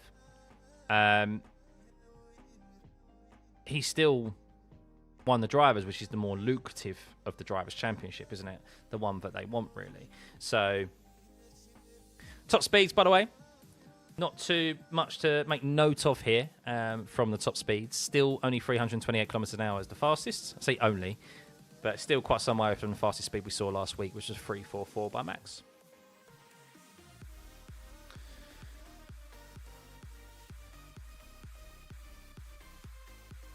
Exactly, Harry. Yeah, and Barrichello still scored consistent podiums. Oh, we have a yellow. Lance Stroll has brought out a yellow flag in turn 11, and he's not moving. What has happened to Lance Stroll here? Is this our first big moment in testing that we have seen in 2026? He's gone into a spin and he's beached. Lance Stroll has gone round and he's spun and beached himself in the gravel at the exit of turn 11. Oh, it would be, wouldn't it? It wouldn't be anyone else. First Stroll movement of the season, yes indeed, at 2026 here at Bahrain.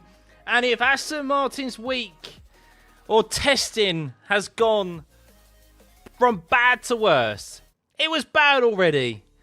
But dearie, dearie me, and he can't get that car moving. He loves a gravel trap.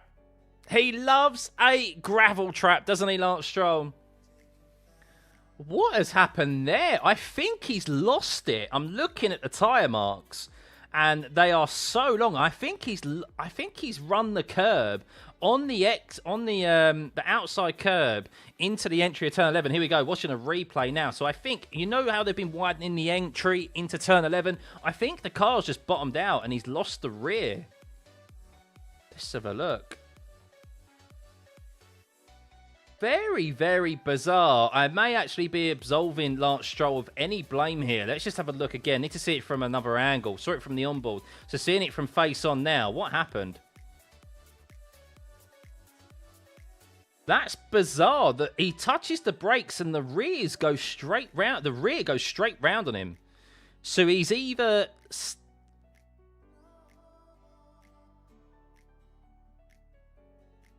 Anthony Davison saying sounds like he might have lost drive. But as soon as he touches the brakes, as soon as he touches the brakes, the rear just goes round on him. So he's either applied, if it's driver error, he's either applied too much brake to the rears, too much brake pressure, or there's an internal issue there that has caused the car to stop operating and go round on itself. So I'm actually going to absolve. I'm going to give Lance Stroll the benefit of the doubt there. But he's in an unfortunate position, but it's him. I don't think that's him. That's very odd. You'll see a clip of it on Twitter, no doubt. But that is not him. I don't think. What was the rear wing doing? Coming out straight mode. Yes, probably, yeah. But it's as soon as he touches the brakes, the car goes round at him, and that shouldn't happen because he's braking in a straight line as well. I thought maybe he bottomed the car out and run too much on the curb into the entry of turn 11. But no, he was fine. He was absolutely fine. So.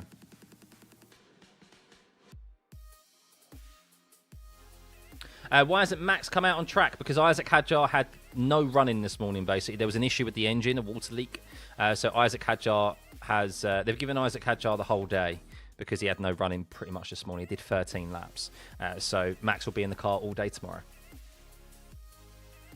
That's unfortunate for Lance. That's really a byproduct of the Honda engine, undoubtedly, or something internal going on in that car.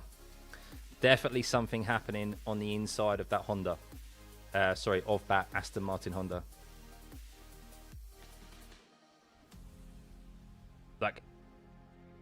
It's a very odd...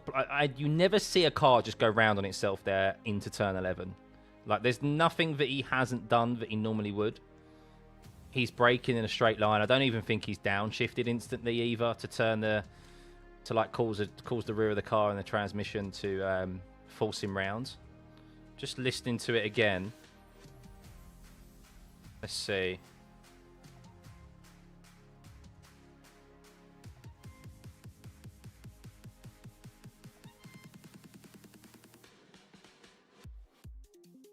Very bizarre.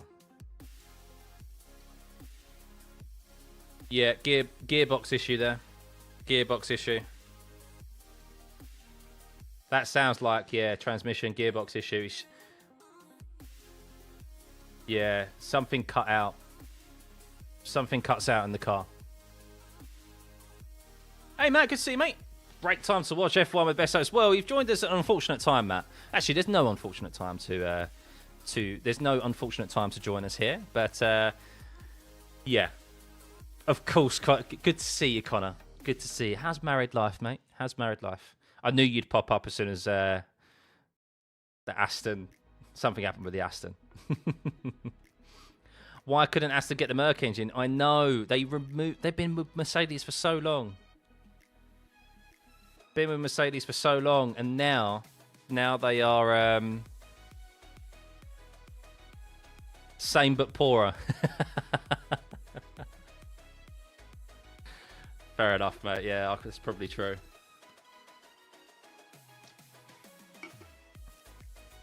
Typical. Aston Martin, bad to worse for them. That's why he couldn't get out the gravel. That's evidently why he couldn't get out the gravel. You You're really worried about Aston even finishing a race. They haven't even put together an uninterrupted race distance together in testing without major reliability problems. No, I agree, Harry. There'd be a lot of there's a lot of concerns if you're Aston Martin, if you're an Alonso fan, and yes, if you're a Lance Stroll fan, and just as the two drivers themselves. It's not looking good for them. They have a lot of work to do. And the problem is as well is that they've moved to Honda and they've probably... The team that created that Honda engine now are probably not the individuals that were influential in the Red Bull powertrain while they was at Honda. So they've probably been poached. They've probably moved on elsewhere. I mean, yeah. But I'm not completely blaming Honda. The blame will probably be laid at Honda because it's an easy strategy. God forbid you spent all this money on bringing Adrian Newey into the team, and it's his decision making, his design, his influence to box up that engine the way that he wants, the cooling, the aero, everything around it. Like, it all has to work in conjunction with one another. He's going to be the one predominantly to blame, but people won't do that, probably. Break out the Dyson. Thanks, Gavin. What happened to Stroll? So, if you're just tuning in, Lance Stroll had a big spin through into the entry to turn 11. It does. At first, we thought it was typical. Lance Stroll has made a mistake. However, fairness to him, it is not his mistake. It sounds like there's a mechanical issue with the car that caused the transmission to cut out, the car go round on itself as he was braking in a straight line and just shifting down the gears. So mechanical issue, not driver error. So yeah, we take that back from Lance Stroll. However, it's not looking good for Aston Martin. It's unfortunate that Lance Stroll has had that moment. And well, typically as well, Lance Stroll had just done his fastest first sector of the day, which is a 31.1. So yeah, not good. Not good. You knew it. It's Red Bull Mash, yeah. Hey, Pro, good to see you, mates. It has been a while since we've seen F1. I know. Although it's the shortest winter break we've ever had, I feel like it's been a very long time since... I don't know. I was waiting for F1 to come back. I was like, oh, this is just too long of a wait. And of course, the first shakedown being private didn't help either because it was all private. But yeah, it's good to be back. Wish I'd been able to have created more content in the off-season period, but my day job has just been very busy, and yeah, unfortunately was unable to take off more time than I wanted to and put time aside for the content. But we're here now. We're full steam ahead to the season. We're here for all 3 days, and that's what matters. So, watching Oscar Piastri down into turn 1. What happened with Oscar Piastri into turn 1? Did he just lock up big time? What did he do? Bit of rear instability. I've noticed that with the lack of downforce that these cars have, compared to obviously their predecessors, it's interesting to see the not lack of instability on the rear, but it's like there's less downforce. Like, it's very noticeable, especially when they're braking. Like, the rear does like to squirrel around a lot. They're having to move their brake bias around quite a bit, from my understanding, from what I've heard, with the whole regen. I think if they show poor performance now, they'll be better off when they do their comeback. Better story. Yeah, but you don't want to start off poorly, do you? Sainz about to do his first lap. Yep, Sainz is out there now. We're yet to still see Cadillac back out there. And then he did 24 laps this morning, so it's not been a good day for Cadillac. They had an issue this morning, so Perez got very limited running. Hamilton's back out there. He's on a brand new set of mediums, Lewis Hamilton's. Let's keep an eye on Lewis Hamilton, shall we? He might go for a push lap to start off this session on a brand new set of boots. Isaac Hadjar is finally back out there.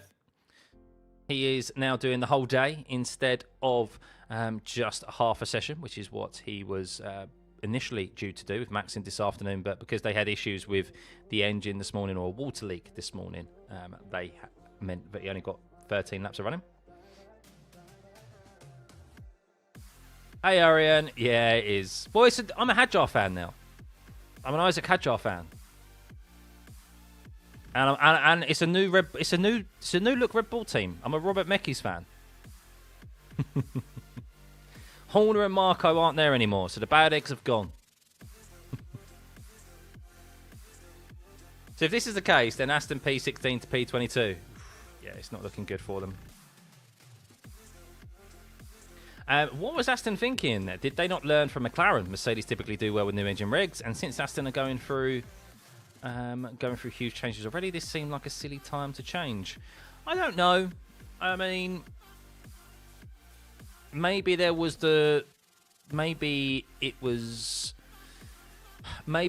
because Honda were no longer going to be supplying engines to Red Bull, they saw an opportunity, Aston Martin. They saw an opportunity to be the only team on the grid with just a Honda engine. So you're, in effect, kind of a works team, aren't you? Honda aren't supplying anyone else. And if you're able to get... I mean, you can see how it would be enticing. If you're the only engine supplier on the grid, you're the only one on the grid with that engine, and you're not a customer team anymore, then there's an opportunity, if it works out, big if, of course, which evidently it doesn't seem to be in this early stage. It seemed that it's enticing that, okay, if it works out, you're then going to be the only team on the grid with that engine and have an advantage that everyone else won't. So, oh, Lewis Hamilton. Keep an eye on Lewis Hamilton. Carlos Sainz is in the way, though. He's just done a sub 30-second Sector 1 time. So that is fourth fastest out of the day. He's only 4 tenths off of Kimi Antonelli's first Sector Purple time. That is 2 tenths off of Charles Leclerc. I don't know if Carlos Sainz was in the way, though, when he went down there. We'll see if Lewis is going to be picking up the pace here in the middle sector. But we do have a push lap here from Lewis Hamilton. Let's see how he moves into turn 11. We'll get the second sector time in a second as he makes his way up through turn 12. Here we go, Lewis. Let's see how you fare through here. 245 kilometers an hour, and it's green. It's a 41.235, though. So... a bit slow, half a second off of Charles Leclerc's fastest middle sector. So I think him getting held up by Carlos Sainz there did affect him down into turn 8. But let's see if he has enough power usage and deployment as he exits turn 15. And Lewis Hamilton crosses the line and does a full fastest time of the day with a 1:34.5. His last sector there was... a 23.4. So he was 4 tenths off of Antonelli's last sector time, and his middle sector was half a second off of Charles Leclerc. So yeah, bit of a pace difference there in the middle and last sector, but positive time overall, positive first sector, that's for sure, as well under the braking. What is my day job? I'm a quantity surveyor, Rob. So I deal with the commercial side of construction projects, all the projects that I'm on in the residential sector, and yeah, I basically make sure the project runs to budget, dealing with all like the contracts and variations and making sure people get paid what they're supposed to be paid. So I do all the tendering as well. Lower costs, more money to develop the engine, move components around, make a B chassis, etc. Adrian will do something magical this year, at least at one race, if not overall. You're very positive about Adrian Newey, Dusko. Do I think Kim will be good enough to beat Russell at some races this season? Yes, I do think so. I mean, all you have to do is look at Interlagos last year. He comfortably had the better of George Russell. So yeah, I think Kimi is only going to continue to grow. He's only 19. He's turning 20 this year, so he's still very young. Yeah, he's going to grow a lot this year for sure. And there are going to be inevitably with 24 races in the year, 6 of them being sprint race weekends as well. So there's 30 races throughout this year. There's going to inevitably be some race weekends where he fares better. So, George Russell just did a 30 flat in the first sector, by the way. 5th fastest overall. He's got a clear middle sector, so let's see how he goes.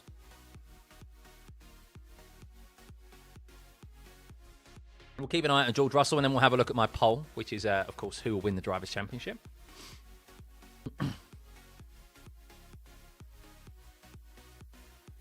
Here we go. George Russell making his way through the second sector now. How is it looking? William Nilsson up into P10 there. And George does a 41.2 as well. So no, they're clearly not pushing that hard in the middle sector of 41.2. So maybe he took the 41.2s is a good time. Piastri did that earlier. Russell, Hamilton. Maybe it's a regen strategy. Hey, Timo. Comes around the last corner. Let's see how he fares here. Comes across the line, George Russell. And that is a 5th fastest time of the day. A 34.5 for George Russell. I remember asking you last year, testing a one-bold prediction, and I said Liam Lawson would get more wins than Max. well, that went well, didn't it? He lasted 2 races. What's my one-bold prediction for this year? Ooh. My one-bold prediction for this year.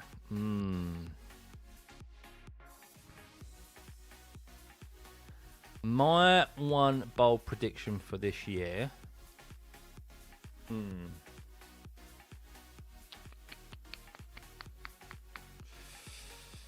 I think I've got 2. I've got 2. This is a bold one. They're just ones that just instantly shot out at me. Isaac Hadjar gets more wins than Oscar Piastri this year. That'll rile up some of you. Sorry. And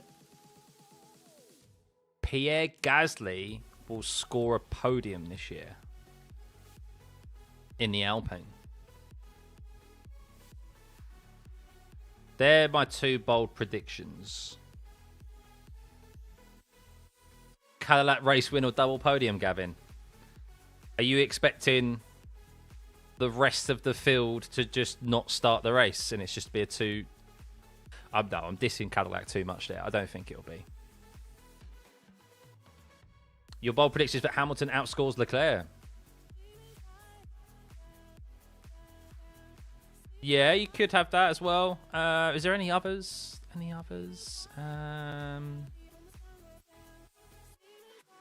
I don't know why. I feel like Haas will score a podium this year. And I don't know. I think it could be Ocon or Behrman. A Haas podium this year. I feel like there's a podium on the cards for Haas. I just got a feeling. They're starting this testing season off well. Like... Or my bold prediction is that Kim Kardashian turns up at the American race. Oh, supporting Lewis Hamilton, something like that. Sorry, I got distracted there because rightfully so. Oscar Piastri on a brand new set of hard compound tyres has just gone 3rd fastest, only a couple of hundredths behind his teammate with 34.067. Lando did a 34.052 in the morning, and it raised a few. Actually, it's the C2, so it's not quite the hardest compounder tyre. It's basically the medium tyre. I don't know why it's shown as the hard tyre here, because the hard tyre... Okay, so there's 2 different compounds of hard tyre, the C1 and C2, by the way. But Piastri just did that on the C... The C3 is the medium, which is the softest compound we got here this week. But Norris and Piastri have both done times on a set of hards, but did raise an eyebrow up and down the paddock earlier on this morning. So both on the C2. That's a good lap time from both of them. That is a good lap time. As I said, write them off. Write them off at your own peril. Not Kimmy. No, I'm talking Kim Kardashian. Gasly will come in the top 10 in Drivers' Championship. I don't think that's a bold prediction, to be fair. I think that's a sensible prediction with the Mercedes power unit in the back of there, and Gasly being a very good driver as well. Your bold prediction, David, is Antonelli to win the Drivers' Championship. Oof. Well, let's have a look, shall we? I haven't put Antonelli as an option. I'm going to end the poll, and well, what did you say? You said that 44% of you think Leclerc or Hamilton will win the championship this year. 32% say Verstappen, 14% say Russell, Norris or Piastri, 10%. So it's widespread, and I feel like you're voting there probably based on, yes, your love of your driver, but I think also you're voting based upon like what we've seen in testing as well. It is intriguing. I mean, I do... Another bold prediction, I made another bold prediction earlier, is that I think the Drivers' Champion... I think the Drivers' Championship and the Constructors' Championship will be won by two... So, the Constructors' Championship will be won by the team that doesn't win the Drivers' Championship. So, there'll be two different teams, basically. So, let's say, yeah, Max won the Championship, but the Constructors is won by McLaren. Something like that, you know, or Russell and McLaren, something like that. 44% for Lewis, the stars have aligned. Well, you could say that's 22% for Charles and 22% for Lewis. You'd love to see Ferrari win it, however, even if they have the best car, we trust in the pit crew and race strategies. And this is exactly that as well, is that people are looking... do you know what, Harry? You've made a very, very valid point. And I was having this discussion with a colleague in work yesterday. And if you look at Ferrari since Fred Vasseur has come in, I think something that has been very noticeable and an improvement of them has been their pit stops. So the pit stops, I think they were the quickest last year. Did they get the quickest pit stop last year, or they at least had the quickest average across the season last year of pit stops? Like they were definitely up there. They were very, very good, very consistent, and that's definitely an improvement that they've made. Do you remember when they used to just have so many slow pit stops in like 2022? I do contribute some of Charles's crashes to that because he was always having to try and take into account the time he was going to lose in a pit stop. Whereas now I think you could be sure that they are more comfortable. Yeah, no pressure. Yes and no. I feel like there's always pressure in a pit stop, to be honest with you, Darius. I think that's one area that, yes, there's more pressure that can be applied, but I think they're always under pressure. And when it came... So they've improved under Fred for that, but the strategy, there is still quite a bit to be desired, isn't there? Their strategy decisions are still quite poor, but we'll see. We'll see. And I still put some of that down to the lack of communication that happens, or the order in which information is relayed up and down the chain in Ferrari. So until that changes, yeah, we'll see. The colours of the teams could be updated, right? Yeah, I can update them. Do we like the colours of the teams, guys? Do we think it's... do we think everyone is discernible there on the grid? Because you have to remember, I can't make Cadillac too yellow because of yellow flags in the safety car. I'm leaving Haas white. Like, I think everyone is going to need to be. Make Alpine pink. That's a good shout, actually. There's too many blues, isn't there, actually? That's a fair shout. Oh, that is a fair shout. Let me do that. I didn't even think of that. Oh, overtake has been enabled. Overtake enabled. To be fair, not like we know when anyone is actually using overtake, though, because we don't have a graphic for it, do we? Sort it out, please. No! Oh, I just clicked the wrong thing and everything's re-altered. No! Oh, now I've got to do it all over again. For goodness sake. Oh, I keep selecting the wrong button. I've done this about 3 times now. Deary me. Oh.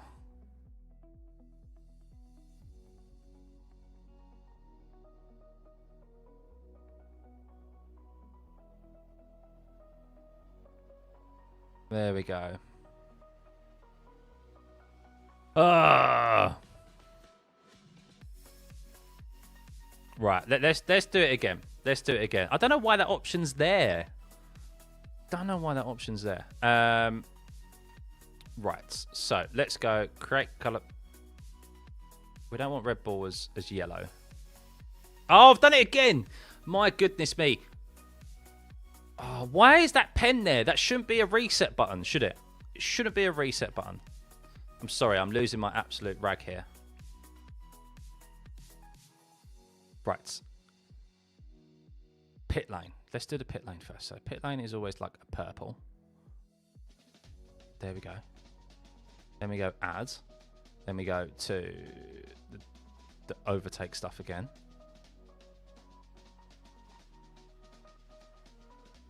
Oh, it's a bloody pain in the arse. Sorry. What about color? I know they've gone full grey. See what I mean? How many greys can you have on one, right? Right. So let's go to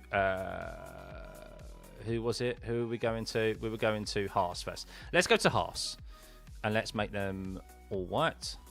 There we go. Now we are going to do, who do we say? Cadillac. Cadillac will make like yellowish. And we said Alpine will be pink, right?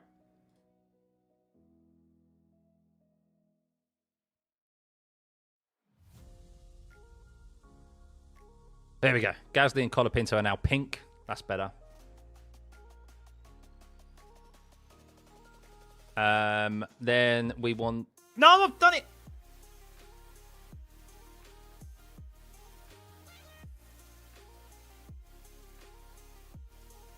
I'm just showing you what I'm doing, by the way. So I'm not going mad.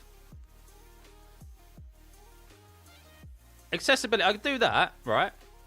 So I'll do this. Right. And there's a pen here. What? I automatically see that as like edit. But it just removes it all. This is a pain. This is a real pain. I'm sorry. I'm so sorry. Right. This is the last time.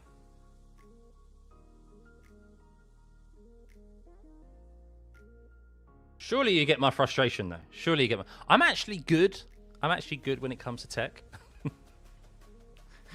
I really am. Right. Team. Let's do this again. Alpine are going to be pink.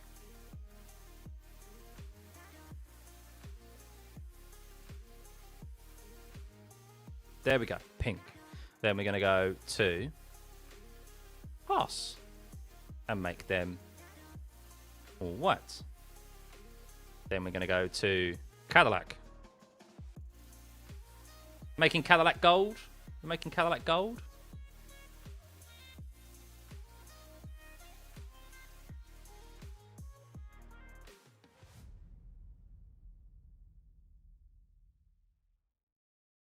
Making them gold. Is that fair? Same here, Connor. Same here. The ironic thing is that last year's engines probably would be better.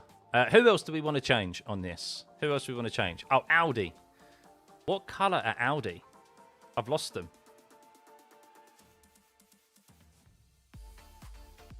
Oh, they're red. Why are they red? That's just wrong.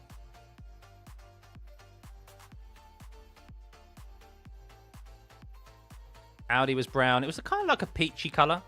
Peachy, I guess.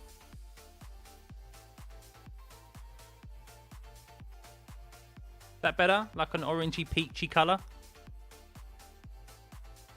Is that better? Is that good? Is there anyone else that we want to change?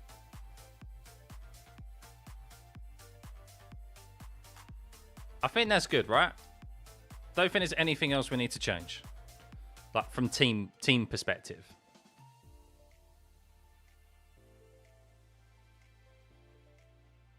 And then when it comes to just the double yellow zones, because they come up as a really horrible orange.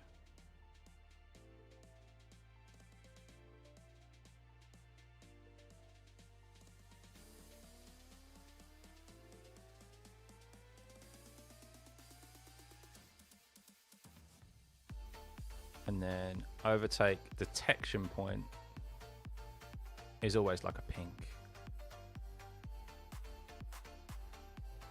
There we go. I think I've got everything.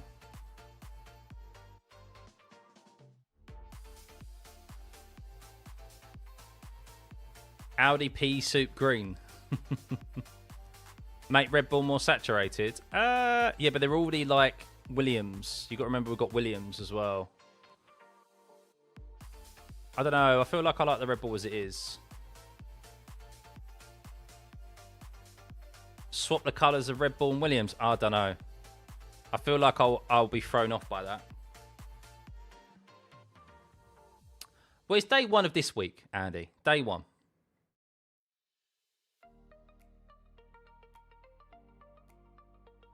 So I think that's good. I think, look, we've got Ferrari and Papaya. We know, obviously, who McLaren are. We know the turquoise of, or the teal of Mercedes, Williams. We now know who Alpine are. We've got Red Bull. Ah, the pit lane colour. That's it. Yep. I knew I was forgetting something. Thank you, thank you, thank you.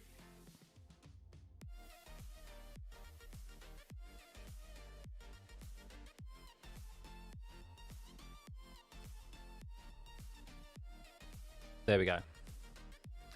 Pit lane is purple. Is that alright? Is that good? I think that's okay.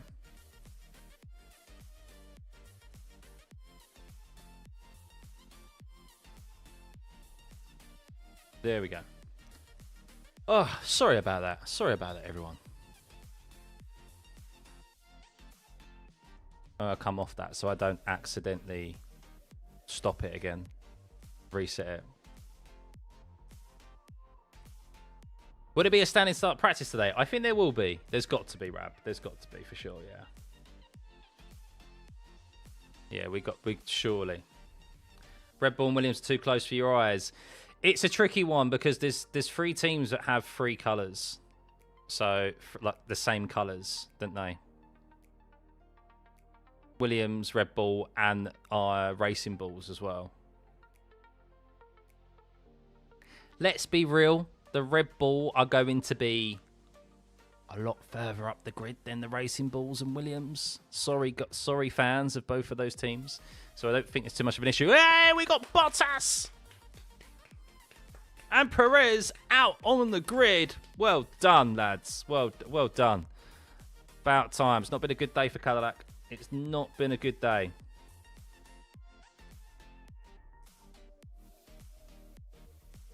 Good to see them. Good to see them. Yeah, I am really looking forward. I know, guys, obviously everyone has been talking about the regulations and stuff. Like, these are still F1 cars. They still go vroom. They still go very quick. And with 22 cars on the grid, these guys are still going to go for overtakes and moves. And we don't know how the whole regulations and stuff with the battery is going to help or deter with racing. As we're actually seeing Oscar Piastri and Ollie Bearman get a bit racy out on the track at the moment. Go on, lads. As Piastri did get past Ollie Bearman. So a little bit of an intrigue there into just how the cars follow.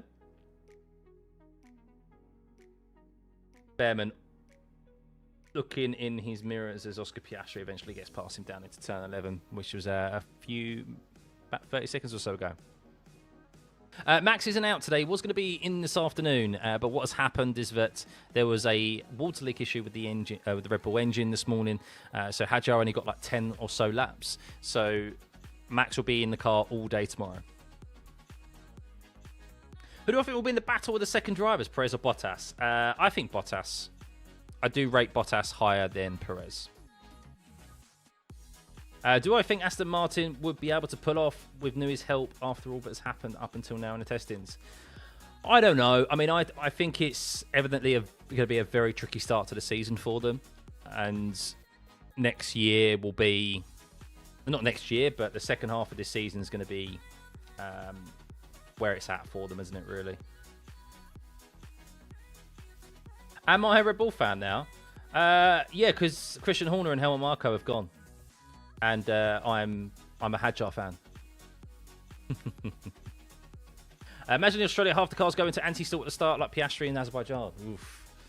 Yeah, that'd be interesting. So let's see, shall we? I'm going to see if there's an update at the moment on the F1 commission that happened earlier on. There were some rumblings coming out of it.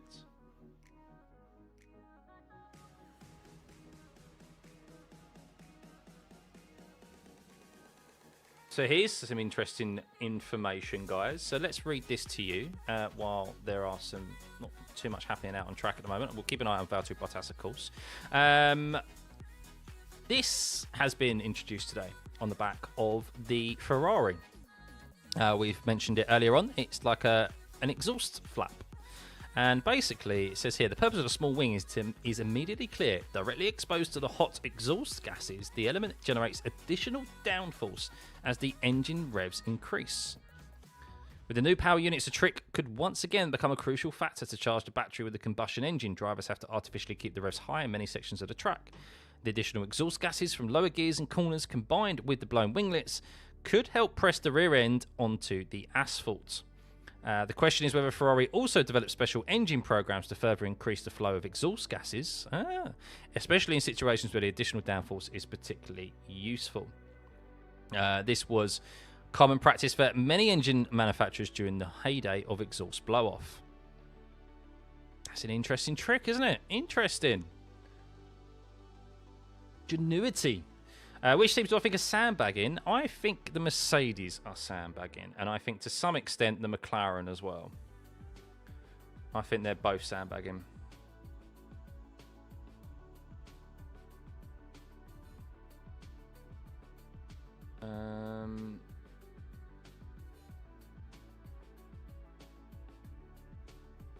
So Lewis Hamilton has added his has said comments about the race start procedure. He said it's definitely not dangerous because it's just a different procedure. It's definitely not dangerous, but it's just a different procedure. It's just a longer procedure than it has been in the past. So right now, you put the 5 lights up, we would all still be standing there when the lights went out for a little bit longer. But you can. But you could still be standing there when the lights went out for a little bit longer. But you can still pull away without the turbo going. It's just you probably will anti-stall a couple of times. So perhaps the anti-stall is something that maybe is a potential for some people, but I don't think that is dangerous. And Max said, you can always start from the pit lane if you feel unsafe.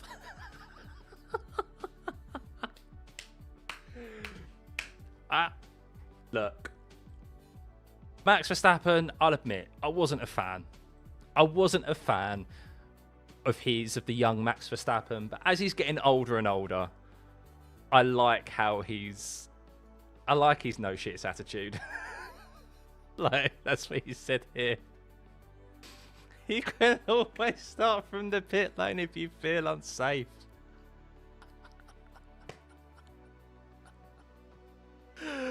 Oh, brilliant. Brilliant. Just suck it up, basically.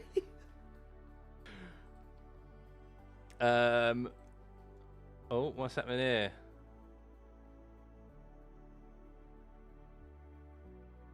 Anything else happening?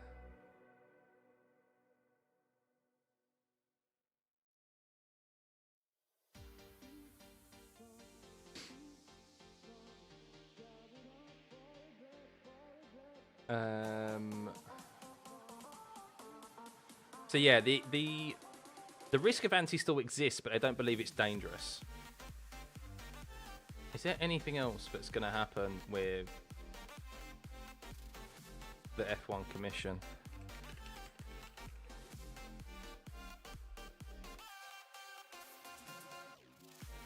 Nothing else has come out at the moment from the F1. Oh, hang on. There's a media statement.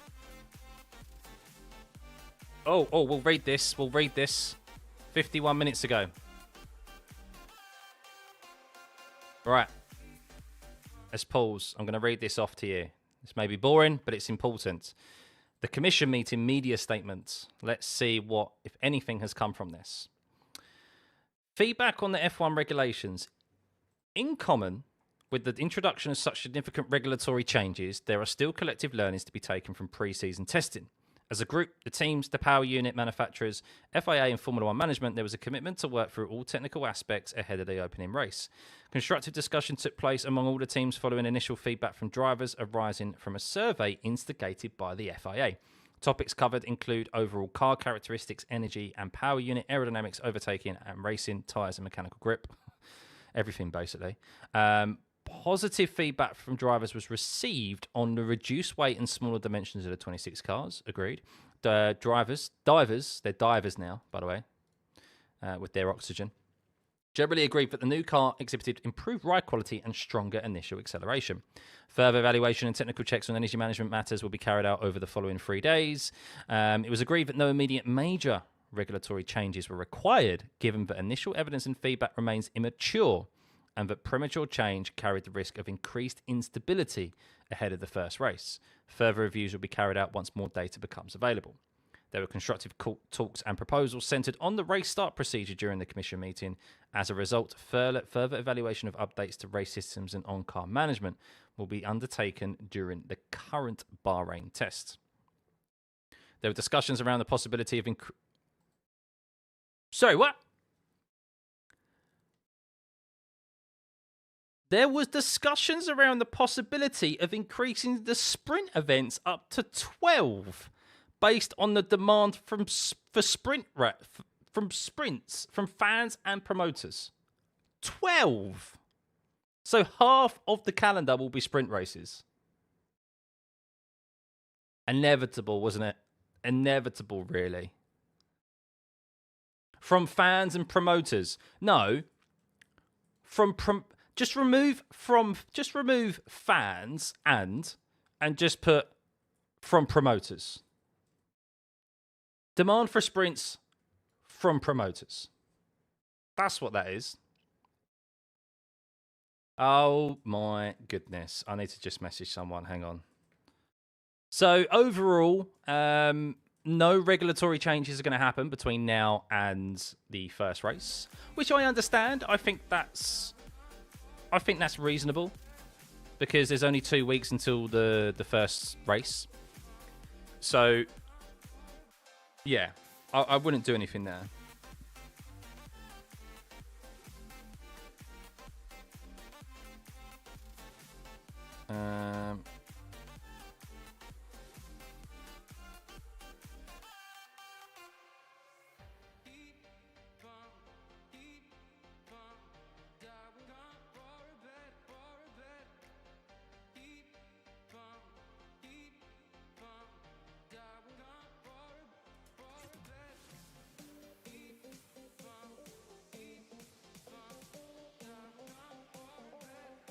Two secs.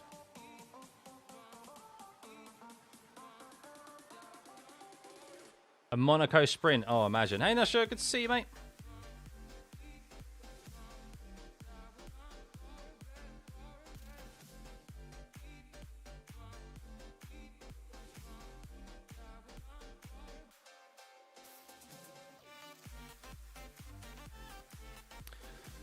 I mean, look, from a content perspective, having more races isn't a bad thing, I guess.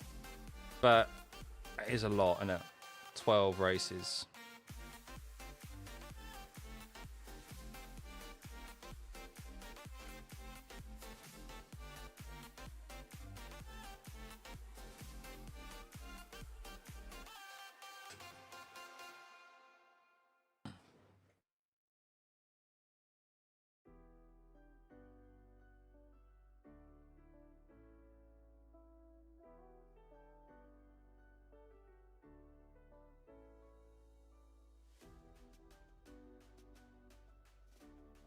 Should be known if you want to increase. I guess, as they always say when you negotiate, go in high and you meet somewhere in the middle. So that's probably what will happen. They'll go, oh, if you have got to increase it to 9. I mean, I guess it would have to be an even number, let's be real. So it'd probably go up to 8. But I've said this before. I think eventually, depending on the sprint race, depends what they want to do. Do they keep it at 24 or will they increase the calendar to 26 races? I mean, there's 52 calendar weeks in a year, right?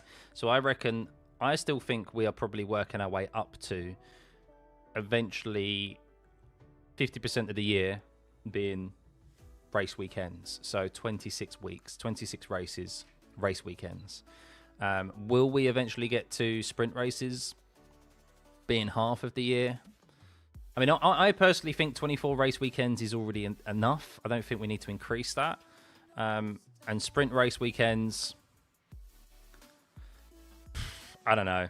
I mean, of course, like from a viewing perspective, that the problem is that when you're... Oh, by the way, Lewis is on a quick lap. Let's just remove that. Lewis is on a T-lap, so an unknown tyre, and he's on a quick lap. He's done a 29.9, sub 30 in the first sector. He's done a sub 41 in the middle sector. We have rarely seen that today. I think only one other driver has done that in Charles Leclerc, and Lewis Hamilton comes across the line and only does a 34.299. So not a good lap there from Lewis, even though Oscar Piastri was the only other driver to go sub 41 seconds in the middle sector. So Lewis with a slow last sector there. What happened with Lewis in the last sector? Did he have a moment? I'm not sure if he had a moment or if it was just because there was not enough deployment left. Maybe that was the case. You think they should increase race weekends to 26? That way we get a race every fortnight on average. I think that's what they're... I think that's probably what they'll go to. But I mean, the calendar is already long anyway. Calendar is already up to 24 race weekends in a year. And I mean, from a family perspective as well, I think 24 is enough. I'm not sure my missus would be too happy with an extra 2 race weekends in the year. It's all right. Here's the sector times, by the way, guys. Yep, just so you can have a look at that there. Why so less views? It's because it's been a while since I've been live. It's been a while since I've been live, so people probably don't realise I've even gone live. It's all good, though. We're all getting back into the groove of F1. Tell your friends, tell your family to tune into the channel, of course. It's going to be a big year ahead. Big year ahead. I don't mind sprint weekends when there's an interesting fight championship going on. Yeah, my only kind of frustration with sprint race weekends, look, I have softened to them.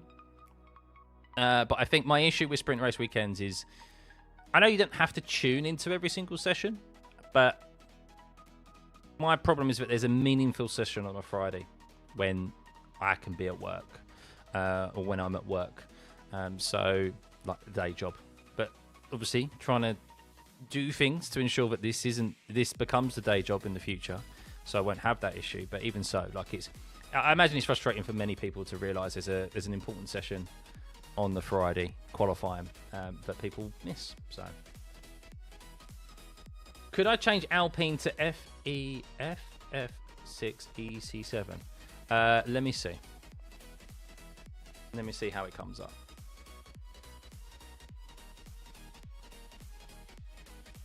Here we go.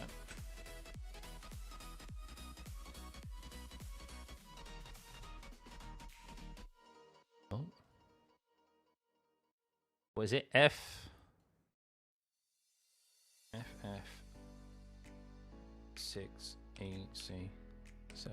Oh. Oh, yeah, that's a bit more pinky, isn't it? There you go. Yeah, it's not as, like, sharp. Luminous, shall we say. Will it be a big year ahead, or will we finish Australian quali going season is over, Mercedes are half a second ahead? No, because I think what will happen... So, look, I think it depends on how far ahead they are, if they are ahead at all. I think the FIA will, like, what's the right word? Crack down on it pretty quickly. I think they're saying that they're not going to issue any tests change of tests until the middle of the year. But I think if they realise there's such a significant advantage after Melbourne, I think they'll go, right, no, we need to combat this right now. I think the one important thing for us as fans is that it doesn't just become a one-team championship this year in regards to like Mercedes just dominating. What we want is multiple teams, ideally more than 2. But what we should get is that if Mercedes are dominant, as in, I say dominant, if the engine is dominant, we should hopefully at least get McLaren fighting Mercedes. So it won't be a case of just Mercedes driving off into distance. McLaren aren't the McLaren that they were back in 2014, where, of course, they was with Honda, so they didn't have the Mercedes power unit, and, of course, they didn't have like their own issues with their aero and stuff like that. They're a completely different, well-oiled machine now, and I'm confident that if Mercedes start off the season well, McLaren will also start the season off well. Now, they may not let's say, be on the same level as Mercedes, but I think they'd be close enough that we can sit there and have hope that, you know what, McLaren are going to develop this year. They're not that far off, and that's a very long season, and they will have the development to be able to. They'll have the development path and the ability to catch up and potentially overtake Mercedes. But also, I think Ferrari and Red Bull, if they get off to a good, stable platform, they have an opportunity as well to catch up to them. And I think if they are too dominant, the FIA probably will crack down on it pretty quickly because it's the last thing that they want. So Verstappen was supposed to be in the car this afternoon, but he is now in the car tomorrow because there was an engine issue with the Red Bull this morning, so Hadjar only got to do like 10 laps, so that's why he is in the car this afternoon. Max will be in the car all day tomorrow. If you work part-time for Williams, would you be working for Bill? What, for Williams? Well, because Bill. I wish they would go back to the old qualifying format when each car had 12 laps for the session. I don't know. I mean, I don't know. I think they tried changing it a while ago, didn't they? And it didn't really work out, so. Can we also do something about the Red Bull and the Williams? They are too similar. I'm going to leave them. I'll have a think about it in a second. Hang on. Hey, Steve, good to see you, mates. I'm very well, thank you. Very well. Do I want more sprint races? Yes or no? Your vote is no. Well, let's run a poll in the chat, shall we?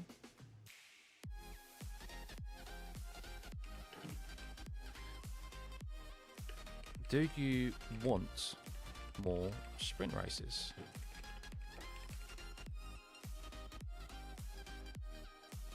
There you go.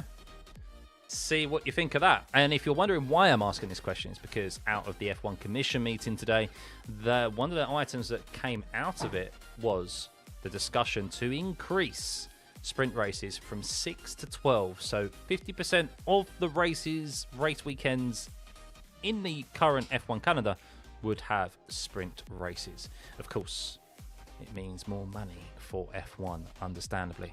Because there's only one reason why we've got a sprint race at Singapore this year, right? Only one reason. Multiviewer. That's what I'm using.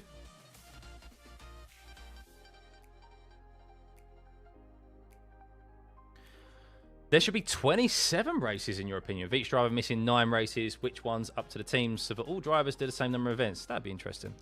Now they've confirmed compression ratio. If Merc have to change, it could screw a few teams. Well, they said that the rumours that came out of it, Connor, the discussion was that they're going to wait to change the tests until August. That was what I heard. So they're basically allowed. That seems to be to me, but it's like, we know you've potentially done something dodgy, but because you supply 4 teams, because there's 4 teams that use your engine, we can't completely disqualify you because it would negatively impact the product, which is Formula One. So you're going to have to, but we are going to crack down on this, and you need to make the changes now for August. That's basically like, I mean, let's have a look at the calendar, shall we? How many races does that impact if they go up to August? So F1 calendar 2026. So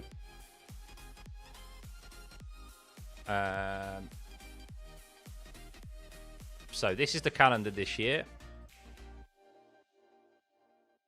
Let's have a look. How many races does that impact? Jesus, hang on. Here we go. So August. Just over half. Really? Just over half. 13 races.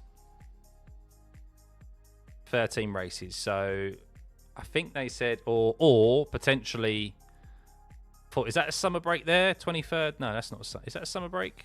That's the summer break, isn't it? July to August there. So, yeah, I think it's after the summer. It's basically the summer break is where they'll implement that new testing procedure, and they're going to give them 13 rounds. I mean, that's a lot of rounds, isn't it? It's a lot of rounds for them to benefit from a potential engine advantage. But equally, it could really negatively impact them when it comes to the second half of the season, and things could really turn around on its head. Wait, where's Spa? Right at the bottom. But next year, Spa won't be on the calendar. It'll be on rotation. You just don't see the point of sprint races. The whole thing of F1 is Top Gear, single races, sprint races, just take the endurance out of it. Great for testing, but that's about it. My problem with sprint races is that not enough points are scored. So there's not enough... There's only the top 8 positions where they scored points. I imagine that may filter down to 10 now, but it just felt like that, yeah, the more than half of the field aren't really racing for anything of value. That was my issue with them. So they need to change that. Slop, you just noticed the number of subscribers was that 75k mention, much higher than Missed Apex. Thank you, mate. Yeah, Missed Apex, I've had this discussion with Spanners. There's more that he could do, of course, on YouTube. I've had that chat with him before. But YouTube isn't his sole focus. It's just a mechanism, really. Oh, we've got a purple first sector. We'll get back onto that in a second.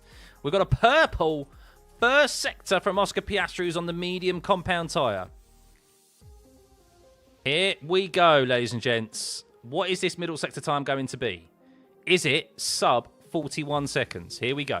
Oscar Piastri, round turn 12. Is it another purple in the middle sector? It is purple. It's the fastest we've seen today. 2 tenths quicker than that of Charles Leclerc. He's up 3.5 tenths on Charles Leclerc at the moment, who set a lap time on an unspecified tyre earlier on. He comes around the last corner, Oscar Piastri. What time does he set? This is going to be in the 33s, but how far into the 33s would it be? It's a 33.469, the fastest lap we have seen today. Oscar Piastri on a brand new set of mediums. Not purple in the last sector, but close to being purple in the last sector. Oh, actually, it was a couple of attempts down in the last sector, actually, from the fastest we have seen. So quite conservative out of the last corner. Wasn't pushing the track limits. So Oscar Piastri, a 33.469, and that is the fastest lap time we have seen today and all week. Fastest time we have seen in Bahrain since we have got here. So, Have they turned up Oscar's engine? Maybe, or maybe just taken fuel out of the car. We don't know. The sun is starting to set in Bahrain, so this is kind of like the period of time where... This is the period of time in the day where it's best probably to set lap times. New tyres, sun is setting, track is starting to cool, 30.8 degrees temperature there. Wind speed is minimal, 1.1 kilometers an hour. So,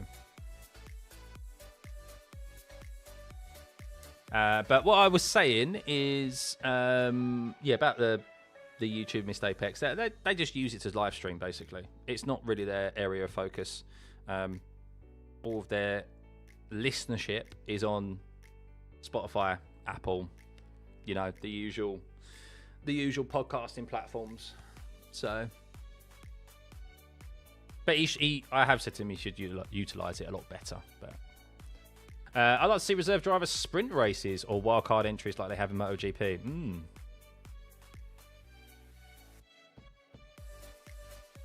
What happened with... What's happening with Valtteri Bottas here? Big lock up for him down into turn 6. But a good lap time there for Oscar Piastri. Let's have a look at those sector times just quickly. You can see here, Oscar Piastri, the only sector he's not fastest in with that lap time was in the last, which was a 23.2, and Antonelli was a 23.0. I don't know how much battery usage he had available in that last sector. That would be lovely for us to know and have available to us, but we don't have that information to hand. Didn't looked quite conservative really from him in the last sector, so I'm going to presume that he didn't have enough battery remaining. And had to use it sparsely in that last sector. 2 temps off of Kimi and Antonelli there, who did that last sector of his maybe offset by the fact that Anthony did a 41.2 in that middle sector when he then subsequently went fastest in the last. But the overall time was a lot slower because of the middle sector. So, yeah, good lap there on a set of C3s, the softest compound of tyre that we have here. Lewis Hamilton's lap time earlier, you can see the first sector was pretty good, 29.893. Middle sector, pretty good as well, 40.9. And then he had a slow last sector. So not entirely sure why that was so slow in the last sector. Maybe a bit of a moment for him. Took too long for Leclerc's time to be beaten. Charles set his lap on 4-lap old C2s, while Oscar on fresh C3 with a lot better conditions. But anyways, they're all sandbagging. Yeah, exactly. It's just always nice to see purples, isn't it, when you're watching practice? When you're watching testing. When they're out there for so long, you see a purple, you're like, ooh. Yeah, you latch onto it.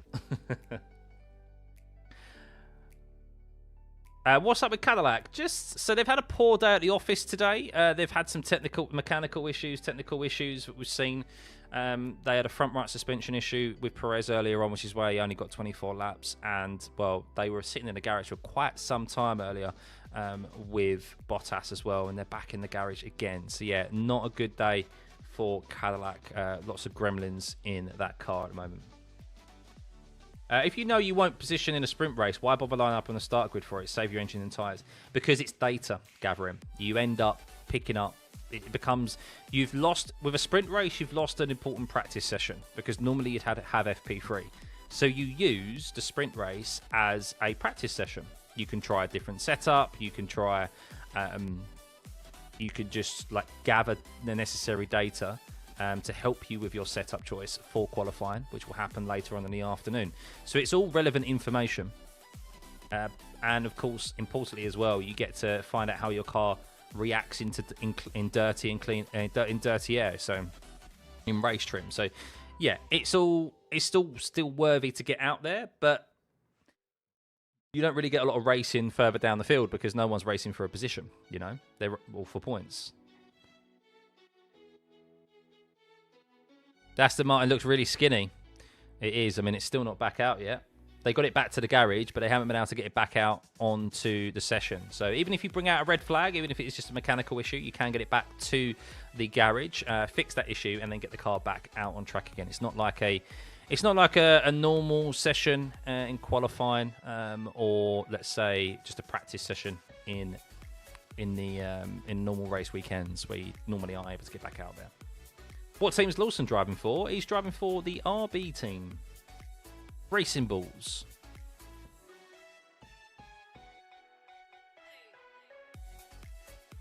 Right, should we see if we can alter the colours then of Racing Bulls and stuff? I think we should make Racing Bulls a bit lighter.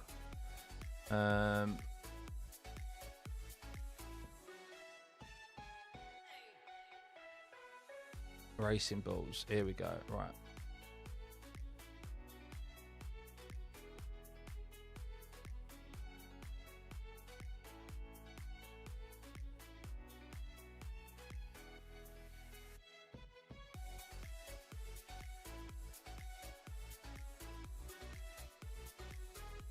There's a light blue.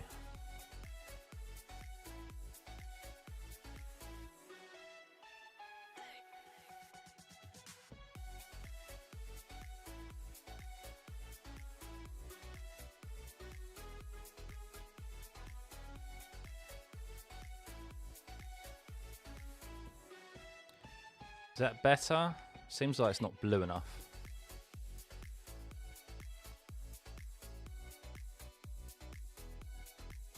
And then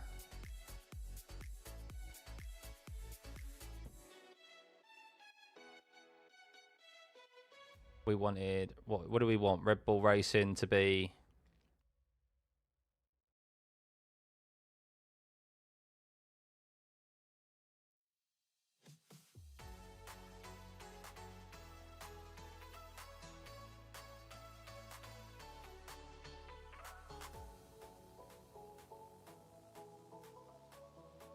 and then Williams.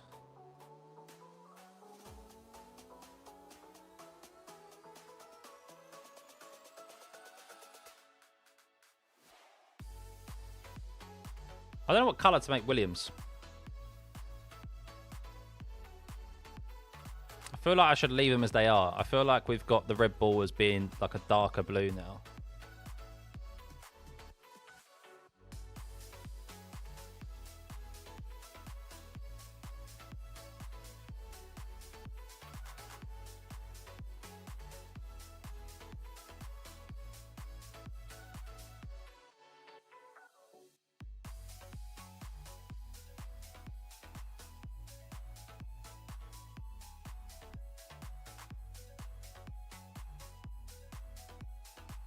Audi is a dark horse this year, you think? I don't think so, to be honest with you. Colours look good now. They look much better now, right? They look much better. I think Williams will leave as they are. Red Bull definitely look a lot more Red Bully. A lot more of a darker blue, darker hue to it. And then the Racing Bulls are a bit like a whiter blue. So... going to scrape in the mid pack. Yeah, I think Audi could it's good. I think I still think the Aston Martin will probably be quicker than the Audi and the Cadillac. I think the battle really is between Cadillac and Audi for last place. I just hope that they're not obviously back markers. And when it comes to Aston Martin, I mean, I think there's pace there in the Aston Martin. It just depends on reliability by the looks of it. They just can't keep that car in one piece at the moment. I wonder if Oscar set that lap time as a message to McLaren bosses as well as testing purposes. No, probably not. Just all testing purposes. Alpine looking solid, mid-pack looking very competitive. Yeah, it's going to be interesting. I hope so. Will my pit crew be more vocal this year during the racing season? Must be getting close to the terrible twos. She probably will be, yes. She is 16 months now. So, yeah, babbling a lot. Can't make sense of it. She's speaking her own language. But, yeah, no, she's getting there for sure. You'll hear her in the practice sessions, no doubt. Qualifying in the race sessions, of course. She'll be taken to her own room by mum to keep her out of the way so we can focus on the races in front of us. Right, guys, I'm just going to go grab a quick drink, toilet break. I suggest you guys do the same. At the moment, Piastri set the fastest lap time on track. We do have Carlos Sainz about to start a flying lap as well. You can see him go really slowly. He's on a fresh set of tyres. Is there anyone else out there to keep an eye on? Bortoletto looks like he's coming out as well. Tell you what, let's stay on board with Carlos Sainz first before we go and grab a drink. Let's have a look. Let's have a look at Carlos Sainz. Is he going to go for a push lap or is he back in the pit lane? No, he is going to go for a push lap. Here we go. Let's see how Carlos Sainz does on this set of medium compound tyres. The softest compound that we have here. Patrick Hare said that fragility was always an issue with his cars. Yeah. Yes, what he requires.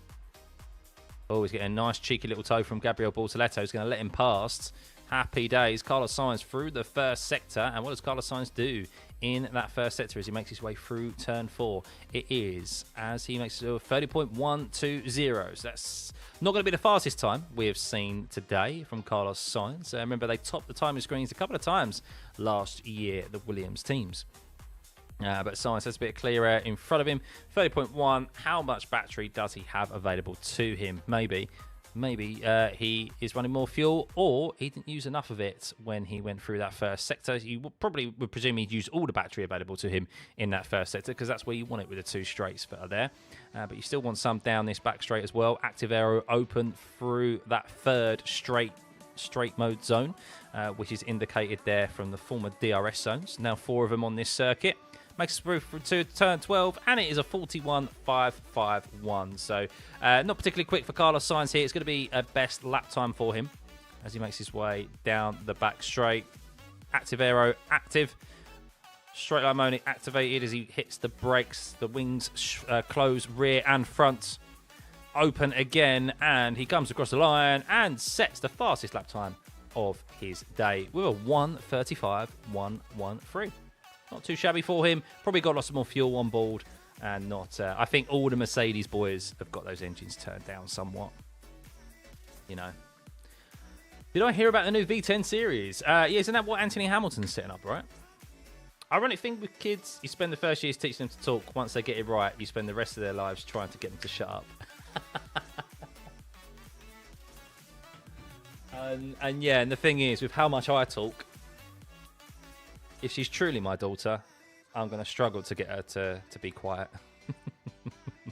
Back on a jiffy, guys. Just grabbing a brew and a loo break.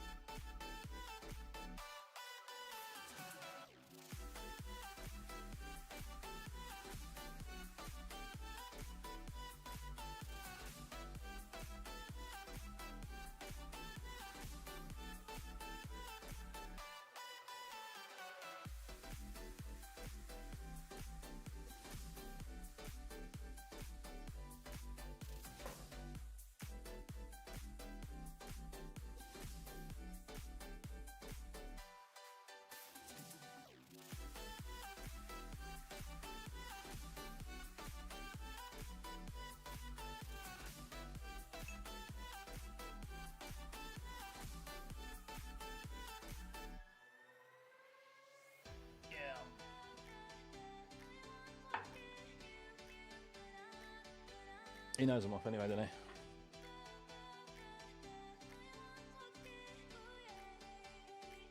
Oh, John, I'm at home. Oh, did you?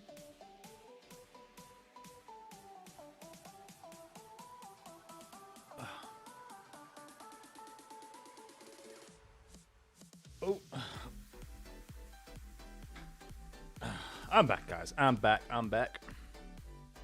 So, let's end the poll, shall we? Let's end the poll of, do you want more sprint races? It's close. 52% of you said no. 48% of you said yes. So, there is a silent, not a majority, but there is a silent portion of you out there that will be happy when to add more sprint races. So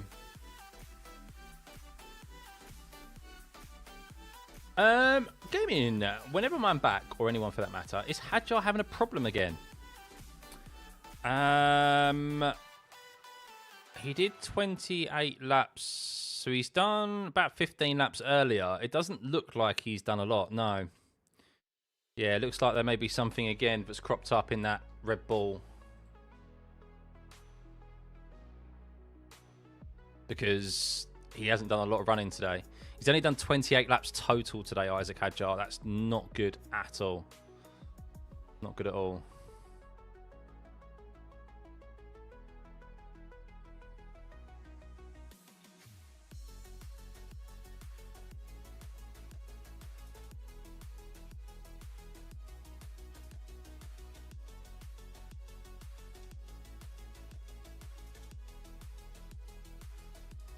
So hang on. There's some more information about the compression ratio and the testing. Let's have a check from our reputable source, that is Adam Cooper, long-time F1 journalist who has not missed an F1 race in person since Japan in 1994. I think it was 1994. Hang on, let's just double check. Yes, Japan 1994. Attended every Grand Prix since 1994, Japan. Woo! Unbelievable. So this is the information here that is being relayed to us. So, compression ratio saga has been addressed, as we confirmed. August the 1st, if approved, before round 14. So they'll be able to have 13 rounds of usage until then. The FIA and the PU manufacturers have collaboratively developed a methodology to quantify how the compression ratio changes from ambient to operating conditions. Following validation of this approach, a proposal has been submitted whereby from the 1st of August 2026, compliance with the compression ratio limit must be demonstrated not only at ambient conditions, but also at representative operating temperature of 130 degrees Celsius. The vote has been submitted to the PU manufacturers, and its outcome is expected within the next 10 days and will be communicated in due course. As with all former regulatory changes, any amendment remains subject to final approval by the WMSC. So, that means...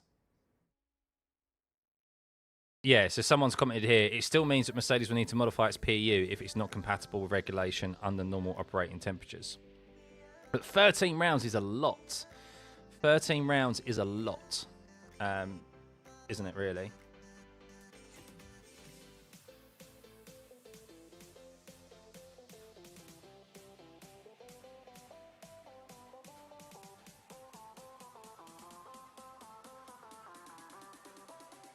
Adam has to leave when he thinks Aston won't score points. And he has to enter if he thinks Aston will.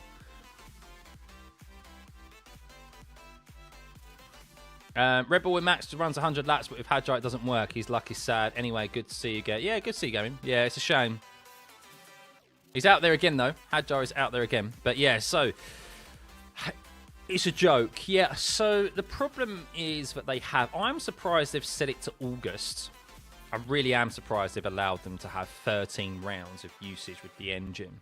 But the reason they can't implement something right now is because it means that they would fail it. It'd be disqualification for them. So basically what they're doing is that they are allowing Mercedes sufficient time to change their engine to comply with the new tests that will be implemented in August.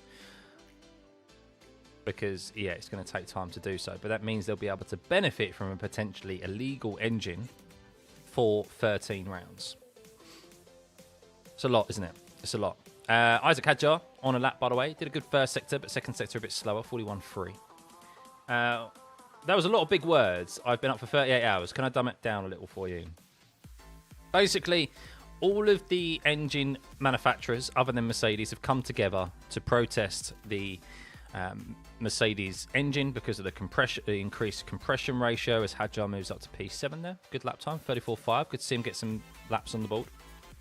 And what has happened is that they've all come together to agree a testing solution that they would be happy with to ensure that Mercedes are within tolerance of the regulations, the 16:1 compression ratio. That is what they have come to an agreement on. That test is not going to come into effect until August, which will be after round 13 in the summer break, before round 14 at Zandvoort. And it means that Mercedes, in effect, will have up until August, the 1st of August, to make any changes to their engine to pass the test. But it means that if indeed they do have an engine that operates at 18:1 compression ratio, which helps them increase their power output, then they will benefit from an illegal engine for the first half of the season. The reason why I presume it's not being implemented until August is that F1 understand, or FIA understand, that it's going to take time for them to, or believe that's a reasonable time for them to be able to make the necessary changes to their engine, because it's not an overnight thing. It's not something you can just change overnight. So it's... The problem is that if Mercedes were just their own works team and they only supplied engines to themselves, they would basically be able to just, the FIA could say, look, you're disqualified. It would be hot topic news, but they could in effect disqualify them. But because they supply nearly half of the field with Mercedes engines, or at least half of the field uses Mercedes engines, as a product, like if you're the owner of F1, that's not a good look, is it? Yes, someone's broken the rules, but at the same time, you don't want to dilute your product, and you don't want to devalue it by disqualifying 4 teams on the grid. That's got a massive cost impact to it as well, no doubt, and legal implications if that was the case, and it could be drawn out for many a year. So yeah, it's a tricky one for them to manage, really, and Mercedes have kind of backed them into a corner on it. It may be that they're not even using an 18:1 compression ratio. I don't know, but Mercedes are being very clever about it and saying, well, it passes all the necessary testing. But yeah, that's because testing is done at ambient temperature and will now be done at an operating temperature of 130 degrees Celsius in August, though. So it gives them time to sort stuff out. We'll see. We'll see how impactful this engine is come Melbourne and the subsequent races. But look, it could be that Mercedes actually aren't any quicker, and their 18:1 ratio, compression ratio, actually isn't benefiting them that much. And it turns out that this new test, and they go back down to 16:1, and they're even slower. So I don't know. It's a tricky one for them to manage. It really is. So this means Mercedes is cheating against other teams. Technically speaking, yes. Yeah.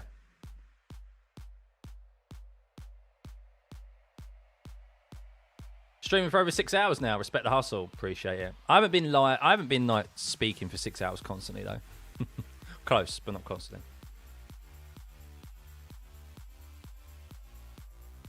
Happy for Mercedes. The sports is about finding loopholes and performance gains. It is. However, I don't think this is a loophole. Now I've dug into it. I think this is outright cheating the system. So the regulation, what everyone is referring to is the ambient testing wording that the regulations make, well, the sub-regulations make reference to. The thing is that at the time of the regulations being released and engines being created, the engines, the regulations said the regulations stated that a compression ratio of 16:1 must not be exceeded. There was no clarification. There was no clause in there in relation to testing. Supposedly, Mercedes seeked clarification on what the testing would be, but there was no... This ambient testing wording wasn't put in until like late last year, when the engines had already been made. So Mercedes have taken a punt pretty much that the testing has always been done at ambient temperature. It's never been done at operational temperatures. And if we can pass at ambient temperature, then we're going to be able to benefit from an additional compression ratio of 18:1 under operational. Hadjar is racing Bottas there. We'll be able to benefit from the compression ratio at operating environment. So, yeah, it is a loophole in the regulations, but it's cheating, really, because they've purposely created something to bypass the tests. There's a difference between interpreting the regulations in a different way, but what they've done is that they know the testing procedures and something that will bypass the tests. That is something that, I mean, let's look at the definition of cheating.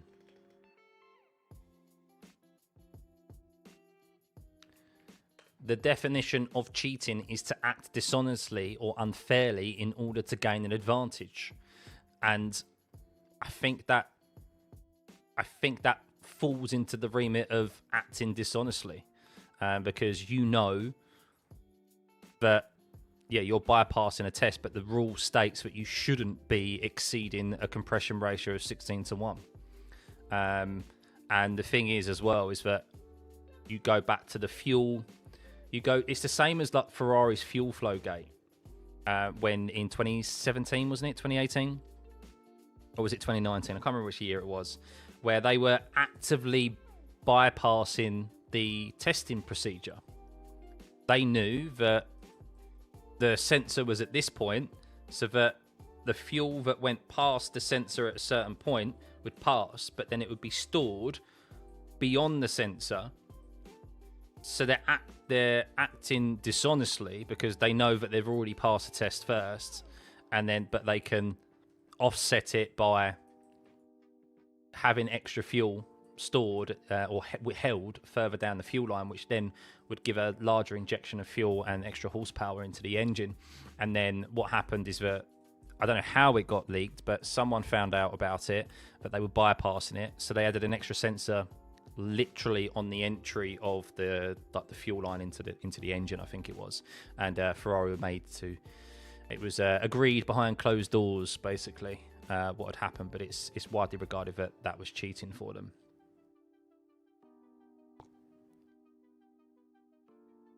So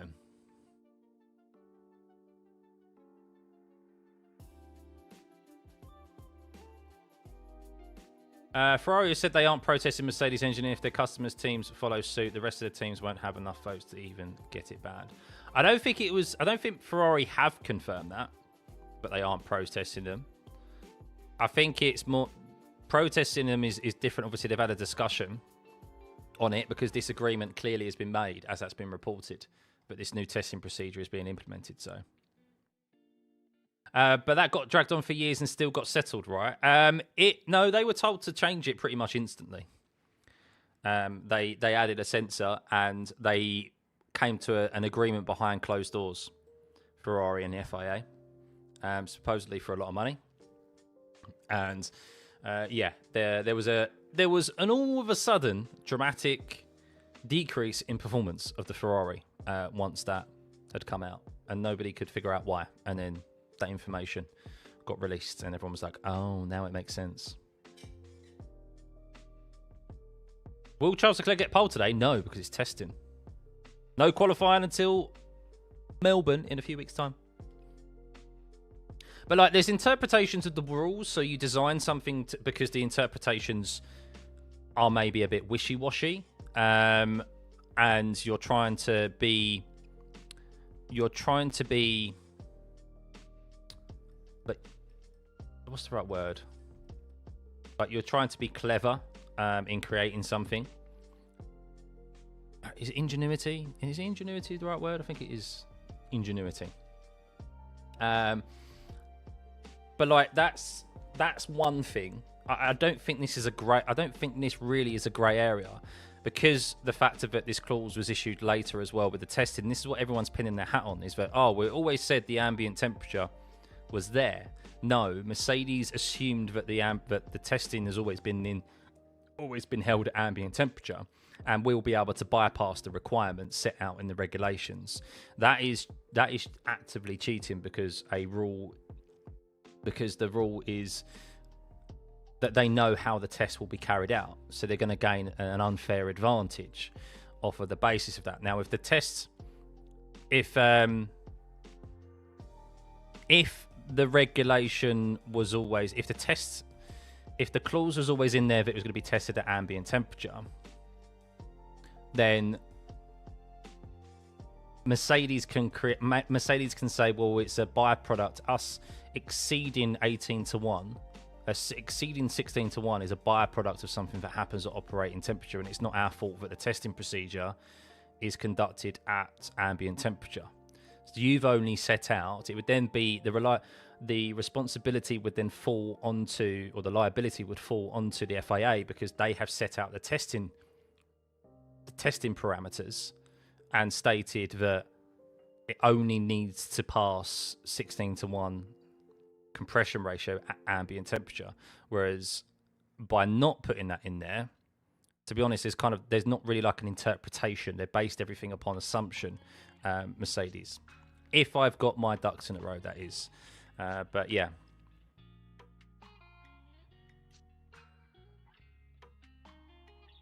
What do I think about this new active drag system? I think it's a gimmick, to be honest, but it doesn't really add much value to the sport. Sorry. When I heard active aero, I thought we were going to get different wing levels and configurations through corners. What we're actually getting is just a increase in top speed. They spoke about, cornering mode. To be honest, there is no such thing as cornering mode, is there? Because it's just a flashier version of DRS. When I think of active aero, I think of something that maybe could be pre-programmed to have different wing levels through different corners to benefit you. So the degree of the angle, the degree of the front wing could be changed from corner to corner, that sort of stuff on the fly.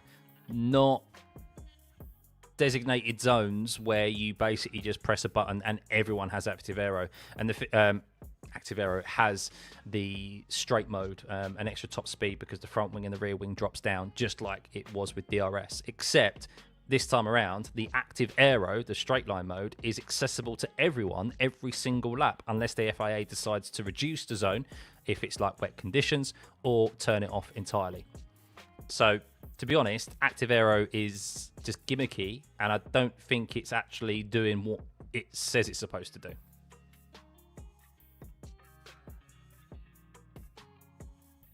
So Esteban Ocon said it as well. He was like, it'd be cool if we could actually change our wing angles like in the corners or into the corners. Like, that's active aero.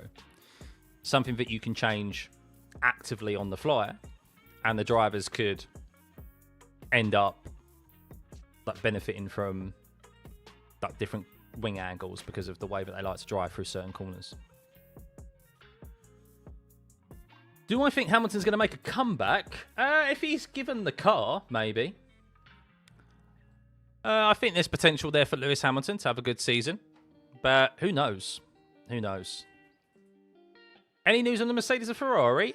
In what regard? What, just up on progression? Not really too much to report at the moment. Lewis Hamilton's back in the pit lane. Did the push lap earlier on that T tyre, which is a testing tyre. But Pirelli are running this week, so.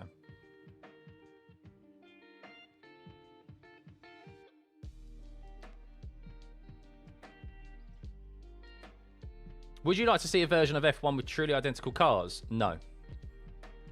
No. I think I don't ever want to see that. I think as you get more involved with the sport, I think the engineering side of it is fascinating and intriguing. And yeah, I like that. Oh, you said there was some sort of meeting going on. Yeah, the commission meeting. That was it, really. They didn't say anything else. There wasn't anything. There was discussions that were had between the teams about the current regulations and improvements that could be made. But they stated that there's nothing that is. They agreed that there's nothing that can immediately be changed that would potentially impact the racing in Melbourne, and that the data was too immature. So basically, there's not enough data yet to make any conscious decisions on the regulations that could or could not make the racing better or the product better. And I get that, because ultimately we haven't had a race yet. We've only had these guys. I've said it, and I'll say it all week probably. I'll sound like a broken record, so apologies if you heard this already. We have not yet had a race. These drivers have been just plodding around, if you can plod in an F1 car, plodding around on their own, just running their programs. The odd occasion they get caught in the dirty air of another car, but they haven't effectively gone wheel to wheel. And until they're in those pressure moments in a race, until we see that, and we have a larger, big lockup from Colapinto, until we have a larger sample size of the races and the potential issues that come from it, and hopefully we don't have any issues and all this these concerns eventually aren't warranted, there's no point making changes now, because you'll be too reactionary at the end of the day. So but they did discuss the race start safety concerns as well, and they said that's an ongoing discussion ahead of Melbourne. So they're going to be gathering data for this further on in this week to then make an informed decision heading into Melbourne. So we will see a practice start again in an hour 22 minutes, no doubt, when the session ends. I would rather see vastly different car concepts. Yeah, me too. Me too. I don't want to see the same spec cars and stuff. I mean, you could create a series like that, or a ladder of series like that, and then have like the promotion demotion type thing. That's something that could work. You could have like a Premier League of racing drivers, and whoever finishes in the bottom three gets demoted. The drivers that finish in the top three in Formula 2 get promoted. Like that sort of thing would be pretty cool, I guess. But yeah. Who do I think is going to win the World Drivers' Championship, World Constructors' Championship? I've had my kind of little opinion on that.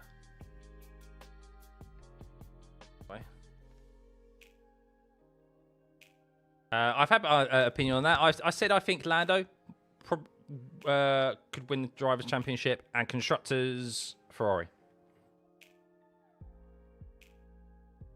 Have Williams improved since last week? They have. Yeah, I'd say they've improved. Yeah. There's still quite a wide field spread, though, you can see from lap times, but we're going to see that in testing. No one's still showing their full hand.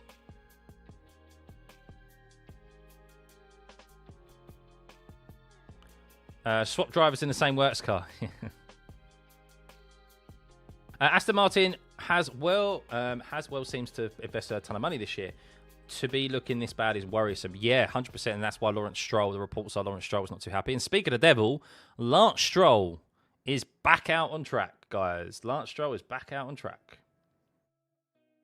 Had that transmission issue that seemed to have caused him to go round in a spin just while braking in a straight line and downshifting into turn 11. So he's back out there. That's the first time I've heard those predictions. Any reasons? Yeah, I think Norris and McLaren are being massively understated at the moment. All the talk's been about Ferrari, Mercedes, Red Bull, and I think McLaren are going quietly about their business. They haven't all of a sudden become a bad team overnight. They've got a Mercedes engine in the back of their car, and I think Norris will suit these regulations. A car that is a bit more slidey, has less downforce. You have to remember Norris prefers or excels at tracks where lower grip is a key characteristic, and I think he will have the better of his teammate Piastri, who more so struggles with those type of track and car characteristics. And I think Lando's also coming off of a high, of course, world champion last year. And I think rule out McLaren at your own peril, to be honest. And Ferrari, I don't know. I've said Ferrari because I just don't think the World Drivers' Champion is also going to win the Constructors' Championship. I think we'll have two different championship winners. I think the team performance is going to be quite close. That's why. I'm not saying Norris will run away with it at all. I think both championships will be close. I should do some race prediction content this year. It'll be interesting to hear. I am, Laviar. Yeah, I did start doing my race previews. So I preview basically the races ahead of us, the track conditions, what to expect from the track, some news that has popped up in the week from heading up into the race that is going to be relevant to you. Have a look at the strategy options that are on offer, the tyre selection, all of the relevant information heading into the race weekend, including my predictions as well. So I did do that towards the back end of last year. I started doing them, and I'm going to do that from the start of this season. I'm also as well going to do driver ratings. I'm just going to put out my driver ratings kind of the same night that races have been completed. And then you guys can... I'm not going to get your guys' involvement in that on like polls and graphs and stuff, because it's a bit long-winded having to wait for you guys to get the sufficient votes. So I'm just going to do that off the bat, my own opinions, worst, and then I'll do best driver of the day and best worst driver of the day. And I'll do that so that it's a bit of extra content for you all, and a bit more of an extra opinionated content straight after the races end. So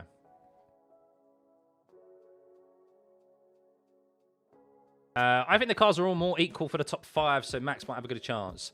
Yeah, do you mean top 5, or do you mean like the top 4 teams? I think the top 4 teams are good. Yeah, I think they're I think they are a lot closer than people think. So as a Norris fan, I really hope so. I really want Hadjar to do well because I love him. Yeah, I'd like Hadjar to do well as well. I think he'll win a race this year. I think Hadjar will win a race. I do it all here. Yeah. Try to. I mean, of course, I'm only one man, so I'm limited with obviously the resource that I have available to me. So I try and put out there what I can. Quality over quantity, you know, but that's something that I wanted to do. I wanted to, this year, let's focus on the pre-race content and the post-race content as well. So yeah. And it leaves it open for discussion, doesn't it? And you can let me know in the comments below whether you agree or disagree. And I'll keep a tally, of course. I'll keep an average and keep a tally of the ratings throughout the year, so that we can have a catch up on those at the halfway point of the season, and then, of course, at the end of the season as well. As a Williams fan, the only thing that I could be happy about is the fact Aston screwed up worse. I disagree with that. I think you should be very happy being a Williams fan, because you could be in a very bad position right now if you, after obviously missing the shakedown at Barcelona. You have to remember you missed 3 important days there at Barcelona. That's a lot of track time, a lot of mileage. And to arrive at Bahrain last week and do as many miles as they did, and to be like pushing the car some more this week as well, I would be very, very happy if you was a Williams fan, because yeah, you could be Aston Martin, but I think you're far and away above Aston Martin in performance and issues. So yeah, I don't even think comparing yourself to Aston Martin is even a fair comparison. Do I think Williams can pull off a top 3 constructors? I don't know. I would have said maybe if the Ferrari power unit and the Red Bull power unit didn't look good, but they both seem to have created good power units, reliable power units as well. And no, I think Williams will not be finishing third in the Constructors' Championship because Ferrari and Red Bull look good. And even if they're not up to the pace of Mercedes, I still expect Ferrari and Red Bull to be quicker than that of Williams. Exactly, Georgine. Exactly. Different story once the actual season starts. Oh, yeah, change ratings after races. No, I won't change any ratings. I will just...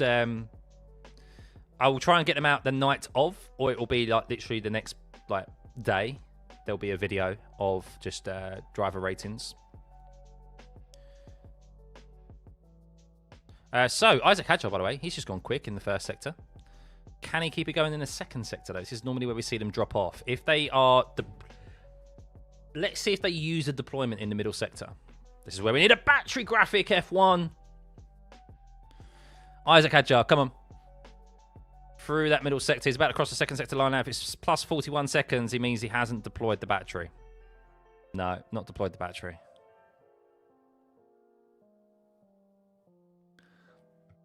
Would a standing start happen? Yet to be confirmed. TBC at the moment. TBC. Wondering if we're barely going to see any downforce variation over the season because of straight line mode. Teams haven't been doing the usual aero sweeps over the tests. Agreed, Connor. That's my theory. My theory is that we aren't going to see any variation in setups, which I'm a bit disappointed about, to be honest with you, because I feel like that's a talent that, and an important aspect of F1, which, I don't know, maybe it will hinder some people and it will benefit some drivers. But I feel like that's an important element of racing that they've kind of removed to a certain extent, because, yeah, I mean, you could, in effect, just run, what, the highest downforce package you've got at Monza, but because you've got the active aero, like you don't, what, you're just going to end up not needing a skinny rear wing, are you? And I did hear that, I think it was from the race or something, Sam, that the teams have not been focusing on setup at all. They've been focusing all on energy deployment, because if they can efficiently improve their energy deployment, they can gain temps here and there rather than from setup. Because, yeah, it's not about pushing through the corners anymore, is it? To the same level as it was previously.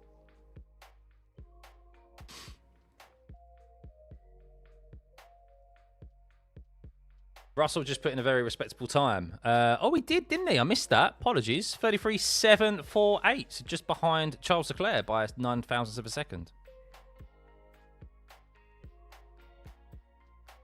Me giving Aston Martin both barrels. The lack of energy deployment graphic is annoying. 100% it's annoying. It's not cheating, Foxtrot. If it passes the scrutineering test, it's just clever. It's clever, but it is also considered cheating. Cheating and clever can also be put into the same, description, or same bag, because some cheats are very clever. But ultimately, it is, if the rules set out that you're not to exceed a certain compression ratio and a test has not been specified, then that means it's a flat 16-1. Now, you could argue from a legal standpoint that it doesn't state at what condition or operating conditions at all that it needs to exceed 16-1. However, there's also the argument as well, which I think is probably what the FIA is standing by, and the power unit manufacturers are standing by, is that is a clear interpretation of the rule that says 16-1 is not to be exceeded at all. It's a flat 16-1. It's defined. It's a defined measurement in there, and Mercedes have, by the sounds of it, taken it upon themselves that because the testing is always taken, engine testing is always done at ambient temperature, they have bypassed a test basically and a rule to get benefit themselves and get extra power, because FIA don't test at operating temperatures. So yeah, I think it's more so it errs on the side of cheating rather than ingenuity, to be honest with you.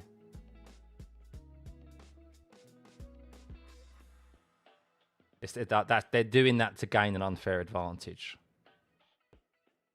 It feels like you could use some lights, use the lights on the mirrors or something to show when drivers are in overtake mode. I agree. I think even just a graphic here is what we need. I mean, I would be very, very surprised if the bare minimum they don't show us the overtake mode. Like, just replace the DRS column that we had here with overtake mode.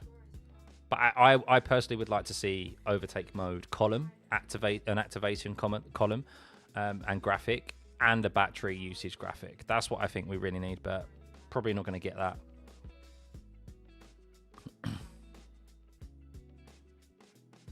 A lot of talking about the starts of the line could be dangerous. What's my take? I still think it's not really that dangerous. We'll see. We'll see, though.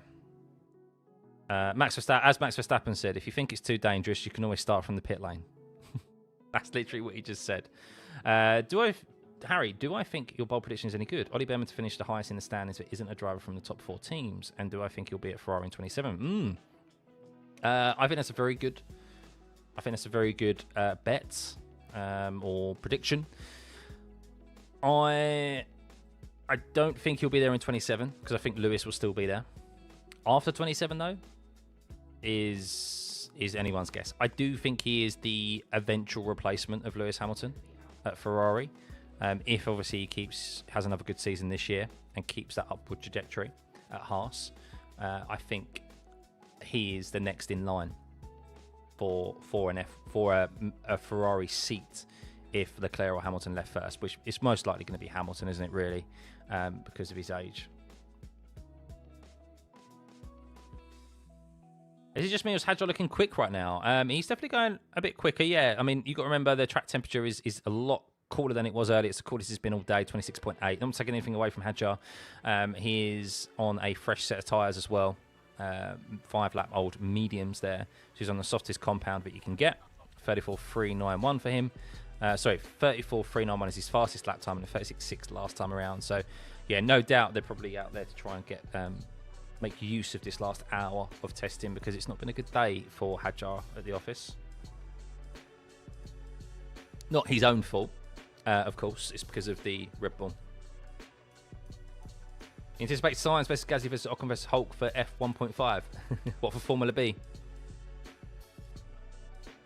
Here are the speed traps, guys. So you can see now a bit of an increase in the speed traps. 332 Bortoletto. Top speed for him. Fastest we've seen today. Mercedes fastest in the first sector. You can see here that Ferrari have actually been down quite considerably on Russell and Antonelli in the first sector. They're in the bottom 5 when it comes to deployments. So that's interesting. So 225 equally for both Leclerc and Hamilton in the first sector, which is the start-finish line to just after turn 4. So Russell and Antonelli definitely used more battery potentially or lower fuel mode today than lower fuel than what Leclerc and Hamilton have both used in the first sector. Then the second sector you can see Leclerc and Hamilton also down on top speed again, whereas Piastri and Norris a lot quicker. And then you've got Leclerc and Hamilton 11th and 13th. So overall, the top speeds today from the Ferraris haven't been anywhere near that of the McLarens and the Mercedes. So that means that probably they're running either higher fuel or they have been not using as much of their battery. Maybe a different battery deployment today. Even though Charles Leclerc is second fastest lap of the day.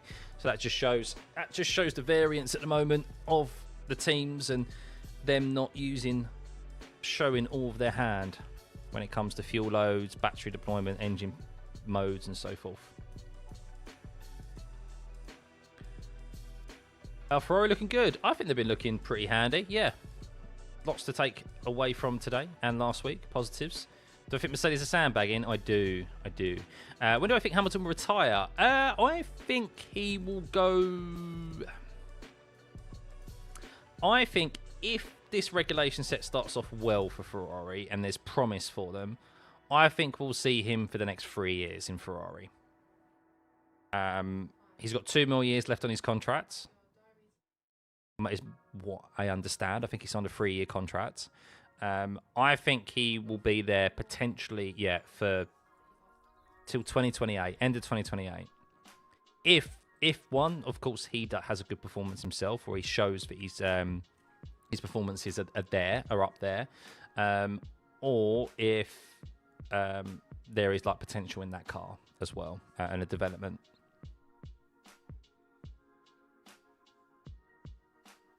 I've yawned. Just caught myself yawning. Don't worry, you're not boring me. New Ferrari shirt this season? Maybe. Depends what they release this year. LG. If I buy a Ferrari shirt this year, it would be a special one again. I don't think I like the normal shirts that they've got, the normal merch. Didn't he once sign a 1-year contract with Mercedes? Yes. So it's one of the main reasons why he moved away from Mercedes is because they only wanted to offer him a 1 plus 1 year deal. So a one year deal with an option of a year. And he went, no. And there was also discussions that they wanted to not support his off-track ventures as well, not giving him an ambassadorship or ambassadorial role or whatever in Mercedes. So there's loads of things they kind of reneged on. And I don't think it was just Toto. I think the guys, there was a change in leadership. The long-term CEO who had been there retired the year before Lewis left, and of Mercedes, that is. And I think there was a new vision and a new approach from the new leadership. So combined with Toto Wolff, of course, and Kimi Antonelli coming through the wings. I didn't want to mess it up on Kimi. And then, he decided to go to Ferrari. So they went, we'll take you. We'll give you all this money. We'll give you all this money for your off-track ventures as well, your off-track interests. And, why not?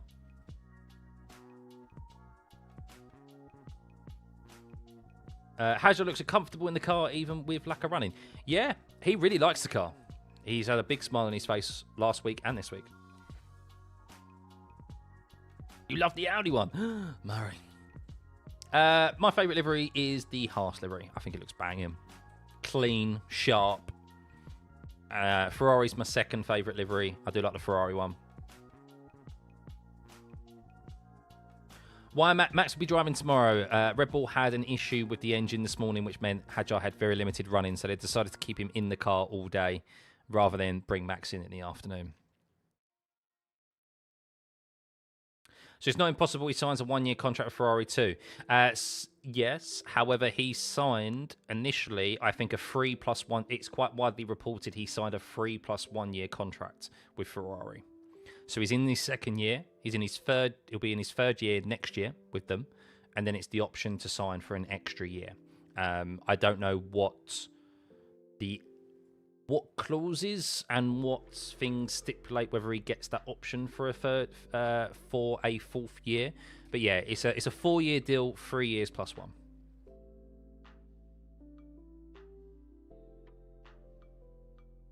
So that's probably what they'll do. But it's nice to see everyone here today, by the way. Thank you guys for tuning in. Consistent viewership over the day. Hope you guys can tune in tomorrow, and many more tune in as the week progresses. You read the part of the technical regulation which states the compression ratio, which should be 16. It also states that it will be tested at ambient temperature.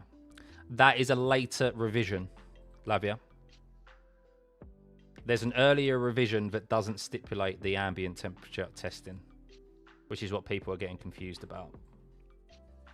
Lewis, I'm wondering about... you're wondering about Alonso when he's going to retire.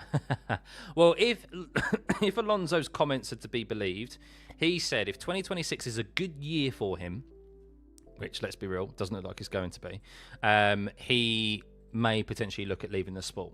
If 2026 is not a good year, he'll feel like his work is still not yet done. So he will be staying till 2027. So yeah, I guess the thing is with Alonso is that he knows if he leaves the sport now or at the end of the year, he's not getting back in the sport. He's just not, because of his age and because of teams aren't going to spend money on a, unfortunately, 45-year-old, which is what he'll be at the end of the year. So even though he's very talented, it's just not worth the risk, I guess. You're obviously not just got to convince like your team, you got to convince like stakeholders and stuff as well. So I think Alonso will probably potentially be there to the end of next year. But it depends how look, if this is a tragic year for Aston Martin, there's a lot of things, a lot of relationships could break down behind the scenes. Alonso's relationship with Lawrence Stroll and Honda and Newey and stuff. So there's a lot of things that could kick off behind the scenes at Aston Martin if this is a terrible year. Ferrari having car problems. Lewis stuck in the pits. How much running has he done today? He's only done 24 laps, so not ideal for Lewis. No, not ideal. Let's see if I can find any information out on what is occurring there. If anyone's reporting anything. Easy money from Alonso isn't going to it. No, probably not.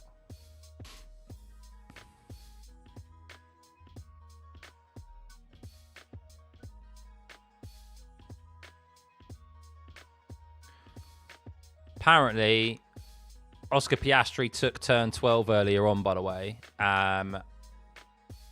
When he set his lap earlier, Oscar Piastri, he set his lap. Remember, Fernando Alonso went, "Oh, we're going through turn 12, 50 kilometers an hour slower."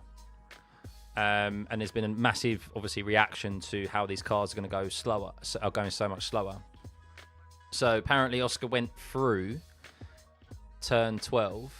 Let me just show you this here. He went through turn 12 at 259 kilometers an hour. So this is him through this corner. He's approaching it now.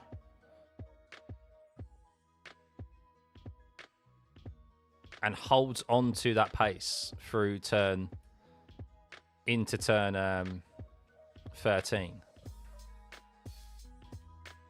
So no clipping or derating, perfectly normal like we saw from 2014 to 2015. Massive overreaction from the fans.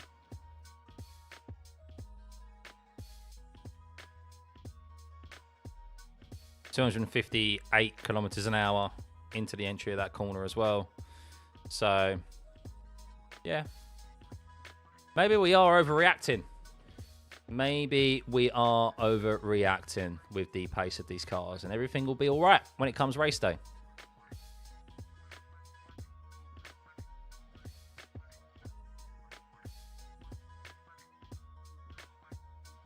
Oh, Max has added some extra comments, though, from today. Max Verstappen said in his latest interview they will have to ease off the throttle during qualifying. Those saying that qualifying will be enjoyable clearly haven't driven these cars. On many tracks, you won't be able to go full throttle. Even during qualifying, you'll have to ease off to preserve the battery. It's no longer about pure speed. It's entirely about how you manage the battery, fill in the battery, warming the tyres when starting a qualifying lap. These things were already there, but now you have to manage even a single lap. That's why I absolutely disagree with the idea that qualifying will be more exciting. Oh dear. Max drumming home that he's not happy with everything.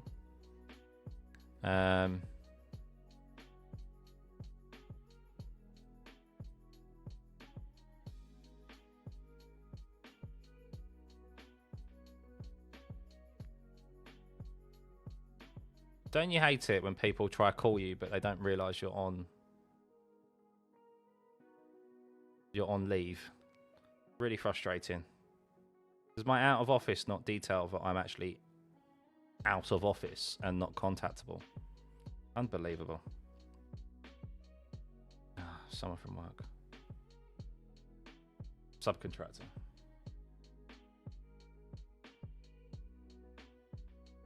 Red Bull is looking too aggressive. Maybe a light of shade would work.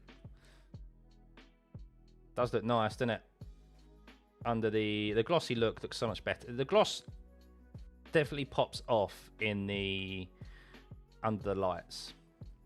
That's for sure.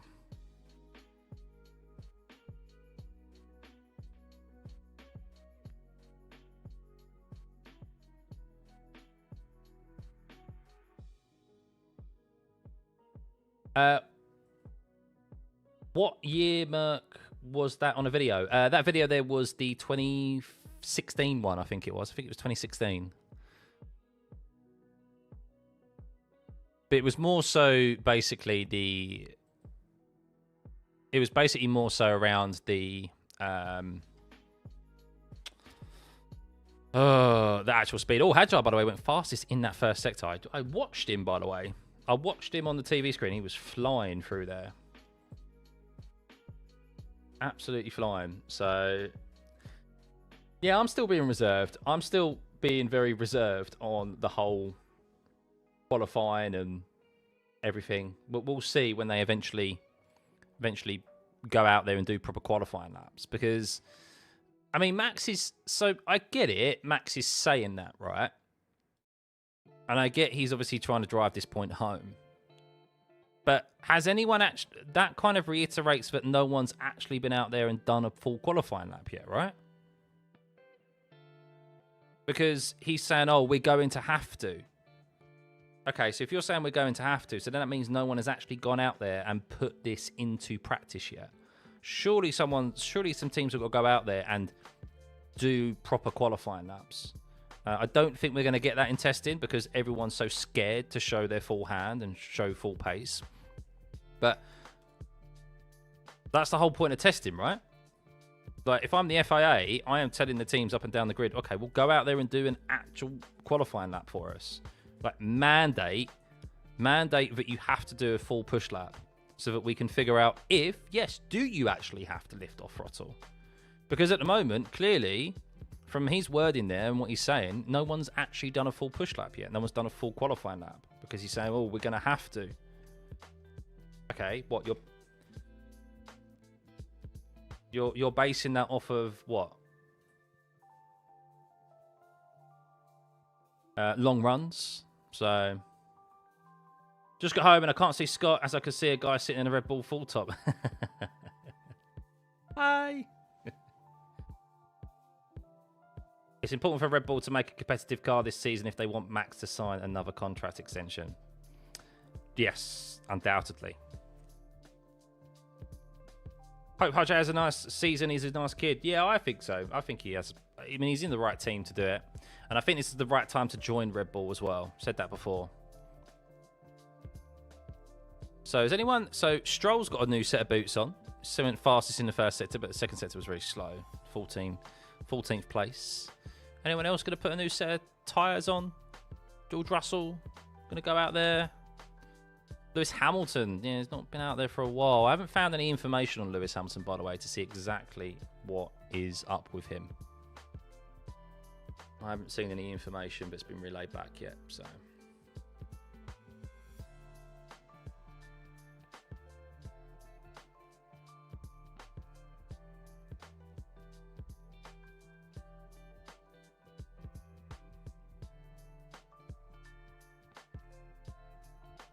Have I seen the rumours that Turkey is back for 2027? Is it really? Oh, I hope so. Love that track. Love that circuit.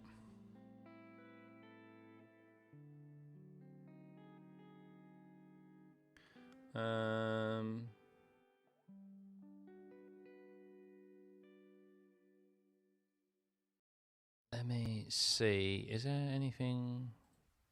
Seems Ferrari has finally encountered an issue. It's a bit of relief rather have it here. So not sure what the issue actually is.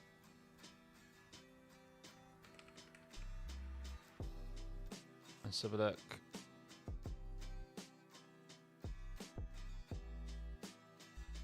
Something... So Ferrari have encountered something, just don't know what it is yet.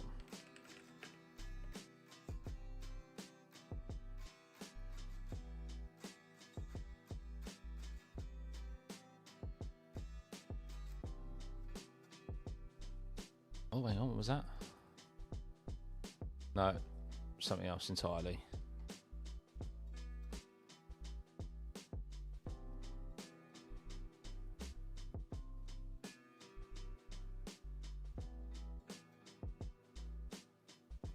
We don't know. We don't know. They are checking. They are checking. They are literally checking.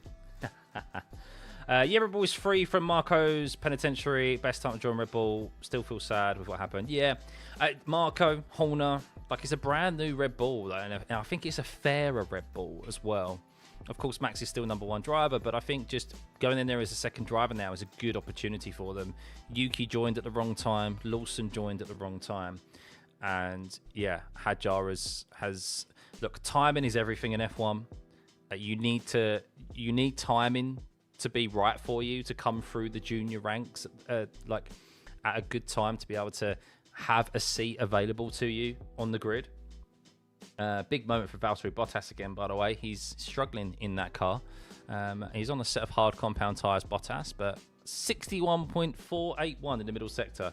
That Cadillac is looking a handful. Big lockup for him down into turn 5 as well. So not a good day for Cadillac. Not a good day. Only 45 laps. 45 laps conducted for the Cadillac today. They're going to get more in, but not a good day for them. What I was saying is that, yeah, timing is everything. Coming for the junior ranks to get a spot on the grid, F1 grid in the first place. So many have come through at the wrong time and there's not a seat available for them, and then they end up elsewhere with their F1 opportunity gone. And then even when you're on the grid, to be able to get an opportunity in a top team. Hadjar has come through at the right time. He had a great first season. And yeah, his opportunity in the top team it could be well taken from him, and he could solidify his position there, whereas Lawson came through at the wrong time, arguably, and so did Yuki. Yuki finally got his opportunity, but at the wrong time as well. And now look at it, Yuki probably would have preferred to have stayed in the RB because he could still be on that grid this year, and Lawson could be out of an F1 seat because Yuki probably would have excelled last year in that car, as he started off the year very strongly in Australia and China. So, yeah. That goes sometimes, isn't it? That's how it goes. You love that these cars are so complex, but they are still trying to understand them. I cannot wait to see when they finally start working on the setups to really fine-tune them. That's true. Yeah, they're still trying to understand, obviously, all the battery management and the engine management and things, but I think that will be the primary focus of this year. We spoke about that with the setups. There's definitely not a focus. There's definitely not a lot of focus on the setups this year at all. They're focusing more so on the battery management and the energy deployments because they're able to find so much more time there than they are via setup change with the active air, because obviously we've got the active aero as well at the moment. How many things do I want to see on the grid? 12. I mean, yeah, I guess you could say 12. I don't know. Let's see how it goes with 11 at the moment. There's definitely room for another team. 24 teams on the grid. 24 teams. That'd be a lot. 24 drivers on the grid. I think there's definitely room for that for sure. But let's see how 21 goes. 22 teams go. 22 drivers. Sorry. Get it right. 11 teams, 22 drivers. Let's see how that goes this year. Monaco pit lanes with 11 teams, let alone 12. Oof, yeah. Does it only host 11? But I suppose they can build it, can't they? Because they build that every year, don't they? They put it up and down every year. So I suppose they can build it to accommodate for it. Albon has finally ended up in the top team after his time at Red Bull. Williams, I mean, they're striving to get up there, aren't they? Definitely striving. It's going to take some time.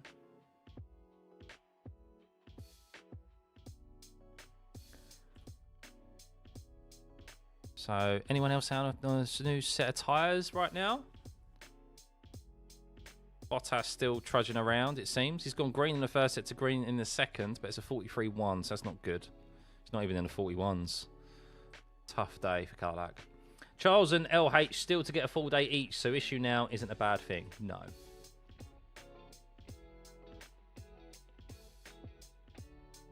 Signs out there doing some laps. We've got Lawson on a bit of a fresher set of tyres. Let's have a look as he goes through here then, Lawson, shall we? He's going through turn 12 right now.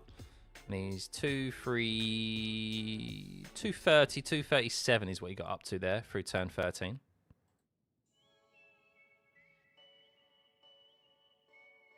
keep an eye on Hadjar, shall we? Let's see what Hadjar does going through there. Keep an eye on his speedometer. He's making his way through turn 12. A bit slower. 230 to 235 is what he got up to there through turn 12. That's what they all seem to be doing through there without proper energy deployments when they're doing push laps anyway.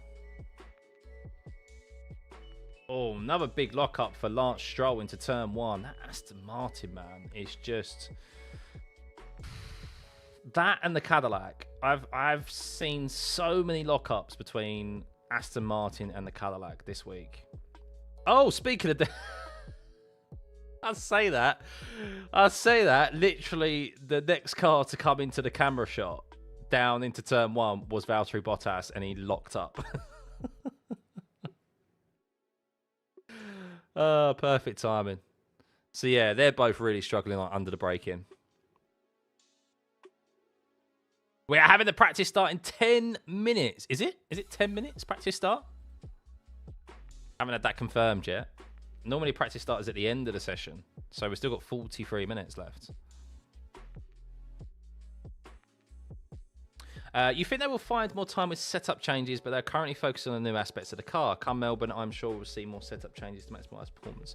Yeah, probably, no doubt, but it's definitely not an area of focus this week, is it?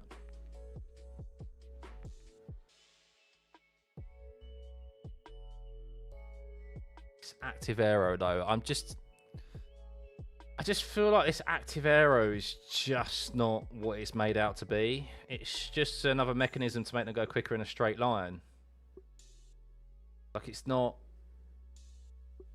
like everyone's going to have access to it every single lap unless they decide to turn it off. Like, it just feels like it's a bit arbitrary, you know? Any glory laps put in today? No, I don't think so. I just don't think... I mean, going from Max's comments are that no one has done a push lap yet. No one's done a performance lap because he is insinuating that we are going to have to lift off of throttle and do all this in qualifying. It's not going to be enjoyable. But that means you haven't seen anyone do it in practice. Like, you haven't seen anyone yet actually do a qualifying lap. And I'd be surprised if we see any of that before the end of the year. End of the week, because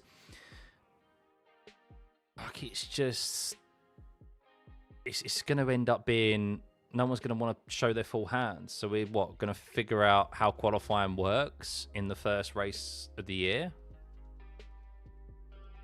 Or until the practice sessions in Melbourne? How's this going to be a mood during interviews if he doesn't do a better time? Is a mechanical front wing mandatory? Yes. Yeah, front and rear. I think Cadillac will start off bad. Will probably be same level as Aston Martin last season. Yeah, I was a bit more hopeful for Cadillac, you know. I mean, this hasn't been... There's still 2 more days of testing ahead of us, but it's not been a good day at all. And it looks... It looks like it's struggling out there. But like very struggling. And Perez did 24 laps. Bottas has now done the same amount of laps. He's going to get more in, but every time I look at him, he's like locking up or going deep into a corner. So, but Lewis is back out there, thankfully. He's on an unspecified tyre, a testing tyre. I do know about the news of Belgium and Barcelona being rotated every year. Yes. Yeah, look, Barcelona should just be the Spanish Grand Prix. End of. The fact of it, we've got the Madrid ring being built. I saw an image yesterday, or images yesterday, of the Madrid ring in its current construction, and it's a long way off. It's a long way off, but being completed. It's just, yeah. Spa should be on there full time. It shouldn't be on rotation. Barcelona should be on the calendar full time and not on rotation, especially in replacement of Madrid ring. So, yeah, not a fan. But it's the rotation of tracks, the rotation of European tracks is because the historic European tracks don't pay as much money as the newer tracks. So the newer tracks, so the likes of Baku, the likes of Saudi Arabia, Abu Dhabi, like they pay a lot of money. They pay like close to 50. Some Baku, I think, is the highest paid circuit on the calendar. They pay 50 million a year or something, 52 million a year in euros. And there's a number of tracks that are kind of like that. That seems to be kind of the going rate for a new F1 track, right? But they pay the FIA, the F1 for Liberty Media. So the least paying tracks are the historic tracks. Spa was like towards the bottom of the list. I think it was like 15, 18 million or something a year. And what it does by putting them on rotation is that it means that they're able to free up an extra spot on the calendar for a newer track, basically, to come in and pay 50 million. So while supposedly still keeping the fans happy, because it's like, oh, these historic tracks, they're not disappearing, they're still staying on the calendar. It just means it's going to be more special because you're only going to see them at this track once every year. So like once every 2 years. So yeah, it all comes down to money again. And tracks like Miami confer for years. Exactly, because of the dollar. All comes down to money. Don't mind a drop in Catalonia, but I'm fuming about Spa. I mean, we've had some good we have had good races at Spain. I don't know. I don't like the idea of the Madrid ring. It just doesn't look enticing, does it? So is Hadjar just slow? Hadjar's coming to the pits now. So is Spa being rotated due to financial problems? I don't think it's being rotated because of financial problems. It's being rotated because F1 doesn't make enough money from it compared to what they can by someone else. Oh, we have purple on the timing screen, ladies and gents. George Russell on a fresh set of mediums is just gone, or has just gone fastest in the first sector with a 29.6, but he's gone off at turn 10. Damn it, George. Damn it. He's gone deep into turn 10. He's going very slowly. Is his car okay? What has he done? He's got going again. I think he was waiting for Lewis to get past him. What did he do? Damn you, George. You ruined an opportunity of a fast lap there. But that just shows how these cars, it's so easy to lock them up, isn't it? So easy to do that. Down into turn 10. Off cambered corner. Ah, damn it. Yeah, sorry. So I Googled, or I discovered the list of the tracks and what they pay. And it was Spa. I see if I can go and find it. Hang on. It was on my channel. And I'll be able to get the list up for you. It was. Let's see if I can find it.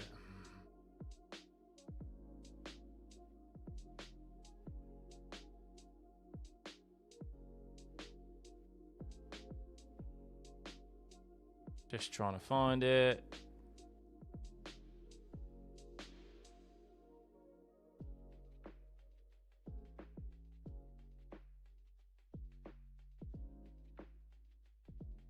Here we go.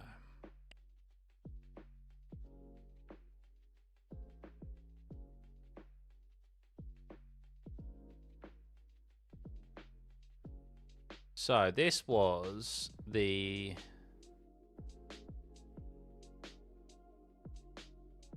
This was me, but you can see here, maybe you can, maybe you can't.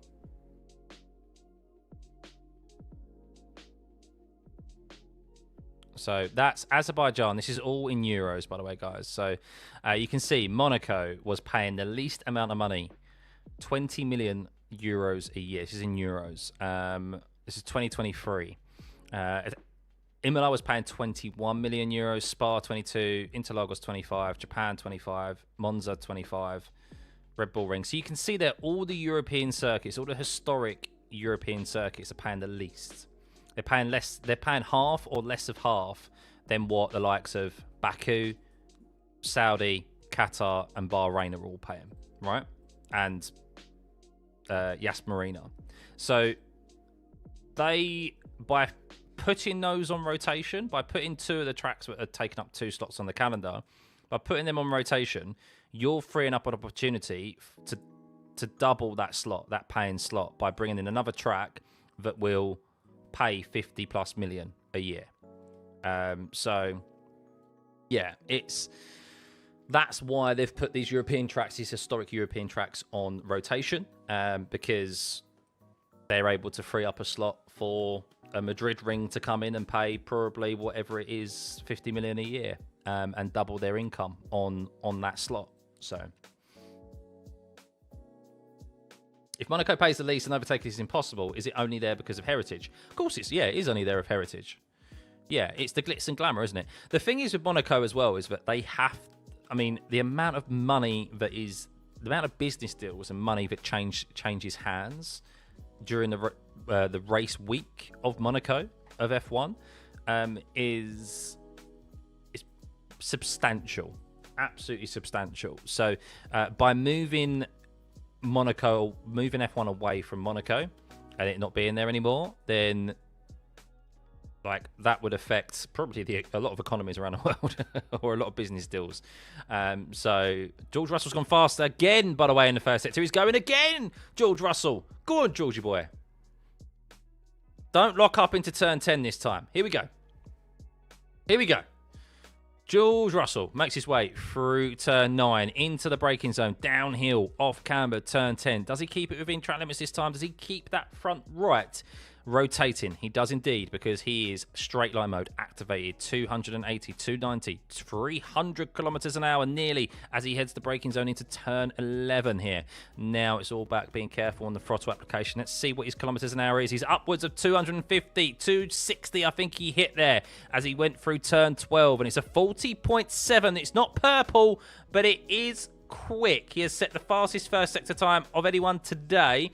He's 2 tenths off of Oscar Piastri's middle sector. So has he got enough in this last sector here? Around the last corner. Needs to keep it within track limits. It's been very squirrely, the cars through there today. Where is he going to go? Is he going to go fastest? He does indeed! With a 33.459.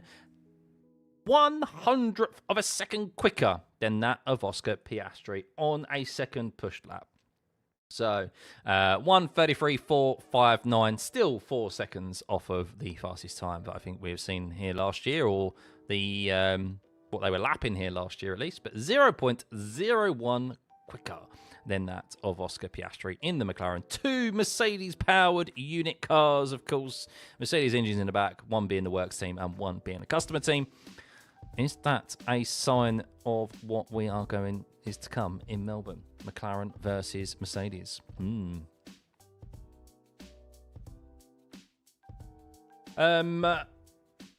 Red Bull isn't slow. Hadjar, don't want to risk catching the car. Yeah, honestly, most of the European tracks, there isn't much racing. The best racing is at start and end of the season when we're outside of the cold tracks. We're probably also witnessing quite a bit of sandbagging, not wanting to show. Of course, 100% there's sandbagging. Of course we are. 0.1. Monaco wasn't terrible with the 1.8 meter wide cars. So with the new 1.9 meter wheel track regulations, it might be a better race. Maybe, yeah. Maybe with this energy deployment as well. I've said that before. Maybe there's like a bit of maybe there's more of an opportunity for the overtake mode actually, I don't know, being beneficial, or the energy deployment and so forth, where you've got extra. They've really spoken about the difference in closing speeds that they may see, or we're going to see this year for those that are with the active aero and so forth. And maybe we'll see that in Monaco. Maybe there will actually be a bit of an opportunity where someone has a considerable amount more of battery usage available than that of the other, and they are able to overtake. We'll see. That's me being very wishful thinking. The T tyres are testing tyres, so they are unbeknown to us what compound they are. It's Pirelli basically testing some compounds for this year. Do I think Hamilton will win a race this season? I do. Yes, I think we're going to see multiple race winners this year. I do. Lewis has had very little testing time and has been mostly testing the tyres.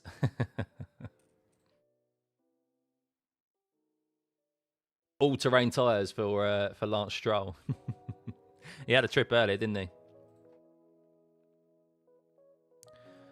He was expecting Hamilton to be a bit faster. Well, he has been using those testing tyres. We don't know what compound they are. So he's doing his own thing. Last lap, 37.633. So he's definitely doing some long runs here. 11 laps on this tyre. He had a push lap earlier, but his last sector... Something happened in his last sector that cost him. He's 12th fastest in the last sector, so I'm not entirely sure what happened there. Maybe the Monaco GP will be better this year because due to smaller cars. I don't think so. I don't think the cars are smaller, but they're not that smaller than to make racing at Monaco a lot more beneficial. So, who do I think is going to be an unexpected race winner this year? I don't know. I don't think we. Is it like? Do I think we're going to see an unexpected race winner?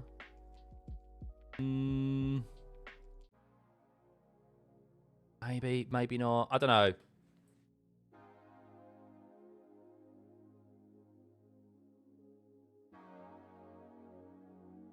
I'm not sure if we'll see an unexpected one. It's difficult to kind of pinpoint. On performance alone, I'm not sure.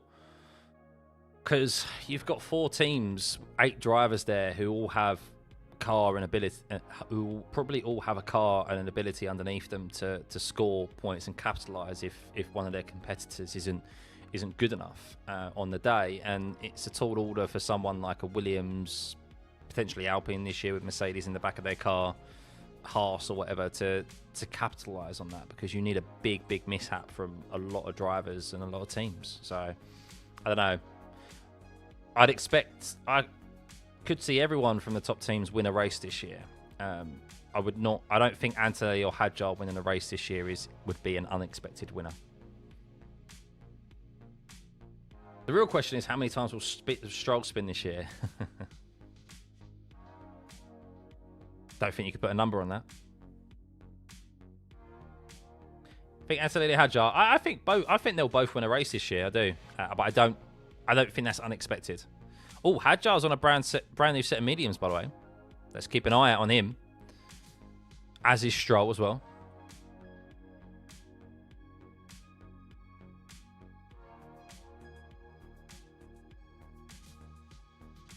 You would say Behrman, the Merc Power car, all would not be a surprise. So I would say if Behrman won it, it would be unexpected.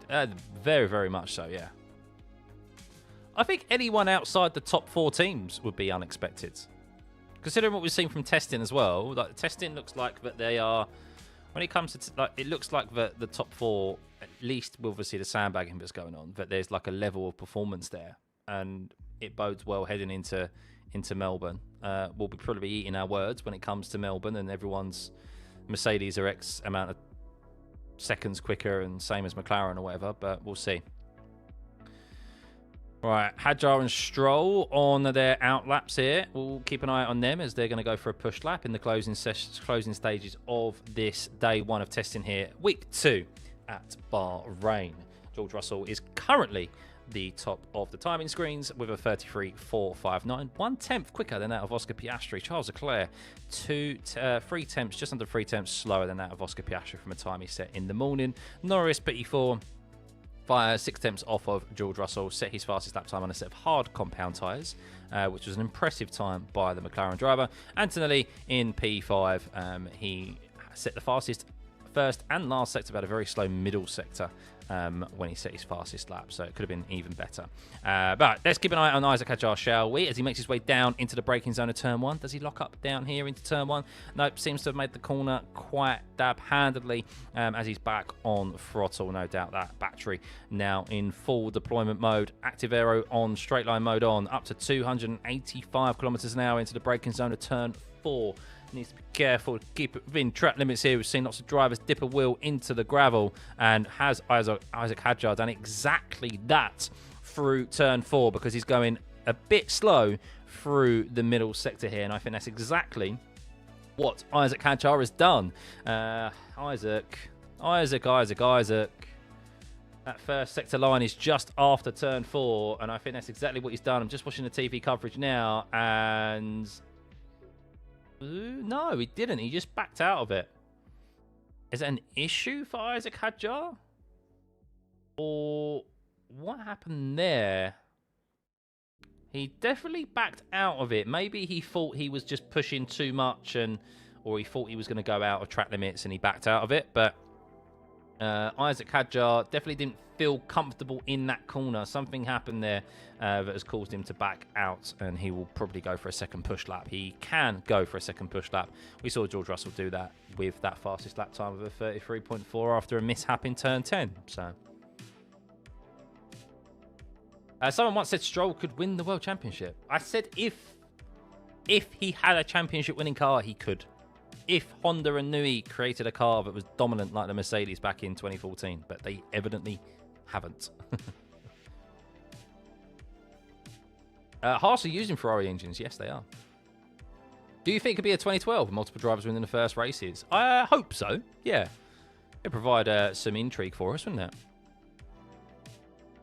I think we're hoping all the drivers' assessment of the regs are wrong and we can have a good year racing. That's what I'm hoping for, yeah. I'm hoping that the regs perform better in race trim than they do in practice trim. That's what it's all about, though, of course, is racing, isn't it? So let's go back on board of Isaac Hadjar. He's going for attempt number 2 here. Can he keep it in check through turn 4? It's where he backed out last time around. Here we go. Through turn 4, Isaac Hadjar goes. Is he on full throttle here? Yes, he is. But what is that lap time in the first sector? It's a 29.969. So 4 tenths off of George Russell's 29.5, and also 3 tenths off of his best first sector time, which is a 29.6. So let's see how he fares in the middle sector. His fastest middle sector was a 41.3, so he has a room for improvement here if he is really going to be pushing it, and he has the battery to be able to utilize active aero open, straight line mode on as he makes his way down into turn 11, 292 kilometers an hour. He has just reached there in that Red Bull, glistening under the night lights at Bahrain. Round through turn 12 he goes, 238 kilometers an hour, so no, definitely not deploying through turn 12, and you can see there confirmation of 41.475 in the middle sector, slower than his previous best. That is quite a slow middle sector, to be fair, and well, through the last sector I don't expect this to be green unless he has put an absolute stonker of a last sector in. Only a few corners in this last sector, and no, it is a 34.796, half a second off of his best lap time. That is how important the battery is there, guys. That is how important it is. Are the F1 Kit Kats only available in the UK? Do you know what, Rab? I have no idea. I think so for now. I still haven't seen them in our main supermarkets in the UK. I don't know what Kit Kat's plan is with like their promotion. I found them in a local corner shop. The last place I expected to find them, to be honest with you. So I imagine they're probably waiting to see. They're probably waiting to see when the season kicks off to probably start promoting it. But I'm surprised. Yeah, I've only seen it in corner shops. I haven't seen it. Like independent stores. I haven't seen it in the big supermarkets yet, which is where you'd expect to see it. So very nice, though. Very nice. He could win a championship if Newey built him a rocket and Mazepin was his teammate. Yeah. Good to see Hadjar get some runs. Yeah, good to see him get some runs and push the car. Oh. Oh, no, that was the exhaust fumes coming out the back of Lewis's car there. I was like, oh, is that Ferrari smoking? Is that Ferrari smoking? No, it was just him, just the exhaust fumes. Right, let's have a look at the lap time series, shall we? Let's have a look at this, and we can see what Lewis Hamilton has currently been doing. So here we are. We can see Lewis Hamilton is currently on a long run here at the bottom. Let's just do this. You guys can see that. So Lewis Hamilton has been doing... Oh, hang on, that was earlier on. Lap 37 or so. So he's on a testing tyre. We don't know what level of compound this is, but he's been doing 38, 37.7, 37.7, 37.6. Very consistent lap times. The odd one leaks a bit 38.2, 37.8, 37.8, 38.0. Now he's in the 38. So this seems to be the drop off of the tyre here. So he's probably on a softer compound range for it to be dropping off that quickly. Have I ever gone to a F1 race in real life? I haven't, no. It's still on my bucket list. I haven't gone. I'm actually not that fussed about going to a race. I'd like to go to the practice sessions. I'd like to see the cars go around a track at full speed, you know? I don't need to. I don't care too much about the race because I feel like I would feel lost without the data and doing the watch-alongs, you know. What was Bearman doing there with Lawson? Very bizarre.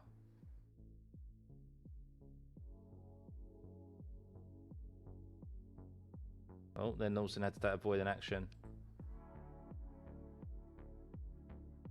of Oscar Piastri as he was dawdling on the inside line.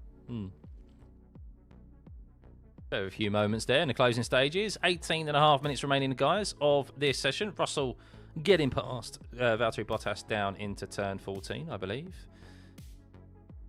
But that, I think, is that is all for the push laps today. That is it. Lewis is on a long run now. Isaac Hadjar on 5 lap-old mediums.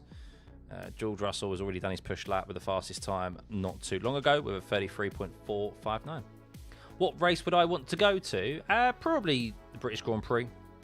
I'd like to go to the British Grand Prix or...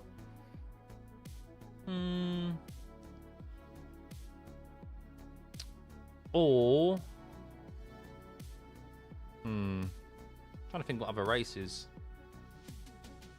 Maybe one of the American ones.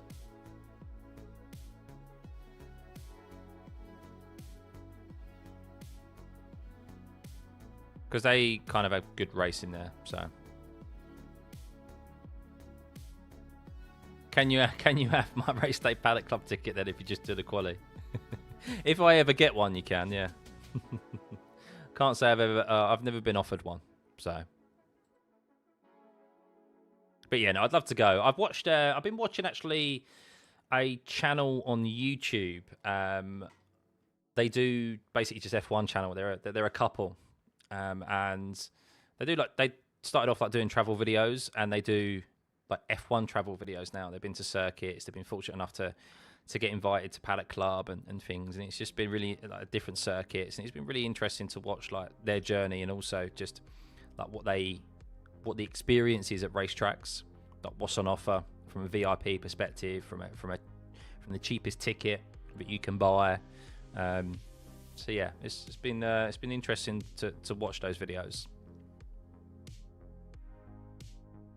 What I've realised is that if you do get invited to Paddock Club, there's a lot of free food and booze on offer. Looks like a good day out. Very easy to miss the actual racing, is what I've learned. Hadjar on behind Lewis Hamilton there.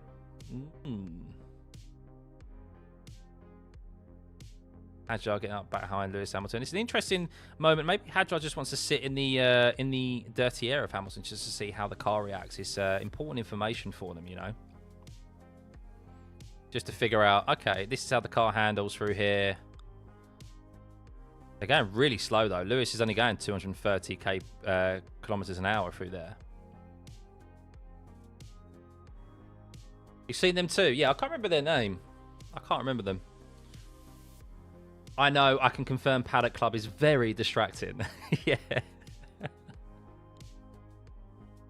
Yeah, I'd probably be the only person who actually wants to watch the racing. They'll be like, Scott, where are you going? It's like, I'm watching the F1. That's what we're here for, isn't it? No, come back here. Come have another drink. No, it's something that I think I'd love to experience, as many people would love to experience as well, but it's not something that is a must for me. I think the sport as well is very... This sport is very unique, as in you could probably... It's probably more one of the sports that's more enjoyable to watch from your sofa at home or watch from home. watch remotely. Seeing it from the track, I have I've spoken to people that have been trackside, and they said they almost they don't forget what the race is going on, but they say it's difficult to follow what's going on the race when they've been trackside. So yeah, but I'd like to do it to say I've done it and experienced it, you know. I wonder if some of the cars have high def cameras on the front and back to see the competition up close. No, I don't think they're allowed to do that. They're not allowed to do that. There are cameras, of course, attached, but they're not able to directly access the video footage. That's all, I think, handled by the FIA and F1. So the cameras that are on the car are mandated by Formula One, basically Formula One management and the FIA. So.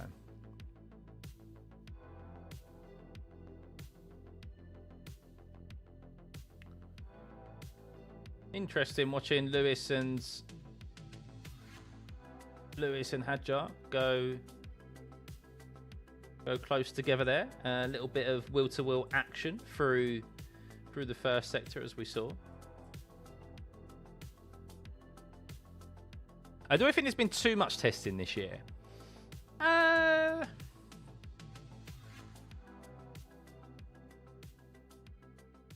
It's a good question. Was there any... I mean, hindsight's a beautiful thing, of course. The reason why there's been so much testing this year is because the last time we had an engine formula change, an engine regulation change in 2014, it went pear-shaped. There was hardly any running for a lot of teams, and it wasn't a good look on the sport and the teams. So I think there was some scarred men and women who remember 2014, and they pushed for, of course, the FIA committed to 2 tests in Bahrain, but then the teams collectively came together to do a private test, a private shakedown at Barcelona. So that obviously got approved by Formula One and the FIA to do that, because they were very worried about these regulations. And I think that the advancement in technology has meant that they haven't seen those issues. And look, I mean, how many engine breakdowns have we had? Like, very few, considering the amount of mileage, like the mileages that they've done. Every single engine as well, and every single team. So is there too much testing? I don't know. I don't know. I think there's still going to be an unpredictable nature to the races when they start. So, yeah. I guess the one thing is that they're all able to map in their energy deployment and figure all this out. But even then, they're still concerned, aren't they, about the racing and so forth. So it could lead us to some unpredictable results. How did Apex F1 get away with it then? Because they used the F2 car, didn't they? Mercedes made them an F2 car, basically a souped-up F2 car. What's my favourite part of the cars this year? Favourite part of the cars this year is just how they look. I think the shorter and slightly narrower, just dimensions of the car. The slightly smaller tyres just makes them look so much better. The front wings look 2010-ish. Look late 2000s-ish. I like that. I like the rear of the car as well. How I don't know, it just seems to be more vertical, rather than that kind of squashed and flat with the old cars. I just think they just look so much better, like visually looking. Do I agree that Cadillac has had do you agree Cadillac have had a successful first season if they don't finish last, given that it's a whole new everything, not just a car? Yeah, I think so. And I think, look, for them not to finish last, they have to score points, don't they? So they have to minimum score points, and if they do that, that means they outscore half of the field, and I think that would be good for them, definitely. I think bare minimum for them is to not want to be a back marker that gets lapped every single race. as they're now testing. Last 10 minutes, guys. If you are unaware of testing, do not fear. The VSC has been deployed because the last 10 minutes of testing, they run through the cycle of their trackside systems, just to make sure VSC, red flag, yellow flag, all of that works. So that's what we're about to see in the next couple of minutes. So, yeah, I think really, yeah, for them, not being lapped every single race is a positive for them. And I know it sounds like a really low bar, but it is. Like, it's so difficult to come in as a new team, and especially with these regulations that we've got as well. So is Hamilton slow, or is he just testing out modes, Connery? He is just, so he's gone, he came into the pits and he's just gone onto a brand new, on an old set of medium compound tyres. So, oh, why is the red flag not doing its thing?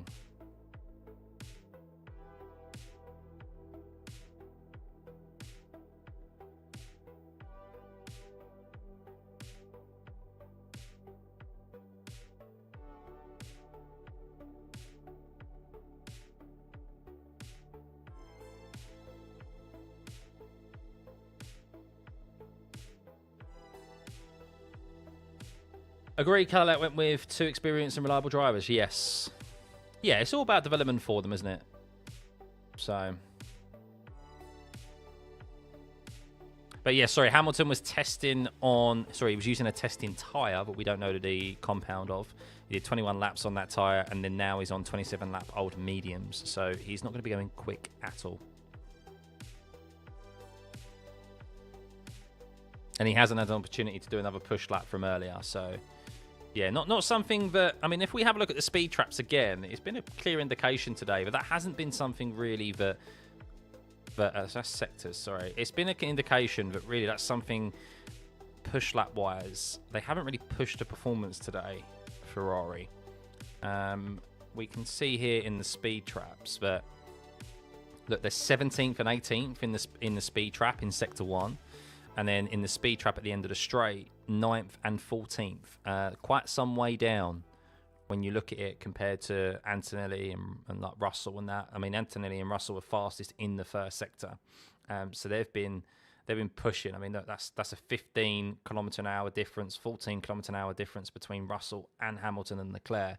And Russell has set the fastest time today. So they, by the indication of the speed traps, they've been running probably more fuel loads, not running the engine as high, and they've been focusing on other elements of performance rather than like outright lap time and speed. How are Audi so fast in the third sector? Well, that's actually that is the speed trap, which is at the end of the start-finish straight. So they're so fast, probably because they turn the engine up. Yeah, maybe they turn the engine up. Maybe they're running a bit more of a skinnier rear wing, something like that, maybe. So.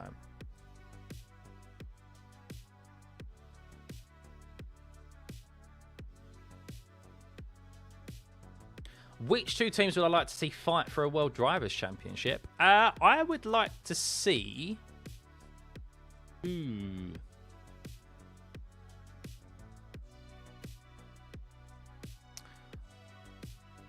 I think McLaren and Mercedes would be good.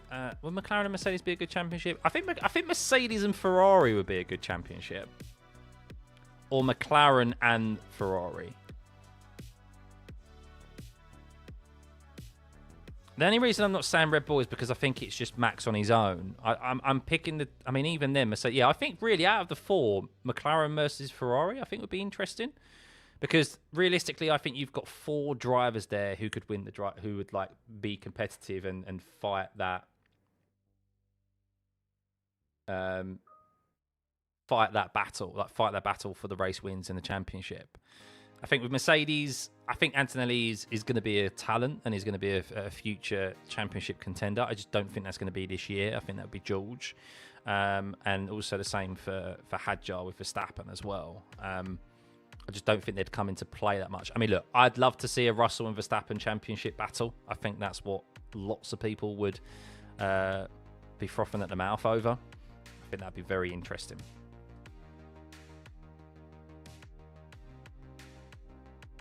Audi are fast because of their Vorsprung-Technik. You think Max will win the World Drivers' Championship in the lead for GT? I mean, someone said earlier, the money's too good as well. You're not going to earn the sort of money that he's on at Red Bull anywhere else in the world, are you? Was it 55 million a year, something like that he's on? 60 million a year? That's ridiculous. Not including sponsors, I think. I think that's just... That is just his wage from Red Bull. So you're going to be... I know obviously he's got a lot of money already, but that's a lot of money to all of a sudden just say, I'm going to give up when you've probably got potentially another 10 years of racing in you in F1 if you wanted to. If someone was paying me 55 million a year, I'm going nowhere. Exactly. So... They say they won't miss it, but I tell you now, you don't know what you got until it's gone. 65 million it is, EQ. Okay, you don't know what you got until it's gone. So he's obviously got a lot of money already, and I'm sure he can sell his jet if he's a bit hard. If he's a bit hard strung, you know, like if he's struggling a little bit, he can just sell the private jet. But yeah, that's potentially what. 650 million he's given up over the next 10 years. It's a lot of money, isn't it? It's a lot of money.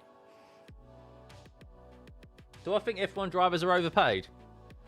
Look, it's all relative to what they do and the amount of eyeballs that they bring in. I mean, yeah, it's an obscene amount of money, isn't it? It's an obscene amount of money. I know people say, obviously, they put their lives on the line and so forth, but it's like, is anyone truly worth that amount per week? Like, if you put that down to per week. But that's the way. All right, here we go. It's a start. We have the practice starts, guys. It's what we've been waiting for. Here we go. All the lights are flashing. Who gets away? I'm watching the TV coverage, less so than the actual. Oh no! Auto power off came on. There we go. I can still see. I'm not sure if everyone got away quickly there, so here we go. Why are they flicking to Lewis Hamilton? I want to see everyone's race start. Oh, the TV coverage is... TV direction was terrible there. Are they doing it again? Extra formation lap, standing start. That wasn't a standing start. They're doing it again. I think they're doing it again. Sorry. Unbelievable. Yeah, sorry. So what I was going to say, and Harry, you summed it up there because I was about to say it and then I saw the standing starts. Relative to the income they bring in, they're not overpaid. So it's the same with all sports, isn't it, really? It's like, it's where the eyeballs are. It's where the sponsorship money is. It's the same with, like, look, it could also be the same with, like, what I do and create content creators and things like that as well. Is it like, are they overpaid for what they do? Well, it's like eyeballs, and isn't it? It's like new form of marketing and things like that. And it's the world changes, and the amount of money that changes hands in sports has changed over the years, and F1 has definitely become a much more lucrative sport. It's the same with like football, like soccer. That became popular over the years. It's darts players is probably one that you can think of recently, is that the popularity of darts and the amount of sponsorship money that comes with that, that is being ploughed into that now, means that the prize money has gone up. It means that the amount of money that darts players can earn has gone up from sponsors and that, because there's more eyeballs on it. So relative to the sport and how popular the sport is and the amount of money sponsors bring in, probably not. So same with any business. It's all relative to how much you're worth to the people who employ you. Exactly. Think how much money Max probably brings in for Red Bull and earns them. Same with Lewis and stuff. So that's why a rookie doesn't get paid as much as a more established driver. Right, here we go. Here we go. Practice start again. Practice start again. We have 10 cars out on the grid. How is this going to go? He's shaking his head again, apparently. The race director. The track director, he was shaking his head furiously there. There they go, and off they go, and George Russell bogs down. Mercedes is last, but no, Oscar Piastri, he's anti-stalled. It's Baku all over again. Oh my goodness, Oscar Piastri, shocker, absolute shocker from him. Carlos Sainz takes the lead, and George Russell, the favourite for this year, the bookies' favourite. Terrible, terrible start from him. As I'm watching the race start, and they all got away fine. What's the issue? Or was it because they held the lights? I think they held the lights, so they held the start procedure for quite some time. That's why they allowed everyone to spool up the turbos. That was fine. That was a fine starting procedure. Why is... So, hang on a second. Add color customization. My red flag is not... marshalling sectors. Here we go.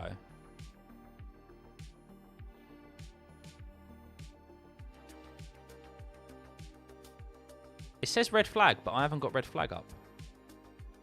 Flag and track statuses. Speedometer. Marshalling sectors.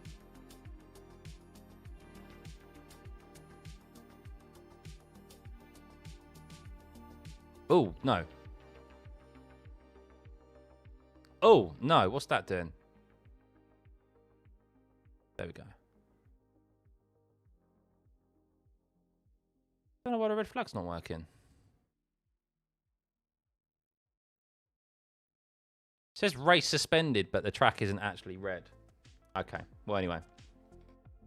8 hours of streaming, a much enjoyable day of working, right? 100%. 100% it is. I've enjoyed it, so thank you for everyone for tuning in, by the way. That is the end of testing, eh? We'll do a summary of what has happened today very shortly. But yeah, thank you everyone for tuning in. We're here for 2 more days. I'm looking forward to it. Hopefully more of you will tune in. Spread the word, of course. But yeah, it was fun. It was fun. Good to chat F1 with you all. Of course, there's only so much that we can look into this, into the timings and things like that. But yeah. The race starts are so bad, but at least that means if top teams struggle with their starts, there will be more recovery overtakes for sure. Definitely. I mean, you presume so. So yeah, let's have a rundown of the grid today, shall we? And a bit of news of what happened, just what happened today in testing. So George Russell in the afternoon session set the fastest lap of the day, but only just by 100th of a second over Oscar Piastri with a 33.459. Piastri did a 33.469. The McLarens looked very good today on the hard compound tyre, with Charles Leclerc in P3 with a 33.7, so around 3 tenths off of George Russell, and Lando Norris was 6 tenths back off of George Russell, but set his lap time on the hard compound tyre, which did raise an eyebrow up and down the paddock as being very impressive. As I said, he is my tip for, or my prediction for the World Championship this year. Rule McLaren out at your own peril with that Mercedes engine in the back, I think. They're very, very understated at the moment, and I think people are writing them off too early with the talk of Mercedes in their engines, just Mercedes in general. But yes, Lando Norris, P4 there. Kimi Antonelli, P5. He set the fastest first and last sector at one point today, but the middle sector was a bit slower, so could have maybe been the quickest man again today. So good from him. Isaac Hadjar in P6. Very limited running for him today. He did get 66 laps in the end, so not too far behind Russell, Piastri and Norris. But that is 66 laps overall for the car itself. You'd expect double of that because of the engine issue that they had, the water leak issue in the morning. Lewis Hamilton was in the afternoon, 44 laps. He had a gremlin pop up in the PU. We don't know exactly what that gremlin was, even if it was the PU for him in the afternoon session. 44 laps for number 44, eh? 44 laps for number 44. P7 he is in. The Ferraris today, we saw the speed traps today. We'll have a look at them once more, and you can see that they were, in Sector 1 in particular, in the bottom 5 or bottom 6 for today. 17th and 18th in the first sector, 226 kilometers an hour, 225 for Leclerc, and that is a good 14, 15 kilometers an hour slower than that of Russell and Antonelli in the first sector, who set some decent a decent fast lap today. So definitely something that they weren't focused on today. Ferrari was the outright performance, like the speed. They had their own run plan, so that's why they are 3rd and 7th. And they did quite a few laps today on the testing tyres, but we don't know what compound they are. And of course, that's what Pirelli want to be tested and gather data for this year ahead. Hadjar, so we spoke about Hadjar. Sainz in P8 to 135.1. A bit quiet session for Sainz and Albon. They just went about their business in P8 and P11, racking up the miles once again. 110 laps, 55 laps equally for Sainz and Albon. 55 laps for Carlos Sainz, number 55, eh? Same as Lewis Hamilton. Both did the same amount of laps as their car numbers. Colapinto in P9. Few lockups here and there for Colapinto. More laps in the afternoon than Pierre Gasly did in the morning. Oh, no, actually, Pierre Gasly did 61 laps in the morning. I looked at that wrong. So Alpine, once again, quietly going about their business. The fourth team with that Mercedes engine. Gabriel Bortoleto, P10. Did see a big lockup from him at one point, but much better than his teammate in the morning. So better afternoon for Audi than it was morning session. More laps as well for Bortoleto, 71 laps. Lawson in P12, just the RB team also quietly going about their business. No other Limblad did do laps this morning, so slightly quicker than his teammate this morning with a 35.7 compared to Limblad's 36.7, or 1 second quicker, but maybe different run plans for them. Behrman, 13th for him, 42 laps, so didn't get as many laps in as he probably would have liked in the afternoon session. Compared to his teammate Ocon, who did 65 in the morning. Gasly, we touched upon. Stroll, big moment of the day, braking into turn 11 at the end of the middle straight. He ended up going round into a spin, beaching it in the gravel, which required a red flag and recovery. Not Stroll's fault, guys. Not his fault. It was a transmission issue or a gearbox issue, something of the like. Something cut out when he was downshifting that caused the rear of the car to go round on itself. So not a driver error, as we first thought. Understandable when it is Lance Stroll at the wheel. But, yeah, something for Aston Martin and something else for them to sort out today. He was able to get back out there, but only 26 laps for him in the afternoon. Ocon did 65 laps this morning, so more mileage for Ocon. Lots of laps on the hard compound tyre. Alonso, 28 laps for him, so only 26 and 28 laps for Stroll and Alonso today. That's just over 50 laps for the Aston Martin team for the first day this week. Oof. Not looking good. Hulkenberg, 49 laps for him. It wasn't a great morning for Audi in 18th. Lindblad, we touched upon, did 75 laps. Only one driver did more laps than him today, and that was Russell with 76. Worst day. You think it's not possible to have a worse day than Aston Martin. Well, I think it was in the hands of Bottas and Perez. Equally as bad, I think. Maybe Aston Martin tops it, but Bottas and Perez. Perez basically missed the whole of this morning's session. He was lucky to get 24 laps in.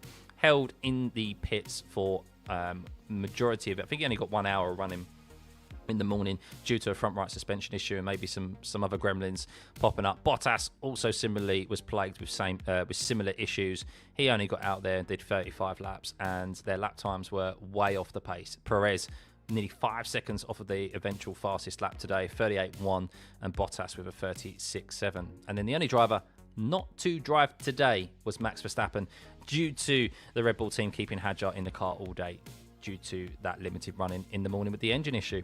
So that is your rundown of testing today. Let's have a look at the sector leaderboards, shall we? And we can see George Russell not fastest across the board, but near enough. He was 2 tenths down on Oscar Piastri in that middle sector. So impressive middle sector for Oscar Piastri. But George Russell was 2 tenths quicker in the first sector. over Piastri, which is why that lap time was a tenth quicker in the end, with him being slightly quicker in the last sector as well. So, yeah, interesting day.